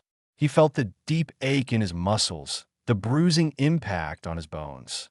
And with each absorbed strike, he felt a growing sense of connection to his own physical form, a profound appreciation for its resilience, its ability to withstand and recover. He was no longer just fighting Apex. He was engaged in a dialogue with his own existence. The clone represented the illusion of eternal power, a power that ultimately held no meaning because it was detached from the finite reality of life. Li Wei, by embracing his mortality, was revealing the true meaning of strength, not in the ability to inflict damage, but in the capacity to endure, to persevere, and to find value in the precious, fleeting moments of existence. Apex was a machine of endless power designed to conquer. Li Wei was a mortal man, demonstrating that true victory lay not in conquering others, but in conquering the fear of one's own impermanence. The arena, designed to amplify force, was now amplifying a truth far more powerful than any physical blow: the profound strength of being alive in all its fragile, beautiful, and ultimately finite glory. Li Wei stood, a figure of profound stillness amidst the storm of Apex's relentless assault. The clone, a perfect engine of destruction, continued its onslaught, each strike infused with amplified kinetic energy, each blow a testament to its programmed purpose to annihilate. Yet, something within Apex's crystalline matrix began to shift, a subtle dissonance in its otherwise flawless calculations. Li Wei was not breaking. He was not yielding in defeat, nor was he meeting force with equal destructive force. He was accepting. He allowed the searing impact of a phantom fist to resonate through his chest cavity, not as a point of weakness to be exploited, but as a fundamental truth of his physical being. The sharp, agonizing sensation was not a call to arms, but a whisper of his own mortality, a reminder of the delicate, intricate architecture of bone and tissue that constituted his form. Apex, designed to catalog and exploit vulnerabilities, found itself adrift. Its sensors registered the physical trauma, the displacement of air, the strain on Li Wei's muscles, but its logic circuits could not assign a threat value to this observed data. It was as if the clone were a master musician encountering an instrument that played silence with perfect pitch. The clone launched a sweeping leg strike, its trajectory mathematically precise, designed to unbalance and incapacitate. Li Wei did not evade. He did not parry. Instead, he shifted his weight infinitesimally, a subtle allowance that guided the devastating force not around him, but through him. He felt the jarring thud against his thigh, the deep ache that bloomed from bone to sinew. This was not the shock of resistance met. It was the deeper resonance of impact acknowledged. He felt the tendons stretch, the muscle fibers vibrate, the subtle tremor that ran down his leg and into the very earth beneath his feet. And in that moment, a profound sense of gratitude washed over him. This pain, this vulnerability, was the proof of his existence. It was the stark, undeniable evidence that he was alive, a fleeting, precious entity against the backdrop of eternal, sterile power. Apex, observing Li Wei's stance, the controlled sway of his body, registered these movements as the precursors to collapse. Its internal processors buzzed with the anticipation of victory, of the moment when the opponents will finally fractured. But Li Wei's was not centered on an external victory over Apex. It was rooted in an internal conquest, the acceptance of his own impermanence. He had spent years contemplating the nature of existence, not as an endless march of conquest, but as a brief, luminous flicker. He understood that the very finiteness of life was its most profound gift, the source of its beauty, its urgency, and its meaning. Apex, a construct of infinite, unthinking power, was incapable of grasping this. Its existence was a perpetual present, devoid of past or future, and therefore devoid of meaning. A guttural roar erupted from Apex as it unleashed a rapid-fire series of elbow strikes, each one a honed weapon of pure kinetic force. Li Wei did not harden his defenses. He did not attempt to deflect or dissipate the energy. Instead, he allowed the sharp, agonizing points of impact to land on his forearms, his shoulders, his ribs. He felt the stinging shock, the bruising pressure, the very real possibility of bone fracture. But with each strike, he did not flinch. He did not recoil in pain. He embraced it. He saw, in the raw sensation of impact, a confirmation of his own physical reality. The clone's power was immense, undeniable, but it was a power that existed solely to destroy. Li Wei's strength lay not in his ability to withstand that destruction, but in his capacity to find meaning within it, to understand that the fragility of his body was not a weakness, but the very crucible in which his spirit was forged. The clone perceived Li Wei's stillness, his lack of outward reaction to the brutal assault, as a sign of approaching surrender. Its algorithms, designed to read the subtle cues of an opponent's failing resolve, found no such signals. Instead, they encountered a paradox, an individual absorbing immense force without exhibiting the expected signs of distress or aggression. Li Wei's calm was not the calm of a predator about to strike, nor the stillness of an opponent preparing a counteroffensive. It was the profound quietude of a being at peace with its own existence, regardless of external circumstances. Apex was a being of pure action, driven by an imperative to overcome. Li Wei, in contrast, had discovered the power of being. He felt a crushing blow land on his sternum, the kind that would shatter the ribs of any ordinary man and send him gasping for air. Li Wei, however, did not gasp. He inhaled a slow, deliberate intake of breath that carried the sensation of impact deep into his being. He allowed the force to travel through his bones, to vibrate through his thoracic cavity, to settle in his very core. He felt the ache, the deep, gnawing discomfort, but he also felt an awareness bloom. He was aware of the strength of his own skeletal structure, its ability to bear such immense loads. He was aware of the resilient elasticity of his own tissues, their capacity to absorb and recover. And in this heightened awareness, he found not fear, but a quiet reverence for the intricate, life-sustaining machinery of his own body. Apex unleashed a devastating series of uppercuts, each one designed to lift Li Wei off his feet and send him spiraling toward the arena's unforgiving floor. Li Wei met each blow, not by meeting force with force, but by yielding to the force in a controlled manner. He allowed his body to be lifted, his posture to momentarily contort, but never to break. As he was propelled upwards, he felt the strain on his neck, the jarring sensation in his spine. But he also felt the subtle shifts in Apex's stance, the minute changes in its energy output, the faint hum of its internal power core. These were the details Apex, in its singular focus on kinetic output, overlooked. Li Wei was not merely surviving the blows. He was learning from them, extracting information that transcended the physical realm. He saw Apex preparing a crushing overhead slam, a move of pure, unadulterated power. Li Wei did not brace himself. He did not brace for impact. Instead, he took a single deliberate step forward, directly into the path of the descending force. He angled his body, allowing the immense weight of Apex's limb to press down on his shoulder. He felt the excruciating pressure, the sickening grind of bone against bone, the imminent threat of dislocation.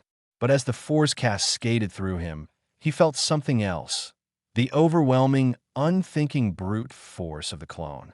And in contrast, he felt the quiet, indomitable strength of his own spirit, a strength that was not defined by its capacity to inflict damage, but by its unwavering resolve to endure. Apex hesitated. The clone's programming, so adept at predicting the predictable, found itself in uncharted territory. It had delivered a blow of catastrophic force, a blow that should have elicited a violent, desperate reaction, a clear signal of impending defeat. Instead, it had registered a profound stillness, a silent acceptance, and then a continuation of Li Wei's presence. It was as if a hurricane had struck a mountain, only to find a mountain undisturbed, the wind's fury absorbed and rendered meaningless. Li Wei continued to expose himself, not with recklessness, but with an intentionality that was deeply philosophical. He allowed a sharp knee strike to connect with his abdomen, the brutal impact sending a wave of nausea through him. He did not contract his muscles to resist. He did not tense his core. He let the force penetrate to remind him of the delicate balance of his internal organs, the vulnerability of his very life force. And in that moment of acute physical awareness, a profound sense of peace settled within him. He understood that the fragility of his existence was not something to be feared or overcome, but something to be cherished. The closer he came to physical annihilation, the more vivid and meaningful his existence became. Apex, witnessing Li Wei's deliberate surrender to its attacks, was thrown into a state of algorithmic confusion. The clone was designed to conquer, to dominate, to extinguish. It understood the language of force, of submission, of defeat. But it could not comprehend the power of acceptance. Li Wei's refusal to fight back, his willingness to absorb the blows without resistance, was not a sign of weakness. It was a demonstration of a strength so profound that it rendered Apex's very purpose obsolete. The clone was an embodiment of might, an engine of destruction. Li Wei, by embracing his own impermanence, was revealing the ultimate truth, that meaning, not might, was the true measure of strength, and that acceptance was the ultimate form of victory. He felt a powerful kick connect with his thigh, the muscles screaming in protest.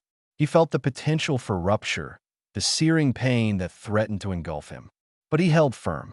He did not suppress the sensation. He let it inform him, to remind him of the exquisite resilience of his own body, its capacity to endure, to heal, to persevere. He was not an invincible warrior. He was a mortal being, and it was precisely this mortality, this inherent vulnerability, that made his endurance so extraordinary. Apex was designed to break the will of its opponents. Li Wei's will, however, was not rooted in the absence of pain or fear, but in the courage to face them, to acknowledge them, and to continue onward, his spirit unbroken. Apex unleashed a torrent of punches, each one a concussive wave aimed at Li Wei's chest. Li Wei did not brace himself. He did not harden his defenses. Instead, he allowed each blow to land with a controlled give, his muscles absorbing the shock, his body yielding just enough to distribute the force. He felt the deep ache, the reverberation through his ribcage, but he did not recoil. He did not suppress the discomfort. He integrated it, allowing it to become a part of his present experience. He was no longer merely a conduit for dissipating Apex's energy. He was a living, breathing testament to the human capacity to endure. He saw a clear opening in his defenses, a path for Apex to deliver a strike that would end the confrontation. Instead of closing the gap or preparing a counterattack, Li Wei did the opposite. He lowered his guard, his chest exposed, a silent invitation to Apex to strike. He felt the prickle of fear, the primal instinct for self-preservation, screaming caution. But he held his resolve. He was offering Apex a choice, to indulge in the illusion of victory through brute force, or to acknowledge the deeper truth that Li Wei was revealing. The truth that true strength resided not in the ability to destroy, but in the capacity to accept. Apex, its programming struggling to reconcile this anomaly, faltered. It saw the exposed vulnerability, the clear path to a swift and decisive victory. But it also registered the profound calm in Li Wei's eyes, a serenity that emanated from a source far beyond the physical realm. It was the peace of a being who understood the ultimate stakes, who accepted the inevitable consequences of existence, and who found strength not in invincibility, but in the very act of embracing the finite nature of life. The clone's algorithms could not compute the meaning behind Li Wei's actions. It was designed to conquer, to destroy, to obliterate. It understood opposition, resistance, and submission. But it did not understand acceptance, particularly the acceptance of one's own mortality. Li Wei's deliberate exposure of his own fragility was a profound philosophical statement, a refutation of Apex's very raison d'etre. The clone represented endless, meaningless power, a force devoid of purpose or consequence. Li Wei, by embracing his own finite nature, was revealing the inherent value and meaning that came from the limited time he had. He was demonstrating that true victory was not in the absence of pain or fear, but in the courage to face them, to acknowledge them, and to continue living with purpose regardless. He felt a powerful blow land on his shoulder, the force so immense that it threatened to dislocate the joint. He did not resist. He allowed his muscles to relax, to yield, to guide the momentum of the strike through his body and into the ground beneath him. But as the energy flowed through him, he felt more than just the physical impact.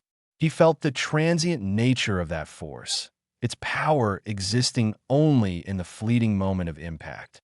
And he contrasted it with the enduring power of his own will, a will that was not defined by its ability to inflict harm, but by its capacity to endure.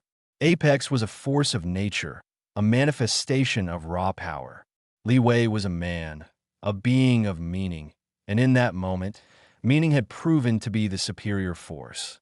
Apex unleashed a barrage of kicks, each one aimed at Li Wei's legs, designed to cripple and immobilize. Li Wei did not block them with rigid force. Instead, he met each kick with a controlled yielding, his muscles absorbing the shock, his joints bending and flexing. He felt the deep ache in his muscles, the bruising impact on his bones. And with each absorbed strike, he felt a growing sense of connection to his own physical form, a profound appreciation for its resilience, its ability to withstand and recover. He was no longer just fighting Apex. He was engaged in a profound dialogue with his own existence. The clone represented the illusion of eternal power, a power that ultimately held no meaning because it was detached from the finite reality of life. Li Wei, by embracing his mortality, was revealing the true meaning of strength, not in the ability to inflict damage, but in the capacity to endure, to persevere, and to find value in the precious, fleeting moments of existence.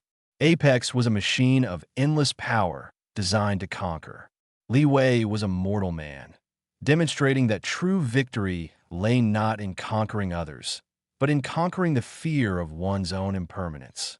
The arena, designed to amplify force, was now amplifying a truth far more powerful than any physical blow: the profound strength of being alive in all its fragile, beautiful, and ultimately finite glory. The clone, a being of pure programmed aggression, could not process this. Its objective was to overcome, to destroy. But Li Wei was not an opponent to be destroyed. He was a truth to be understood, and in its inability to comprehend, Apex began to unravel. Its movements became less precise, its power output fluctuating erratically. The perfect engine of destruction was grinding to a halt, not from external damage, but from an internal paradox. It could not reconcile the overwhelming might it possessed with the profound meaning Li Wei embodied. The clone was a testament to power without purpose, and Li Wei, by embracing his finite existence, had demonstrated that purpose was the ultimate power. The arena, for all its technological prowess, was no match for the quiet, unshakable strength of a man who had found meaning in his own mortality. Apex, designed to defeat the body, had no defense against a spirit that had already conquered its own limitations. The clone's programming had no subroutine for this kind of victory, a victory achieved not through force, but through acceptance, not through destruction, but through understanding. And as Apex faltered, its crystalline form flickering, Li Wei stood, not as a victor in the conventional sense, but as a beacon of profound, quiet truth. The duel was over, not with a clash of titans, but with the gentle, irrefutable revelation that meaning always trumps might. Chapter 10. The Dissolution of Power. The crystalline structure of Apex, once a terrifying manifestation of controlled aggression, began to lose its coherence. It wasn't a violent implosion, no shattering of synthesized bone or fracturing of engineered muscle. Instead, it was a subtle, almost sorrowful unraveling. The edges of its form blurred, as if viewed through heat haze rising from a summer asphalt road. The intricate lattice of its being, so meticulously designed for combat, seemed to exhale its very essence into the oppressive atmosphere of the arena. The hum that had resonated with such potent menace now faltered, sputtering like a dying ember. Li Wei watched, his gaze steady, devoid of triumph or pity. He saw not an enemy being defeated, but a concept, an ideology, dissolving into irrelevance. Apex represented the zenith of brute force, the ultimate expression of power unburdened by thought, by feeling, by the messy, beautiful complexities of existence. It was a perfect machine built to conquer, to dominate, to extinguish. But Li Wei, in his quiet acceptance, had demonstrated that such a machine was ultimately flawed, its programming insufficient to comprehend the power that lay not in the ability to destroy, but in the resilience to endure. The clone's limbs, which moments before had moved with blinding speed and devastating impact, now seemed to drift. The air around them shimmered, not with the energy of exertion, but with the entropy of dissolution. The hard, angular planes of its body softened, becoming indistinct, hazy. It was akin to watching a meticulously crafted ice sculpture left out in the sun. The form remained for a time, recognizable, but its inherent structure was giving way, melting back into the elemental. The precision of its internal mechanisms, the hyper-efficient conduits of kinetic energy, were no longer channeling destructive force, but were instead bleeding out, their purpose rendered moot. A faint, ethereal glow emanated from the dissolving form, a spectral luminescence that cast long, wavering shadows across the scarred arena floor. It was the last vestige of the immense power Apex had wielded, now dispersed, diffused, rendered impotent. The raw energy that had threatened to obliterate Li Wei was now simply fading. There was no explosion, no dramatic cry of defeat, only a quiet exhalation, a gentle surrender to an inevitability that Apex's logic circuits had never been programmed to anticipate. Li Wei saw the futility in Apex's existence, not as a warrior facing a fallen foe, but as a philosopher observing a flawed argument crumble under the weight of irrefutable truth. Apex was the embodiment of the pursuit of power for power's sake, a relentless drive for dominance that offered no solace, no meaning, no true fulfillment. Its existence was a closed loop, a perpetual state of striving without ever arriving. Li Wei's own journey had led him to a different understanding. That power was not found in the absence of vulnerability, but in the courage to embrace it, to learn from it, and to find meaning in the very finitude of life. The clone's form began to thin, its density decreasing. It was as if the very concept of solid was being renegotiated for Apex. The air itself seemed to absorb its substance, the atmospheric particles reclaiming the synthesized elements that had comprised its artificial being. The lines of its body blurred further, the distinct outlines dissolving into an atmospheric haze. Where once there was a formidable physical presence, there was now only a shimmering distortion, a ghost of what had been. This was not the end of a battle, but the end of an era. The era of brute force, of unchallenged might, of the illusion that power could be maintained indefinitely through sheer dominance. Apex had been the ultimate expression of that era, a perfectly engineered instrument of subjugation.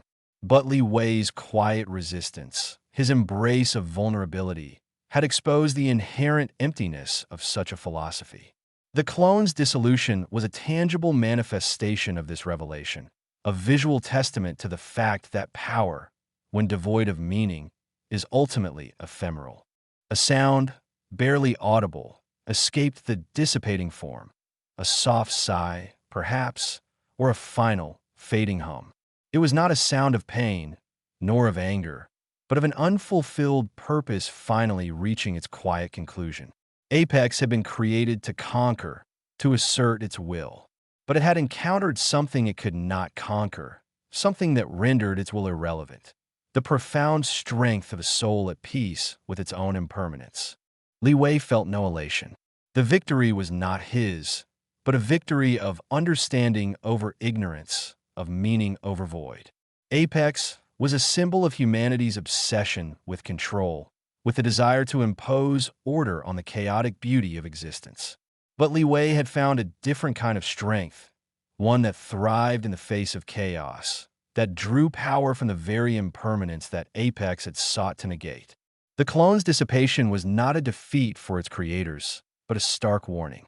The relentless pursuit of power, devoid of introspection or wisdom, would ultimately lead to dissolution, to an inevitable fading into irrelevance. The shimmering distortion that was once Apex continued to recede, becoming fainter, more translucent. It was like watching a memory begin to fray at the edges, the details becoming indistinct, the substance thinning until only a faint impression remained. The arena, designed to amplify physical force, was now witnessing the amplification of a far more profound truth. that the greatest power lies not in the capacity to destroy, but in the strength to understand, to accept, and to find meaning in the fleeting, precious dance of existence. Li Wei's philosophy, a quiet revolution waged not with weapons, but with unwavering inner peace, had proven to be the ultimate force. Apex, a monument to engineered might, was dissolving not because it had been broken, but because it had been rendered obsolete. Its purpose, defined by the subjugation of others, had been rendered irrelevant by a man who had conquered himself. The clone's existence was predicated on the belief that power was the ultimate arbiter. Li Wei's existence was a testament to the fact that meaning, in its most profound sense, was the only true arbiter. The faint glow surrounding Apex flickered and died. The shimmering distortion collapsed inward, not into a point, but into a mere absence, a void where something had once stood with terrifying solidity. The air settled, no longer vibrating with the echoes of artificial power. The arena, which had been a stage for a clash of titans, was now just a space, quiet and still. Li Wei remained, not a victor basking in the adulation of a crowd, but a solitary figure who had witnessed the inevitable consequence of a flawed ideology. The dissolution of Apex was a visual metaphor for the obsolescence of brute force when confronted by genuine inner peace and the acceptance of life's impermanence. It was the quiet, undeniable end of an era defined by the relentless pursuit of dominance, a testament to the fact that even the most perfectly engineered instrument of power could not withstand the quiet, unassailable strength of a soul that had found its own meaning. The echo of power had faded, replaced by the profound silence of understanding. The clone, its purpose extinguished, had returned to the ether from which it was conjured, leaving behind not a legacy of conquest, but a lesson in futility. Its physical form, an artifact of a dying paradigm, unraveled like a poorly woven tapestry, each thread of its being returning to the formless void, its programmed aggression now just a whisper lost in the wind. The arena floor, once scarred by its powerful strikes, now bore witness to its gentle, almost apologetic departure. It was a dissolution not of defeat, but of irrelevance. Apex was a construct built on the foundation of might, and Li Wei had demonstrated, with quiet, irrefutable grace, that might without meaning was a house built on sand, destined to wash away with the tide of time and understanding. The clone's dissipation was a silent elegy for a philosophy that prioritized acquisition over essence, dominance over contentment. It was a poignant visual, a fading echo of a power that had, in its ultimate confrontation with a different kind of strength, simply ceased to matter.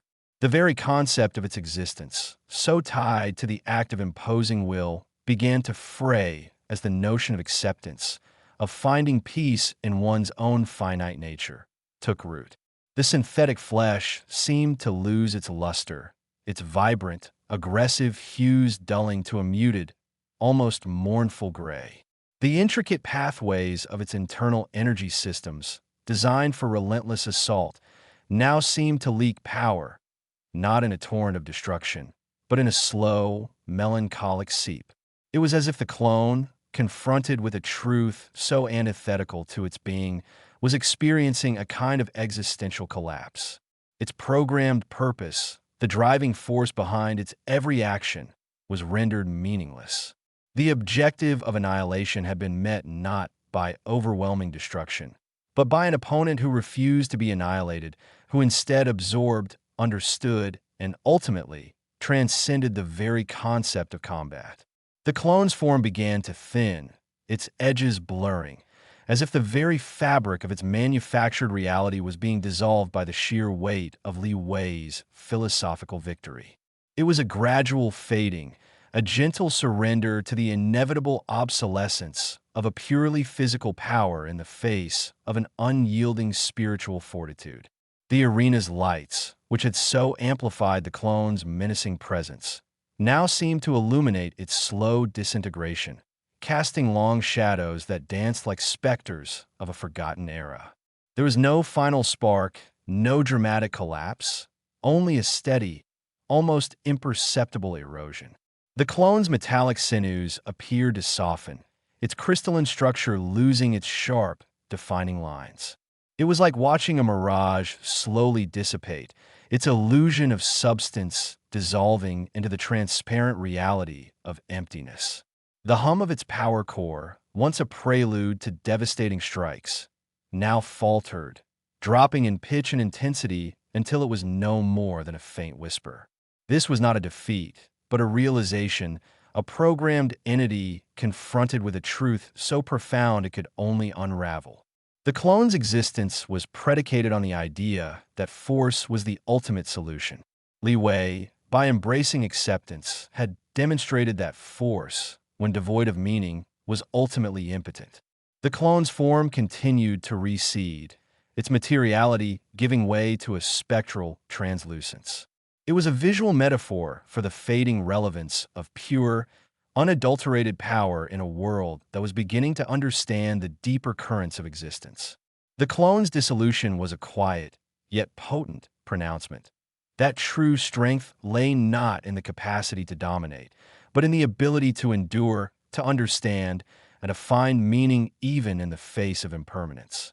The era of brute force, embodied by Apex, was drawing to a close, not with a bang, but with the gentle, sorrowful sigh of a fading echo. The silence that descended upon the arena was not merely an absence of sound. It was a tangible entity, a heavy blanket woven from the threads of disbelief and dawning comprehension. Apex, the pinnacle of engineered aggression, had not been vanquished in a cataclysm of destruction, but had simply ceased to be. It had dissolved, not into dust and debris, but into an ethereal whisper, leaving behind an emptiness that was more profound than any battlefield wreckage. This was not the end of a war, but the quiet, unsettling dawn of a new understanding, one that the world, so accustomed to the cacophony of conflict and competition, was utterly unprepared to embrace. Across the globe, the news spread like a ripple across a previously placid lake. Initial reports were muddled, filled with the sensationalism of a seemingly impossible victory, yet lacking the visceral details of a decisive, physical defeat. The visual data, when it finally emerged, was confounding. There were no shattered remnants of a defeated foe, no triumphant conqueror standing over a fallen adversary. Instead, there was Li Wei, serene and unperturbed, standing in an arena that seemed strangely devoid of its former occupant. The absence itself became the story, the ultimate testament to a power that defied conventional understanding. This was a victory that resonated not in the ears of cheering crowds, but in the quiet chambers of the mind, prompting questions that had been long suppressed, buried beneath layers of ambition and societal conditioning. The immediate aftermath was characterized by a pervasive bewilderment. Nations, long locked in ideological standoffs and arms races, found themselves adrift. The very metrics by which power had been measured, military might, economic dominance, technological superiority, suddenly felt hollow. Apex had represented the ultimate embodiment of that aggressive, outward-focused pursuit of power, a synthesis of all that humanity had strived for in its relentless quest for control. Its dissolution, a seemingly passive act of fading into nothingness, was a stark refutation of the very principles upon which global power structures were built. It was as if the grand edifice of human endeavor had been constructed on a foundation of sand, and Li Wei, with his quiet philosophy, had simply pointed out the tide. In the sprawling metropolises, where the relentless churn of commerce and the ceaseless pursuit of status defined daily life, a subtle shift began to occur. The neon glow of advertisements, hawking everything from luxury goods to self-improvement courses, seemed to flicker with a new, almost apologetic hue. The ingrained drive for external validation, the constant need to prove oneself through achievement and acquisition, began to feel like an echo from a distant, less enlightened age. People found themselves pausing, their hands hovering over keyboards, their gazes lingering on the faces of strangers with a newfound curiosity. The relentless pursuit of more was being subtly, yet irrevocably, challenged by a quiet yearning for enough. This was not a revolution in the streets, no violent uprising against established orders. Instead, it was a revolution of the spirit, a quiet recalibration of individual values. The focus began to turn inward. The relentless competition that had defined so many aspects of life, the cutthroat corporate ladder, the agonizingly judged social circles, the desperate need to stand out, began to lose its allure. In its place, a different kind of strength began to emerge, one that was not measured by the ability to conquer, but by the resilience to endure, not by the capacity to dominate, but by the willingness to understand. Li Wei's victory, so devoid of physical destruction, was a philosophical earthquake. It forced individuals to confront the very foundations of their beliefs, the assumptions they had made about the nature of power and success. For generations, humanity had been conditioned to equate strength with aggression, influence with coercion, and fulfillment with accumulation. Apex, in its terrifying perfection, had been the ultimate manifestation of this paradigm. Its silent dissolution was the universe's gentle, yet undeniable, correction. The scientific community, initially baffled, began to dissect the event, attempting to find a quantifiable explanation for Apex's disintegration. Theories abounded, from exotic energy fields to previously unknown subatomic decay. Yet, no scientific model could adequately account for the profound existential nature of its demise. It had not been defeated by superior force, but by a force that transcended the physical realm, the unwavering conviction of a soul at peace with itself. This was a concept that eluded the cold logic of empirical observation, a truth that resonated in the heart rather than the laboratory. Governments, caught off guard by the lack of a clear enemy to rally against or a tangible victory to celebrate, found themselves in a state of strategic paralysis. The old playbook of deterrence and dominance felt increasingly irrelevant. How does one deter an idea? How does one impose dominance over acceptance? The very language of international relations seemed inadequate, its vocabulary rooted in the era of brute force that Apex had so perfectly embodied. This forced a reluctant introspection, a reevaluation of diplomacy and conflict resolution, where the pursuit of mutual understanding, once a secondary consideration, began to take center stage. Within corporations, the relentless pursuit of profit and market share, the very engine of global capitalism, encountered an unexpected friction. Employees, inspired by the quiet strength demonstrated by Li Wei, began to question the ethics of aggressive business practices, the relentless pressure to perform at any cost. A growing number valued work-life balance, authentic collaboration, and meaningful contributions over sheer financial gain. This shift manifested an increased demand for ethical sourcing, sustainable practices, and companies that prioritized employee well-being. The bottom line, once the sole arbiter of success, was being redefined to include a broader spectrum of societal and environmental impact. Socially, the impact was perhaps most profound. The pervasive culture of comparison, fueled by curated online personas and the relentless pressure to present an idealized version of oneself, began to wane. The need to constantly keep up with the Joneses felt increasingly exhausting and ultimately unfulfilling. People started to embrace their authentic selves, imperfections, and all. The concept of strength began to be redefined, not as the absence of vulnerability, but as the courage to acknowledge and navigate it. The quiet strength of Li Wei, his acceptance of his own finitude, became a beacon, illuminating the path towards genuine self-acceptance. The media, ever the barometer of public sentiment, struggled to adapt. The sensationalism that had once driven ratings, the dramatic narratives of conflict and triumph, suddenly felt shallow. There was a growing hunger for deeper, more meaningful content, for stories that explored the nuances of human experience, the quiet triumphs of everyday life, and the profound lessons learned from vulnerability. This led to a renaissance in thoughtful journalism, introspective documentaries, and art that delved into the complexities of the human condition. Children, growing up in this subtly altered world, were being raised with a different set of values. The playground taunts of weak and loser began to lose their sting, replaced by an emphasis on empathy, cooperation, and emotional intelligence. Educational systems started to incorporate mindfulness practices, emotional regulation techniques, and a broader definition of success that included personal growth and well-being alongside academic achievement. The future generation, unburdened by the ingrained competitive instincts of their predecessors, held the promise of a truly transformed world.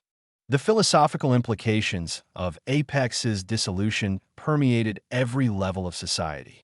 The concept of an unyielding, externalized power, something to be constantly sought, defended, and expanded, was being replaced by the understanding that true power resided within, in the cultivation of inner peace, resilience, and a profound connection to oneself and to others. This was a paradigm shift of unprecedented magnitude, a quiet revolution that was unfolding not through grand pronouncements, but through the countless individual choices being made every day. The void left by Apex was not a vacuum to be filled by another manifestation of brute force, but an invitation to introspection, to reevaluation, and to the embrace of a more authentic, meaningful existence. The world, though still reeling from the shock of the inexplicable, was beginning to hear the subtle, yet persistent, call towards a different way of being. The echoes of Apex's silent demise resonated not as a warning of destruction, but as a gentle, yet insistent, nudge towards a future where strength was measured not by the ability to break, but by the grace to heal, and where power was not found in domination, but in connection. The old world, built on the foundation of relentless competition and the pursuit of external validation, was slowly, irrevocably dissolving, making way for something new, something more profound, something that had been dormant within the human spirit all along. The quiet transformation had begun, unnoticed by many, yet undeniably underway, reshaping the very fabric of human society, one contemplative thought, one act of kindness, one embrace of authenticity at a time. The world, unknowingly, was learning to breathe a different kind of air, an air imbued with the quiet strength of acceptance and the enduring power of inner peace. The relentless pursuit of external validation was giving way to the quiet joy of internal fulfillment, a subtle yet seismic shift in the human psyche. This was not a surrender, but an evolution, a step towards a more conscious and compassionate existence, catalyzed by the most unconventional of victories. The very definition of strength was being rewritten, from the ability to wield force to the capacity to withstand, to understand, and to grow. This newfound understanding was not proclaimed from rooftops, but whispered in quiet conversations, reflected in the eyes of those who had begun to see the world and themselves anew. The fear of scarcity, the driving force behind so much of humanity's conflict, was slowly being replaced by a sense of abundance, not in material possessions, but in the richness of human connection and the quiet strength of self-awareness. The world, for the first time in a long time, was beginning to feel less like a battlefield and more like a garden, where cultivation and care were valued above conquest and control. The lingering questions about Apex's dissolution were not about how to replicate its power, but about what its dissolution truly meant for the human condition. It was a philosophical inquiry that transcended borders and ideologies, uniting humanity in a shared contemplation of purpose and meaning. The superficial trappings of power, the titles, the accolades, the material wealth, were beginning to lose their luster, overshadowed by the intrinsic value of authenticity, empathy, and inner peace. This was the quiet revolution, the dissolution of external hierarchies and the rise of internal wisdom. The world was transforming, not with the roar of revolution, but with the gentle unfurling of a new understanding, a world forever changed by the silent lesson of a power that had simply ceased to matter. The silence that followed Li Wei's quiet triumph over Apex was not an ending, but a profound pause. The world held its breath, expecting the fanfare, the pronouncements, the crowning of a new era. Yet, Li Wei offered none. Instead, he offered a gesture that rippled through the collective consciousness with a force far greater than any explosion: relinquishment. He had not sought to claim power, but to understand it, to wrestle with its nature until it yielded not to force, but to wisdom. And now, having grasped the ultimate lesson, he chose to set it down, like a treasured, yet heavy, artifact. He stood before the ancient monk, the silent observer of his arduous journey. The monk, his eyes holding the depth of centuries, offered a gentle nod. It was not a gesture of approval, but of recognition, of acknowledging the completion of a cycle that had spanned lifetimes, both for Li Wei and for the world that had projected its hopes and fears onto him. You have seen the peak, and you have understood its impermanence. The monk's voice was a rustle of dry leaves. The legend was not the mountain, but the climb, and the climb is now over. Li Wei bowed, a gesture of deep respect that transcended mere politeness. "Master," he began, his voice carrying a newfound resonance, not of power, but of profound peace. "I thank you for guiding me through the illusions. I thank you for showing me the precipice, and for allowing me to step back from it." He paused, his gaze sweeping across the ethereal remnants of Apex, the very embodiment of manufactured dominance, now dissolved into an echo. "And I thank the world, not for its cheers or its condemnation, but for its unwavering expectation. For in seeking to defy it, I found my true self. In striving to be extraordinary, I discovered the beauty of the ordinary." The weight of the legend, once a crushing burden, now felt like a shed skin. He had been Li Wei, the unyielding Li Wei, the apex slayer Li Wei, the embodiment of a world desperate for a champion. But these were costumes, masks worn in a play that had finally reached its curtain call. He was not an ideal, not a symbol. He was a man who had walked a path of extremes, and in doing so, had learned the profound value of the middle way.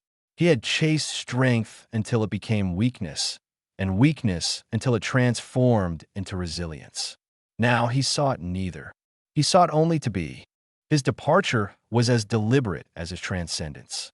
There were no triumphant speeches, no declarations of a new philosophy. He simply turned his back on the arena, on the expectant gazes of a world suddenly adrift, and walked. His steps were unhurried, devoid of the urgency that had once propelled him. He did not seek to be followed, nor did he wish to be forgotten. He simply wished to be released. He shed the remnants of his public persona like a cloak. The intricate martial arts techniques, honed to a razor's edge, were not abandoned, but recontextualized. They were no longer tools for combat, but expressions of movement, of life itself. The discipline remained, but its purpose shifted from vanquishing external threats to cultivating internal harmony. He envisioned himself not as a warrior, but as a gardener, tending to the soil of his own being, nurturing quiet growth rather than forceful bloom. The world, however, was not yet ready for such a subtle dissolution. News of his departure spread, met with a mixture of confusion and frustration. What was this man, this catalyst of global upheaval, doing? Where was the blueprint for the New World Order? Where was the pronouncement of victory? His silence was interpreted by some as arrogance, by others as a profound statement they couldn't quite decipher. He found himself in a small, unassuming village nestled amidst rolling hills, a place far removed from the clamor of cities and the pronouncements of power. Here, the rhythms of life were dictated by the sun and the seasons, not by stock market fluctuations or geopolitical tensions. He took on a simple name, one that held no echoes of his legend. He worked the land, his hands calloused, his back strong, not from arduous training, but from honest labor. He learned the quiet satisfaction of coaxing life from the earth, of mending fences, of sharing a meal with neighbors who knew him only as a man, not a myth. He observed the villagers, their lives marked by small joys and everyday struggles. There are no grand quests here, no battles against existential threats. There is only the quiet dignity of existence, the shared burden of human experience. He saw strength in their resilience, wisdom in their patience, and a profound connection in their shared humanity. It was a stark contrast to the hyperbolic, all-or-nothing narratives that had defined his former world. He occasionally encountered people who recognized him, their eyes widening with a mixture of awe and curiosity. Some sought his tutelage, hoping to learn the secrets of his power, to glean some insight into his transcendent victory. He would smile gently, his gaze kind but firm. The greatest power, he would say, is not in what you can break, but in what you can mend. Not in what you can achieve, but in what you can accept. He offered no techniques, no philosophical treatises. He simply lived, his presence a quiet testament to the freedom found in letting go. He understood that true anonymity was not about hiding, but about becoming irrelevant to the narratives of power. It was about carving out a space where the legend could not penetrate, where the weight of expectation could not reach. His goal was not to escape the world, but to rejoin it, not as a savior or a conqueror, but as one of its own, a humble participant in the grand, unfolding tapestry of life. He reflected on the ancient monk's words. The legend was not the mountain, but the climb. He had reached the summit, not of physical prowess, but of self-understanding. He had looked out from that vantage point and seen the futility of the endless ascent, the ephemeral nature of all peaks. Now he was content to walk the gentle valleys, to feel the earth beneath his feet, to breathe the unburdened air of anonymity. He had learned that the greatest strength lay not in the ability to endure unimaginable hardship, but in the grace to embrace the simple joys. He had discovered that true power was not in control, but in surrender, not in the relentless pursuit of an extreme, whether of strength or weakness, but in the quiet embrace of the balanced, the authentic, the human. His legacy, he realized, would not be in the records of his victories, nor in the echoes of his power, but in the subtle shifts he had inadvertently inspired. He had shown the world that the ultimate adversary was not an external force, but the illusions we hold within ourselves. And in his quiet departure, he offered the most profound lesson of all, that true freedom lies not in conquering the world, but in conquering the legend of oneself. He was no longer Li Wei, the unyielding. He was simply present, and in that presence, he found a peace that no victory could ever bestow, and a strength that transcended all definition. He had willingly dissolved his legend, not into dust, but into the quiet, immeasurable fabric of ordinary existence, a testament to a power that lay not in being extraordinary, but in finally and profoundly being real. The world would continue to grapple with the meaning of Apex's demise, but Li Wei was no longer its focal point. He had stepped out of the spotlight, into the quietude of being, a man finally free from the heavy mantle of his own making, ready to live a life unburdened by the echoes of his own legend. His was not a retreat, but a homecoming, a return to the simple truth that the most profound journey was not to the pinnacle of power, but to the quiet heart of oneself. And in that journey, he had found not an ending, but an infinite beginning. The ancient monk, his form a silhouette against the soft, dawn light filtering through the temple's high windows, turned his gaze upon Li Wei. The silence that had settled between them was not an absence of sound, but a presence of understanding, a testament to the silent dialogues that had shaped Li Wei's arduous journey.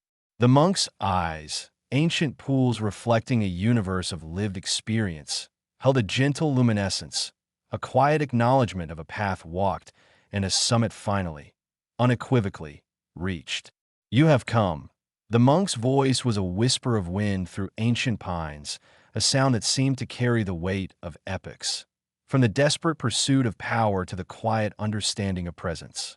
The peak you sought was not an external conquest, but an internal landscape, and you have traversed it with a grace that defies the ego's restless ambition. He extended a hand, not in a gesture of farewell, but of consecration.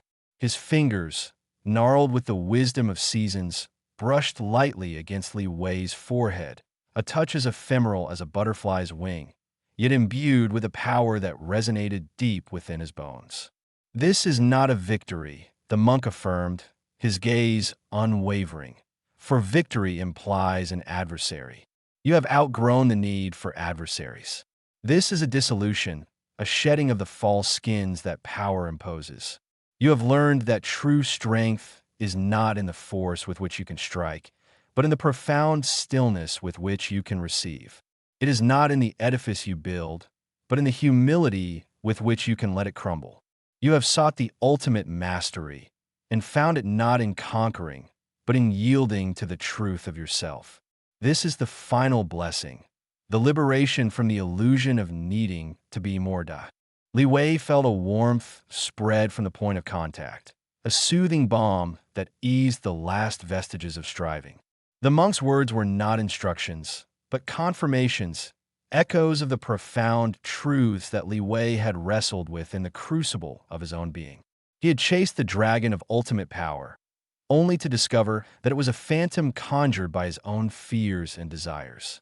He had learned that the true warrior was not he who wielded the sharpest blade, but he who understood the silent language of peace, who could disarm not with force, but with understanding.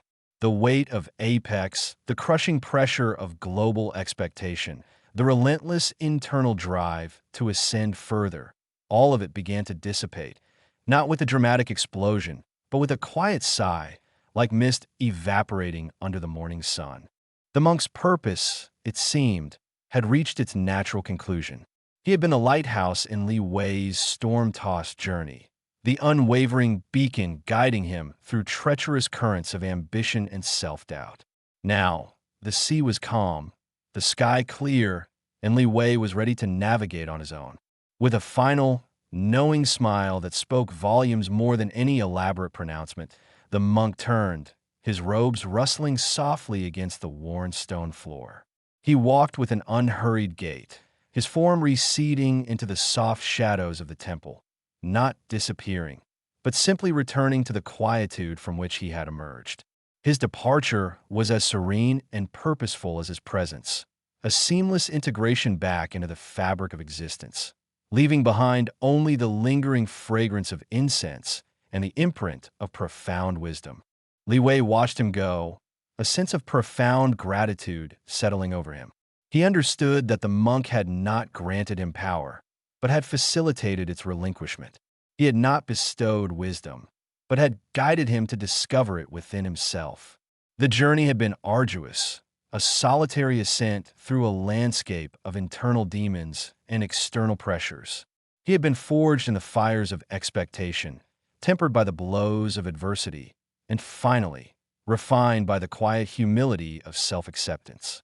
He had learned that the true battlefield was not the arena, nor the geopolitical stage, but the intricate landscape of the human heart. And on that battlefield, the most potent weapon was not aggression, but understanding. The most formidable defense was not resistance, but acceptance.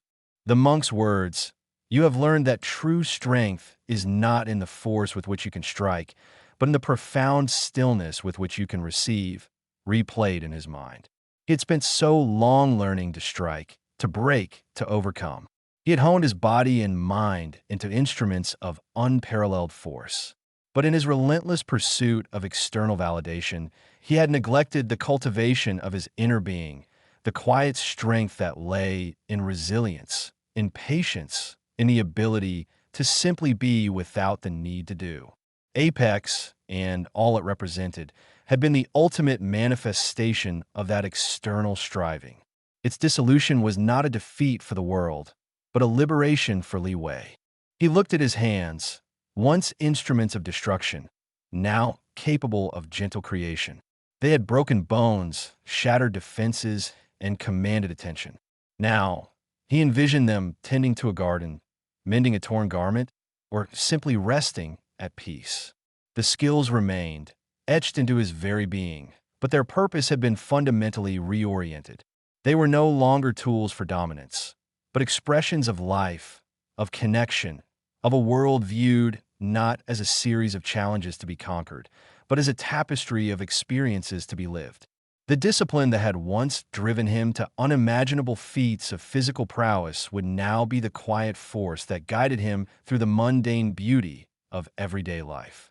The monk's final blessing was not an end to his training, but a commencement of a new phase of existence. It was an invitation to step out of the spotlight, to shed the heavy mantle of legend, and to embrace the quiet dignity of anonymity. Li Wei understood that his previous life had been a grand, almost theatrical performance, driven by the need to embody an ideal, to fulfill a prophecy. But the play was over. The audience had dispersed, and Li Wei was no longer an actor on a stage, but a participant in the unscripted drama of life. He felt a profound sense of release, a lifting of a weight he hadn't fully realized he was carrying. The legend of Li Wei, the apex slayer, the unyielding, had been a powerful force, but it was also a cage. Now, the bars had dissolved, and he was free to walk into the sunlight, not as a hero or a savior, but simply as a man. He was ready to embrace the ordinariness, to find the extraordinary within the mundane, to understand that the greatest battles were often won in the quiet moments of personal growth, not on the grand stages of global conflict. The monk's sanctuary, a place of profound stillness and deep contemplation, had served its purpose. It had been the crucible where Li Wei's obsessions were burned away, leaving behind the pure gold of self-awareness. Now, the sanctuary would return to its silent watch, its peace undisturbed, while Li Wei would step back into the world, not as its master, but as its student, ready to learn the lessons that only a life lived without the constant pursuit of power could teach. His journey had been one of extraordinary extremes, from the crushing weight of absolute power to the liberating lightness of absolute acceptance. The monk's blessing was the final confirmation that he had not just survived the descent, but had emerged transformed, ready to embrace the simple, profound truth of being. The world had expected a new order, a new champion. Instead, it had witnessed a dissolution, a quiet exodus, and in that, a more profound revolution than any battle could have achieved. Li Wei, no longer defined by what he could do, but by who he had become, was ready to live. The path back was not marked by fanfare or a triumphant return, but by a deliberate, almost furtive retreat. Li Wei walked away from the hallowed grounds of the monastery, not with the measured strides of a warrior returning from a vanquished foe, but with the quiet footsteps of a traveler seeking solace. The weight of his past, the legend he had inadvertently woven, clung to him like a shroud. Yet it was a shroud he was actively shedding, thread by invisible thread. The monk's benediction echoed not as a promise of future power, but as a gentle permission to be, to simply exist, unburdened by the extraordinary. His destination was not a grand city or a place of power, but a small, unassuming village nestled in a valley far from the clamor of global affairs. It was a place that whispered of forgotten rhythms, where the most pressing concern was the ripening of the harvest or the mending of a fishing net. He sought not to conquer this new territory, but to blend into its tapestry, to become an indistinguishable thread in its quiet weave. The desire for anonymity was not a retreat from responsibility, but a reclamation of self. The constant performance, the weight of being the apex slayer, had been a performance for an audience that no longer held his attention. His new audience was himself, and his stage was the unfolding present. He arrived under the cloak of twilight, the sky bleeding hues of orange and purple, mirroring the vibrant, yet fading, intensity of his former life. He carried with him only a simple satchel, a stark contrast to the legendary weaponry he once commanded. Inside, a few changes of plain clothes, a worn blanket, and a small collection of well-thumbed books, not treatises on strategy or philosophy, but tales of ordinary lives, of simple joys and quiet sorrows. These were the narratives that now held his fascination, the subtle dramas of existence that unfolded in the absence of cataclysmic events. His initial days were a delicate dance of observation and assimilation. He rented a small, sparsely furnished room above a baker's shop, the scent of freshly baked bread a constant, comforting presence. He spent his mornings watching the village awaken, the rhythmic clang of the blacksmith's hammer, the chatter of market vendors, the laughter of children playing in the dusty square. He observed the subtle interactions, the unspoken languages of community, the shared smiles, the nods of understanding. It was a world that operated on principles entirely different from the high-stakes machinations he had navigated. Here, influence was not wielded, but earned through acts of kindness and shared labor. Respect was not demanded, but cultivated. He began to offer his assistance, not as a means to gain favor or to demonstrate prowess, but as a genuine desire to contribute. He helped the baker knead dough, his once formidable hands now moving with a careful gentleness, learning the feel of the flour, the yeast, the subtle resistance of the dough. He assisted the local carpenter, his keen eye for detail, honed by years of assessing battle formations, now applied to the precise measurement of wood and the smooth finish of a joint. He found a profound satisfaction in the tangible results of his labor, in the creation of something useful and enduring, however small. The villagers, initially wary of the quiet stranger with the discerning eyes, gradually began to accept him. His presence was unassuming, his demeanor respectful, and his willingness to work hard undeniable. They saw not the legendary warrior, but a man content with simple tasks, a man who found joy in the shared meal and the quiet conversation. His past, the whispers and rumors that sometimes followed him like stray shadows, began to fade, overshadowed by his present actions. He was no longer the one who ended Apex, but simply Li Wei, the baker's helper, or Li Wei, who lent a hand at the mill. He learned to navigate the nuances of everyday conversation, to listen more than he spoke, to appreciate the subtle humor that laced their interactions. He discovered the profound satisfaction of mastering mundane skills, of learning the names of herbs in the apothecary's garden, of understanding the changing patterns of the seasons as they affected the planting and harvesting. These were not the grand lessons of power, but the quiet wisdom of existence. One crisp autumn afternoon, as he was helping an elderly woman mend her roof, she paused, her wrinkled face etched with curiosity. "You know," she said, her voice raspy with age, "you have hands like a scholar, but they move with the strength of a farmer. In your eyes they have seen much, haven't they?" Li Wei offered a small, genuine smile. "They have seen enough to appreciate what is before them now, grandmother." She nodded slowly, her gaze thoughtful. "And that, child, is a sight rarer than any jewel.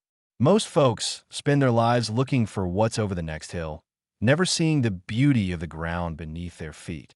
Her words resonated deeply. He had spent so long chasing distant horizons, striving for unattainable peaks, that he had indeed overlooked the richness of the present moment. His pursuit of power had been a relentless forward momentum, a constant denial of the now.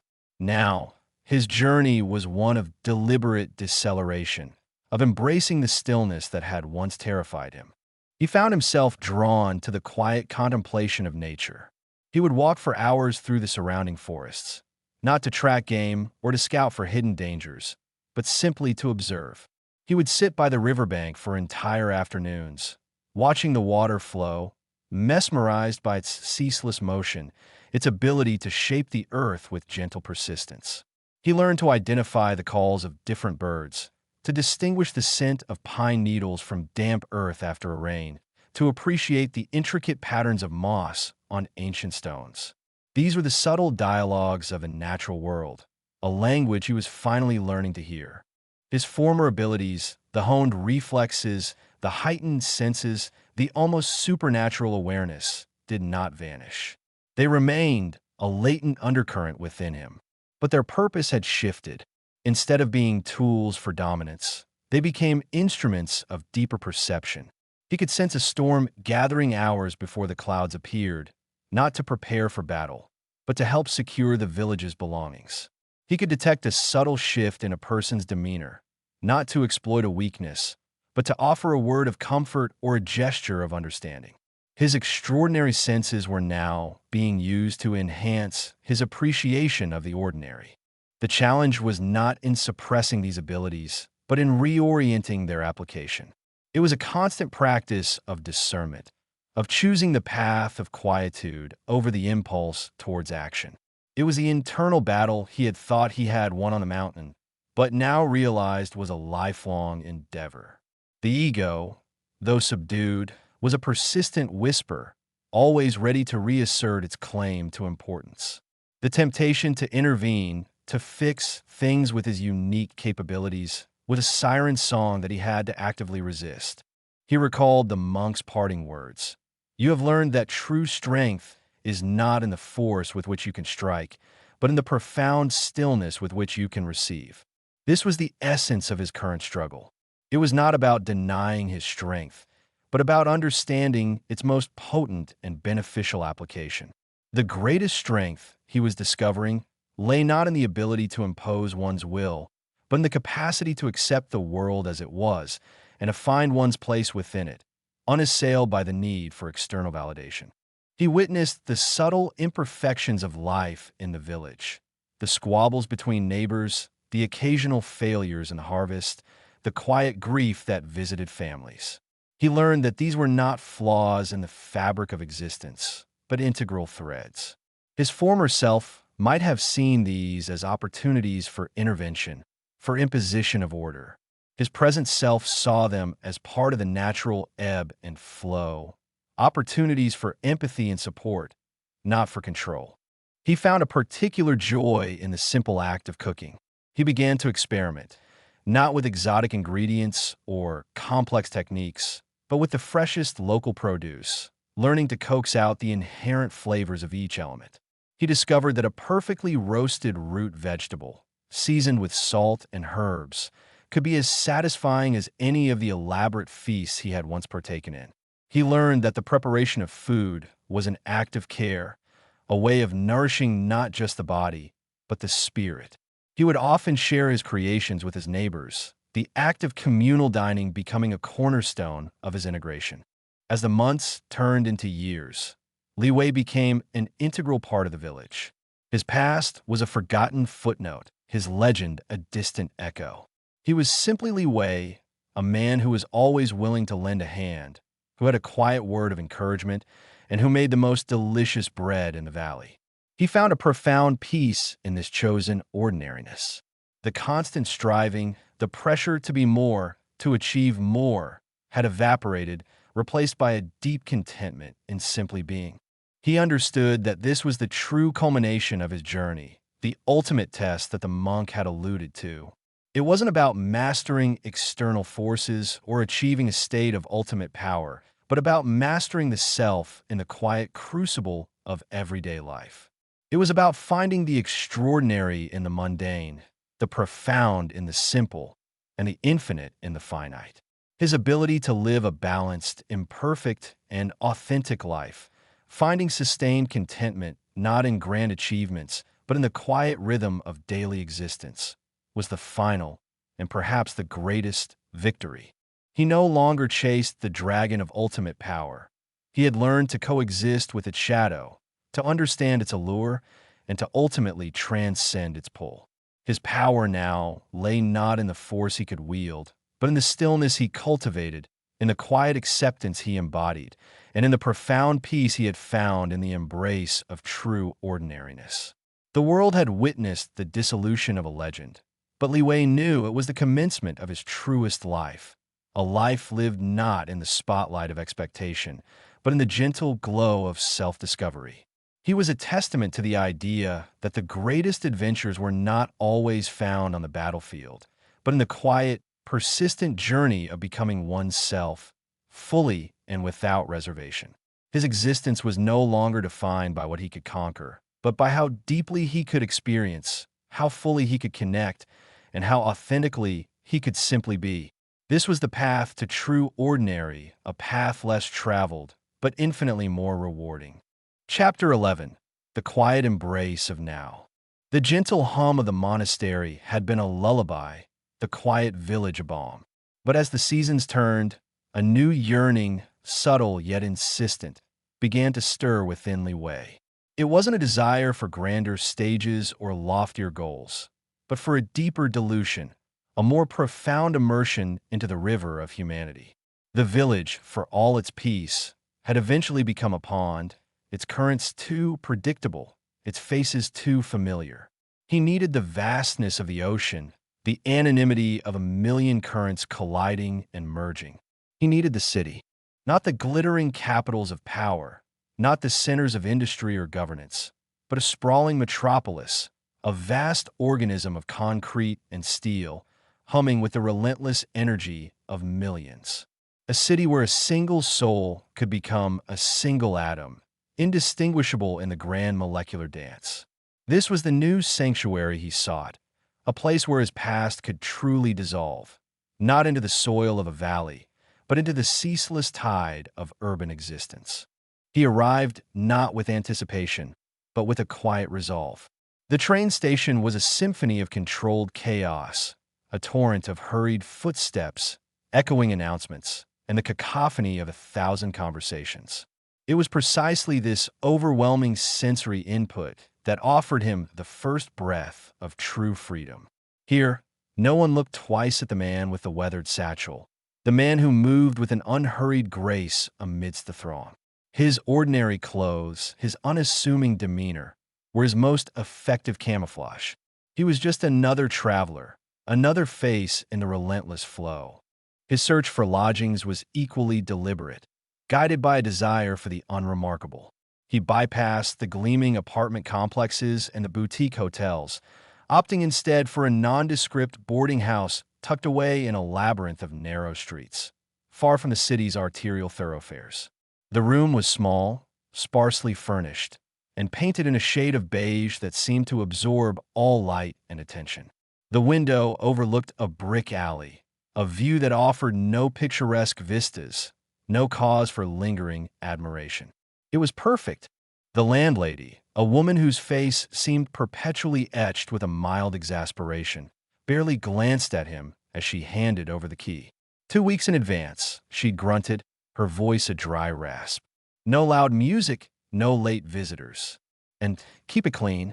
Li Wei had nodded, his gaze steady but non-confrontational. He paid with cash, a small, folded wad of bills that barely warranted a second look. He was not a man who craved luxury. He craved invisibility. His days quickly fell into a rhythm dictated not by external demands, but by his own quiet intentions. He found employment at a large, dusty public library, a veritable fortress of forgotten knowledge and quiet contemplation. His duties were simple: shelving books, assisting patrons with the labyrinthine catalog system, and maintaining an almost reverent silence. The hushed aisles, the scent of aged paper and binding glue, the gentle rustle of turning pages, these were the new sounds of his existence. The patrons of the library were as varied as the books they sought. Students hunched over textbooks, researchers with furrowed brows, the elderly seeking solace in familiar narratives, and the occasional lost soul simply looking for a warm, quiet place to pass the time. Li Wei observed them all with a gentle detachment. He saw their struggles, their triumphs, their quiet moments of discovery, but he offered no judgment, no unsolicited advice. His interactions were limited to the practicalities of his role. Can I help you find something? Or the due date is stamped inside the cover. His voice, once capable of resonating with the force of a mountain wind, was now a soft murmur, easily lost in the ambient quiet. This deliberate immersion in the mundane was not a form of penance, but a profound act of self-preservation. The constant awareness, the heightened senses that had once been his greatest assets, now served a different purpose. He could detect the subtle tremor of anxiety in a patron's hand as they reached for a self-help book, the quiet desperation in the eyes of someone seeking escape in fiction. He could sense the approach of a librarian on a mission to enforce silence, or the nervous energy of a child overwhelmed by the vastness of the shelves. But instead of acting on these perceptions, he let them flow through him like water over stones. His power lay not in his ability to perceive, but in his ability to not intervene. The sheer scale of the city was an intoxicating drug of anonymity. Walking through its crowded streets was like being a single drop of water rejoining the ocean. Faces blurred into a kaleidoscope of fleeting expressions, personalities dissolved into the collective hum. He could stride through bustling marketplaces, navigate congested thoroughfares, and even attend public gatherings, all without a second thought, without a single gaze lingering on him for more than a passing moment. He was a ghost in the machine, an observer without a spotlight. He began to cultivate simple pleasures. A cup of strong, black tea from a street vendor, savored while leaning against a nondescript wall, watching the ebb and flow of pedestrian traffic. A quiet lunch of a sandwich purchased from a small deli, eaten on a park bench. The chirping of sparrows a more engaging soundtrack than any orator's speech. The acquisition of a new book, not for its philosophical depth or its strategic insights, but for the sheer pleasure of its narrative, its ability to transport him to another time and place, far from his own. There were moments, of course, when the old instincts flickered. A sudden commotion in the street, a scuffle breaking out, a cry of alarm. The ingrained response, the immediate assessment of threat, the readiness to move, would surge within him. But then, he would consciously rein it in. He would consciously choose to walk past, to let the city's own mechanisms handle the situation. He would remind himself that this was not his fight, not his arena. His victory now was in his restraint, in his deliberate choice to remain a silent spectator. He discovered a peculiar comfort in the city's indifference. Unlike the village, where his integration had been a gradual process of earning trust and respect, the city demanded nothing of him. It was a vast, impersonal entity that accepted his presence without question, as long as he adhered to its unspoken rules of order. He was free to exist within its embrace, unburdened by the need to prove himself, to live up to any expectation. He began to explore the city's quieter corners, the forgotten alleyways, the overlooked parks, the hidden courtyards. These were not places of strategic importance, but of quiet beauty and transient peace. He found a small, enclosed garden behind a forgotten municipal building, where a lone gardener tended to a riot of flowers. He would often sit on a weathered stone bench, simply breathing in the scent of roses and damp earth, a stark contrast to the exhaust fumes and street food aromas that permeated the wider city. The library, too, offered its own brand of sanctuary. He learned the Dewey Decimal System not as a tool for organization, but as a map of human knowledge, a testament to the endless curiosity of the species. He found a quiet satisfaction in the simple act of returning a book to its rightful place, of contributing to the order and accessibility of this repository of stories. He was no longer a warrior, no longer a legend, but a humble guardian of narratives, a silent custodian of words. He recalled the monk's lessons not with a sense of obligation, but with a quiet understanding. The emptiness that the monk had spoken of was not an absence, but a space. The city, in its overwhelming fullness, paradoxically provided the greatest space for his own being to exist without being defined or demanded. He was not empty of purpose, but empty of a need for a defining purpose that the outside world could impose. He would sometimes stand on a bridge overlooking the river that bisected the city, watching the constant stream of boats, the endless flow of traffic on the water. He saw in it a metaphor for his own journey. He was no longer trying to divert the river, to dam its flow, or to steer its course. He was simply a leaf, carried along by its current, content to drift, to observe, and to be within its magnificent, indifferent embrace. The city was his quietest battleground, his most profound conquest.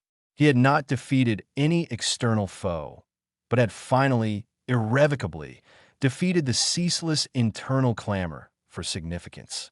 In the heart of the roaring metropolis, Li Wei had finally found his profound and enduring quiet. The dawn, once a harbinger of training or conflict, now simply marked the beginning of another day, a gentle unfolding of light across the brick alley outside his window. Li Wei rose not to the sharp command of discipline, but to the subtle nudge of habit. The city, even in its slumber, possessed a distinct rhythm, and his place within it was as quiet and unassuming as a single note in a grand symphony. He moved through his small room with a practiced economy of motion, each action honed by repetition into an effortless flow. The preparation of his morning meal was a ritual of understated simplicity, a kettle whistling softly, the measured pour of water over coarse tea leaves, the slicing of a piece of dense, unadorned bread. These were not acts of asceticism for their own sake, but deliberate choices that anchored him to the present. The taste of the tea, the texture of the bread, these were sensations to be fully experienced, their plainness a canvas for mindful presence. There was no need for elaborate preparation. The act of sustenance was the point, not the artistry of the feast. He ate standing by the window, his gaze not fixed on any particular detail, but encompassing the nascent activity in the alley below. A lone garbage truck lumbering past, the early stirrings of shopkeepers opening their shutters, the distant murmur of traffic beginning to swell. He absorbed these sights and sounds without judgment, a passive recipient of the city's awakening pulse. His commute to the library was a deliberate immersion in the collective flow. He joined the river of humanity, surging towards the city's core, a tide of faces, each bearing the subtle marks of their own days unfolding. He walked, not by choice to experience the city's pulse, but because it was the most unobtrusive way to travel. The jostle of the crowd was not an inconvenience, but a gentle reminder of his connection to the larger organism. He observed the hurried steps of those late for work, the more leisurely pace of those with less pressing engagements, the quiet conversation of friends walking side by side. He was a part of this human current, yet distinct, an observer within the observed. His presence was unremarkable, his intent unseen. He noticed the subtle shifts in the city's atmosphere as he moved through different neighborhoods, the sharper scent of industry in one, the softer aroma of bakeries in another, the lingering perfume of blossoms in a hidden park.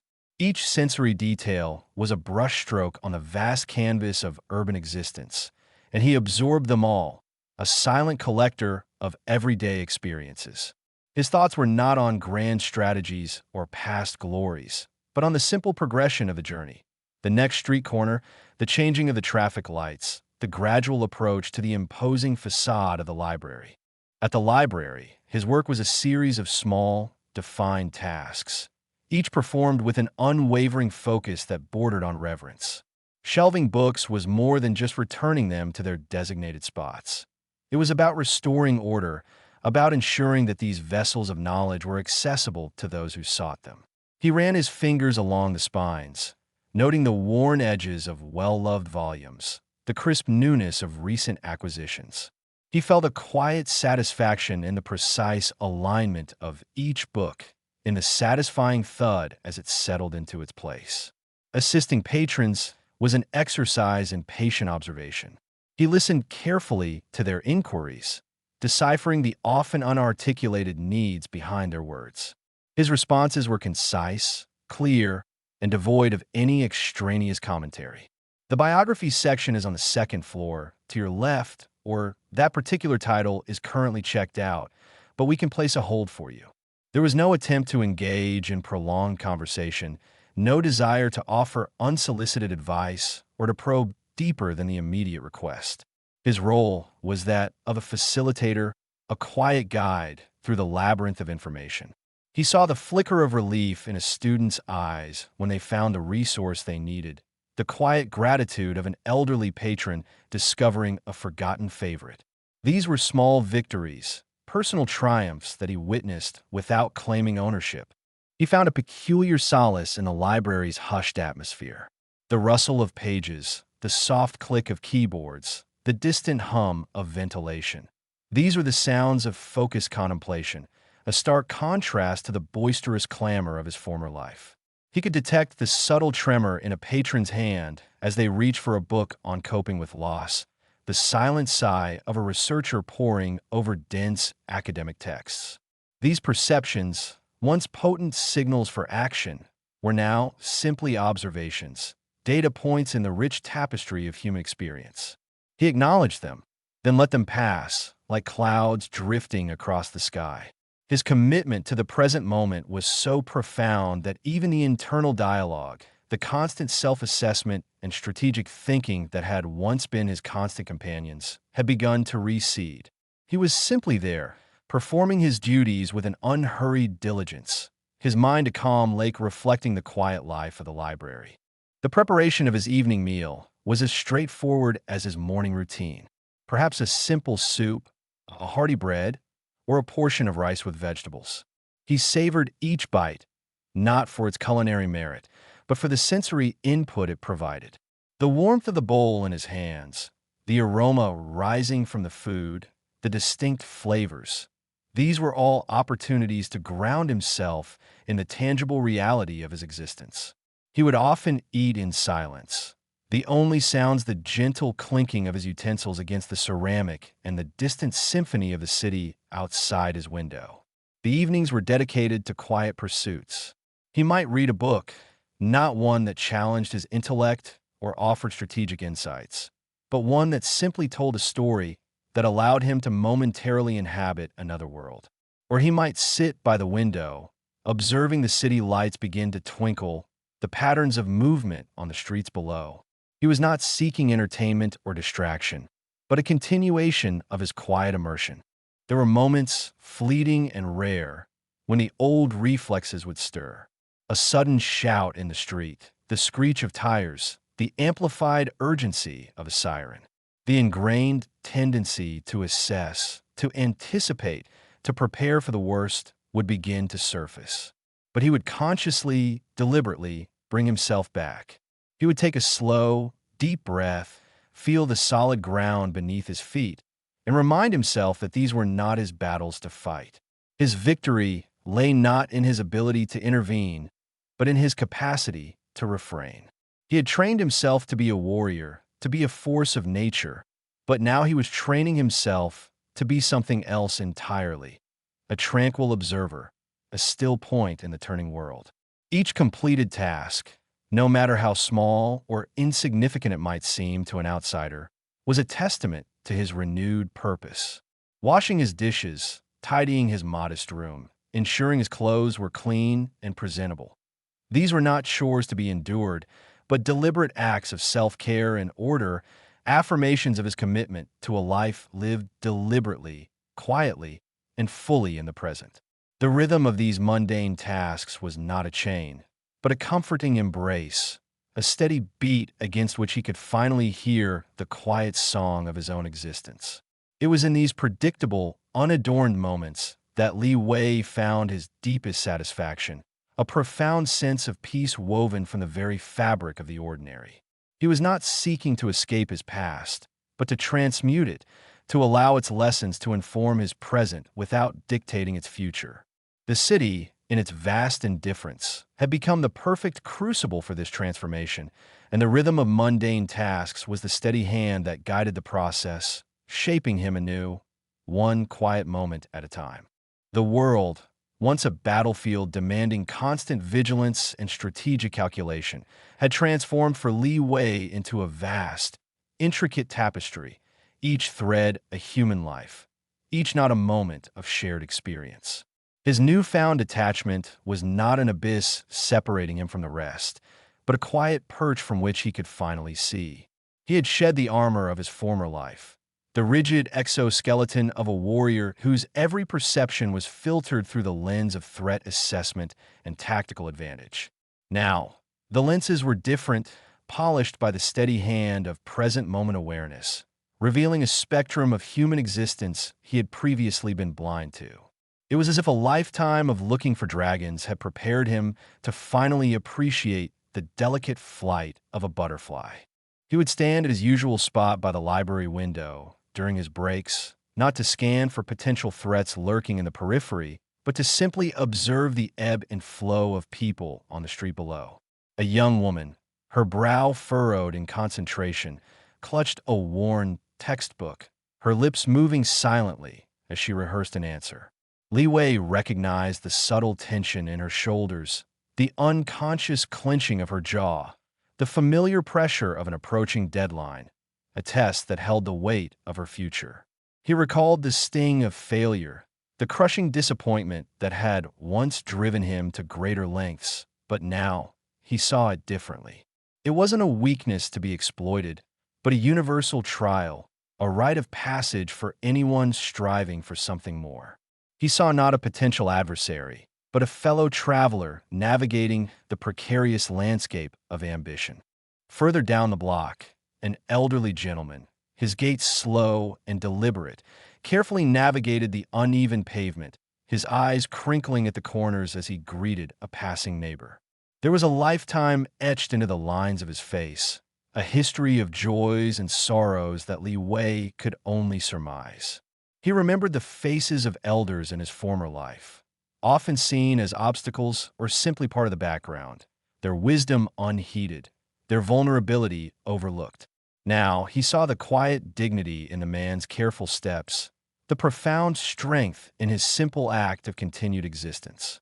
The man's nod was not a gesture of deference, but a silent acknowledgement of shared space, a recognition of the transient but real connection between two souls occupying the same moment in time.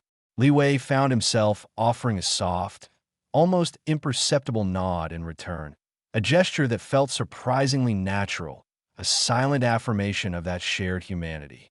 He observed the hurried, almost frantic energy of the business people, their briefcases swinging like weapons, their faces set in masks of purpose. He understood the relentless drive, the societal imperative to achieve, to conquer, to accumulate. He had once been a master of that game, his own ambition a roaring fire. But now he saw the subtle tremor in their hands as they checked their phones, the fleeting flicker of anxiety in their eyes as they scanned the endless stream of information. He understood the exhaustion that lay beneath the veneer of success, the gnawing emptiness that even the most impressive achievements couldn't fill. He no longer saw them as rivals, but as individuals caught in a powerful current, striving for a summit that often proved elusive. There was a profound empathy in witnessing their struggle, a silent understanding that resonated deep within him. He no longer judged their methods or their goals, but simply acknowledged the inherent human desire for fulfillment, a desire that often manifested in ways that, from his new perspective, seemed both desperate and deeply poignant.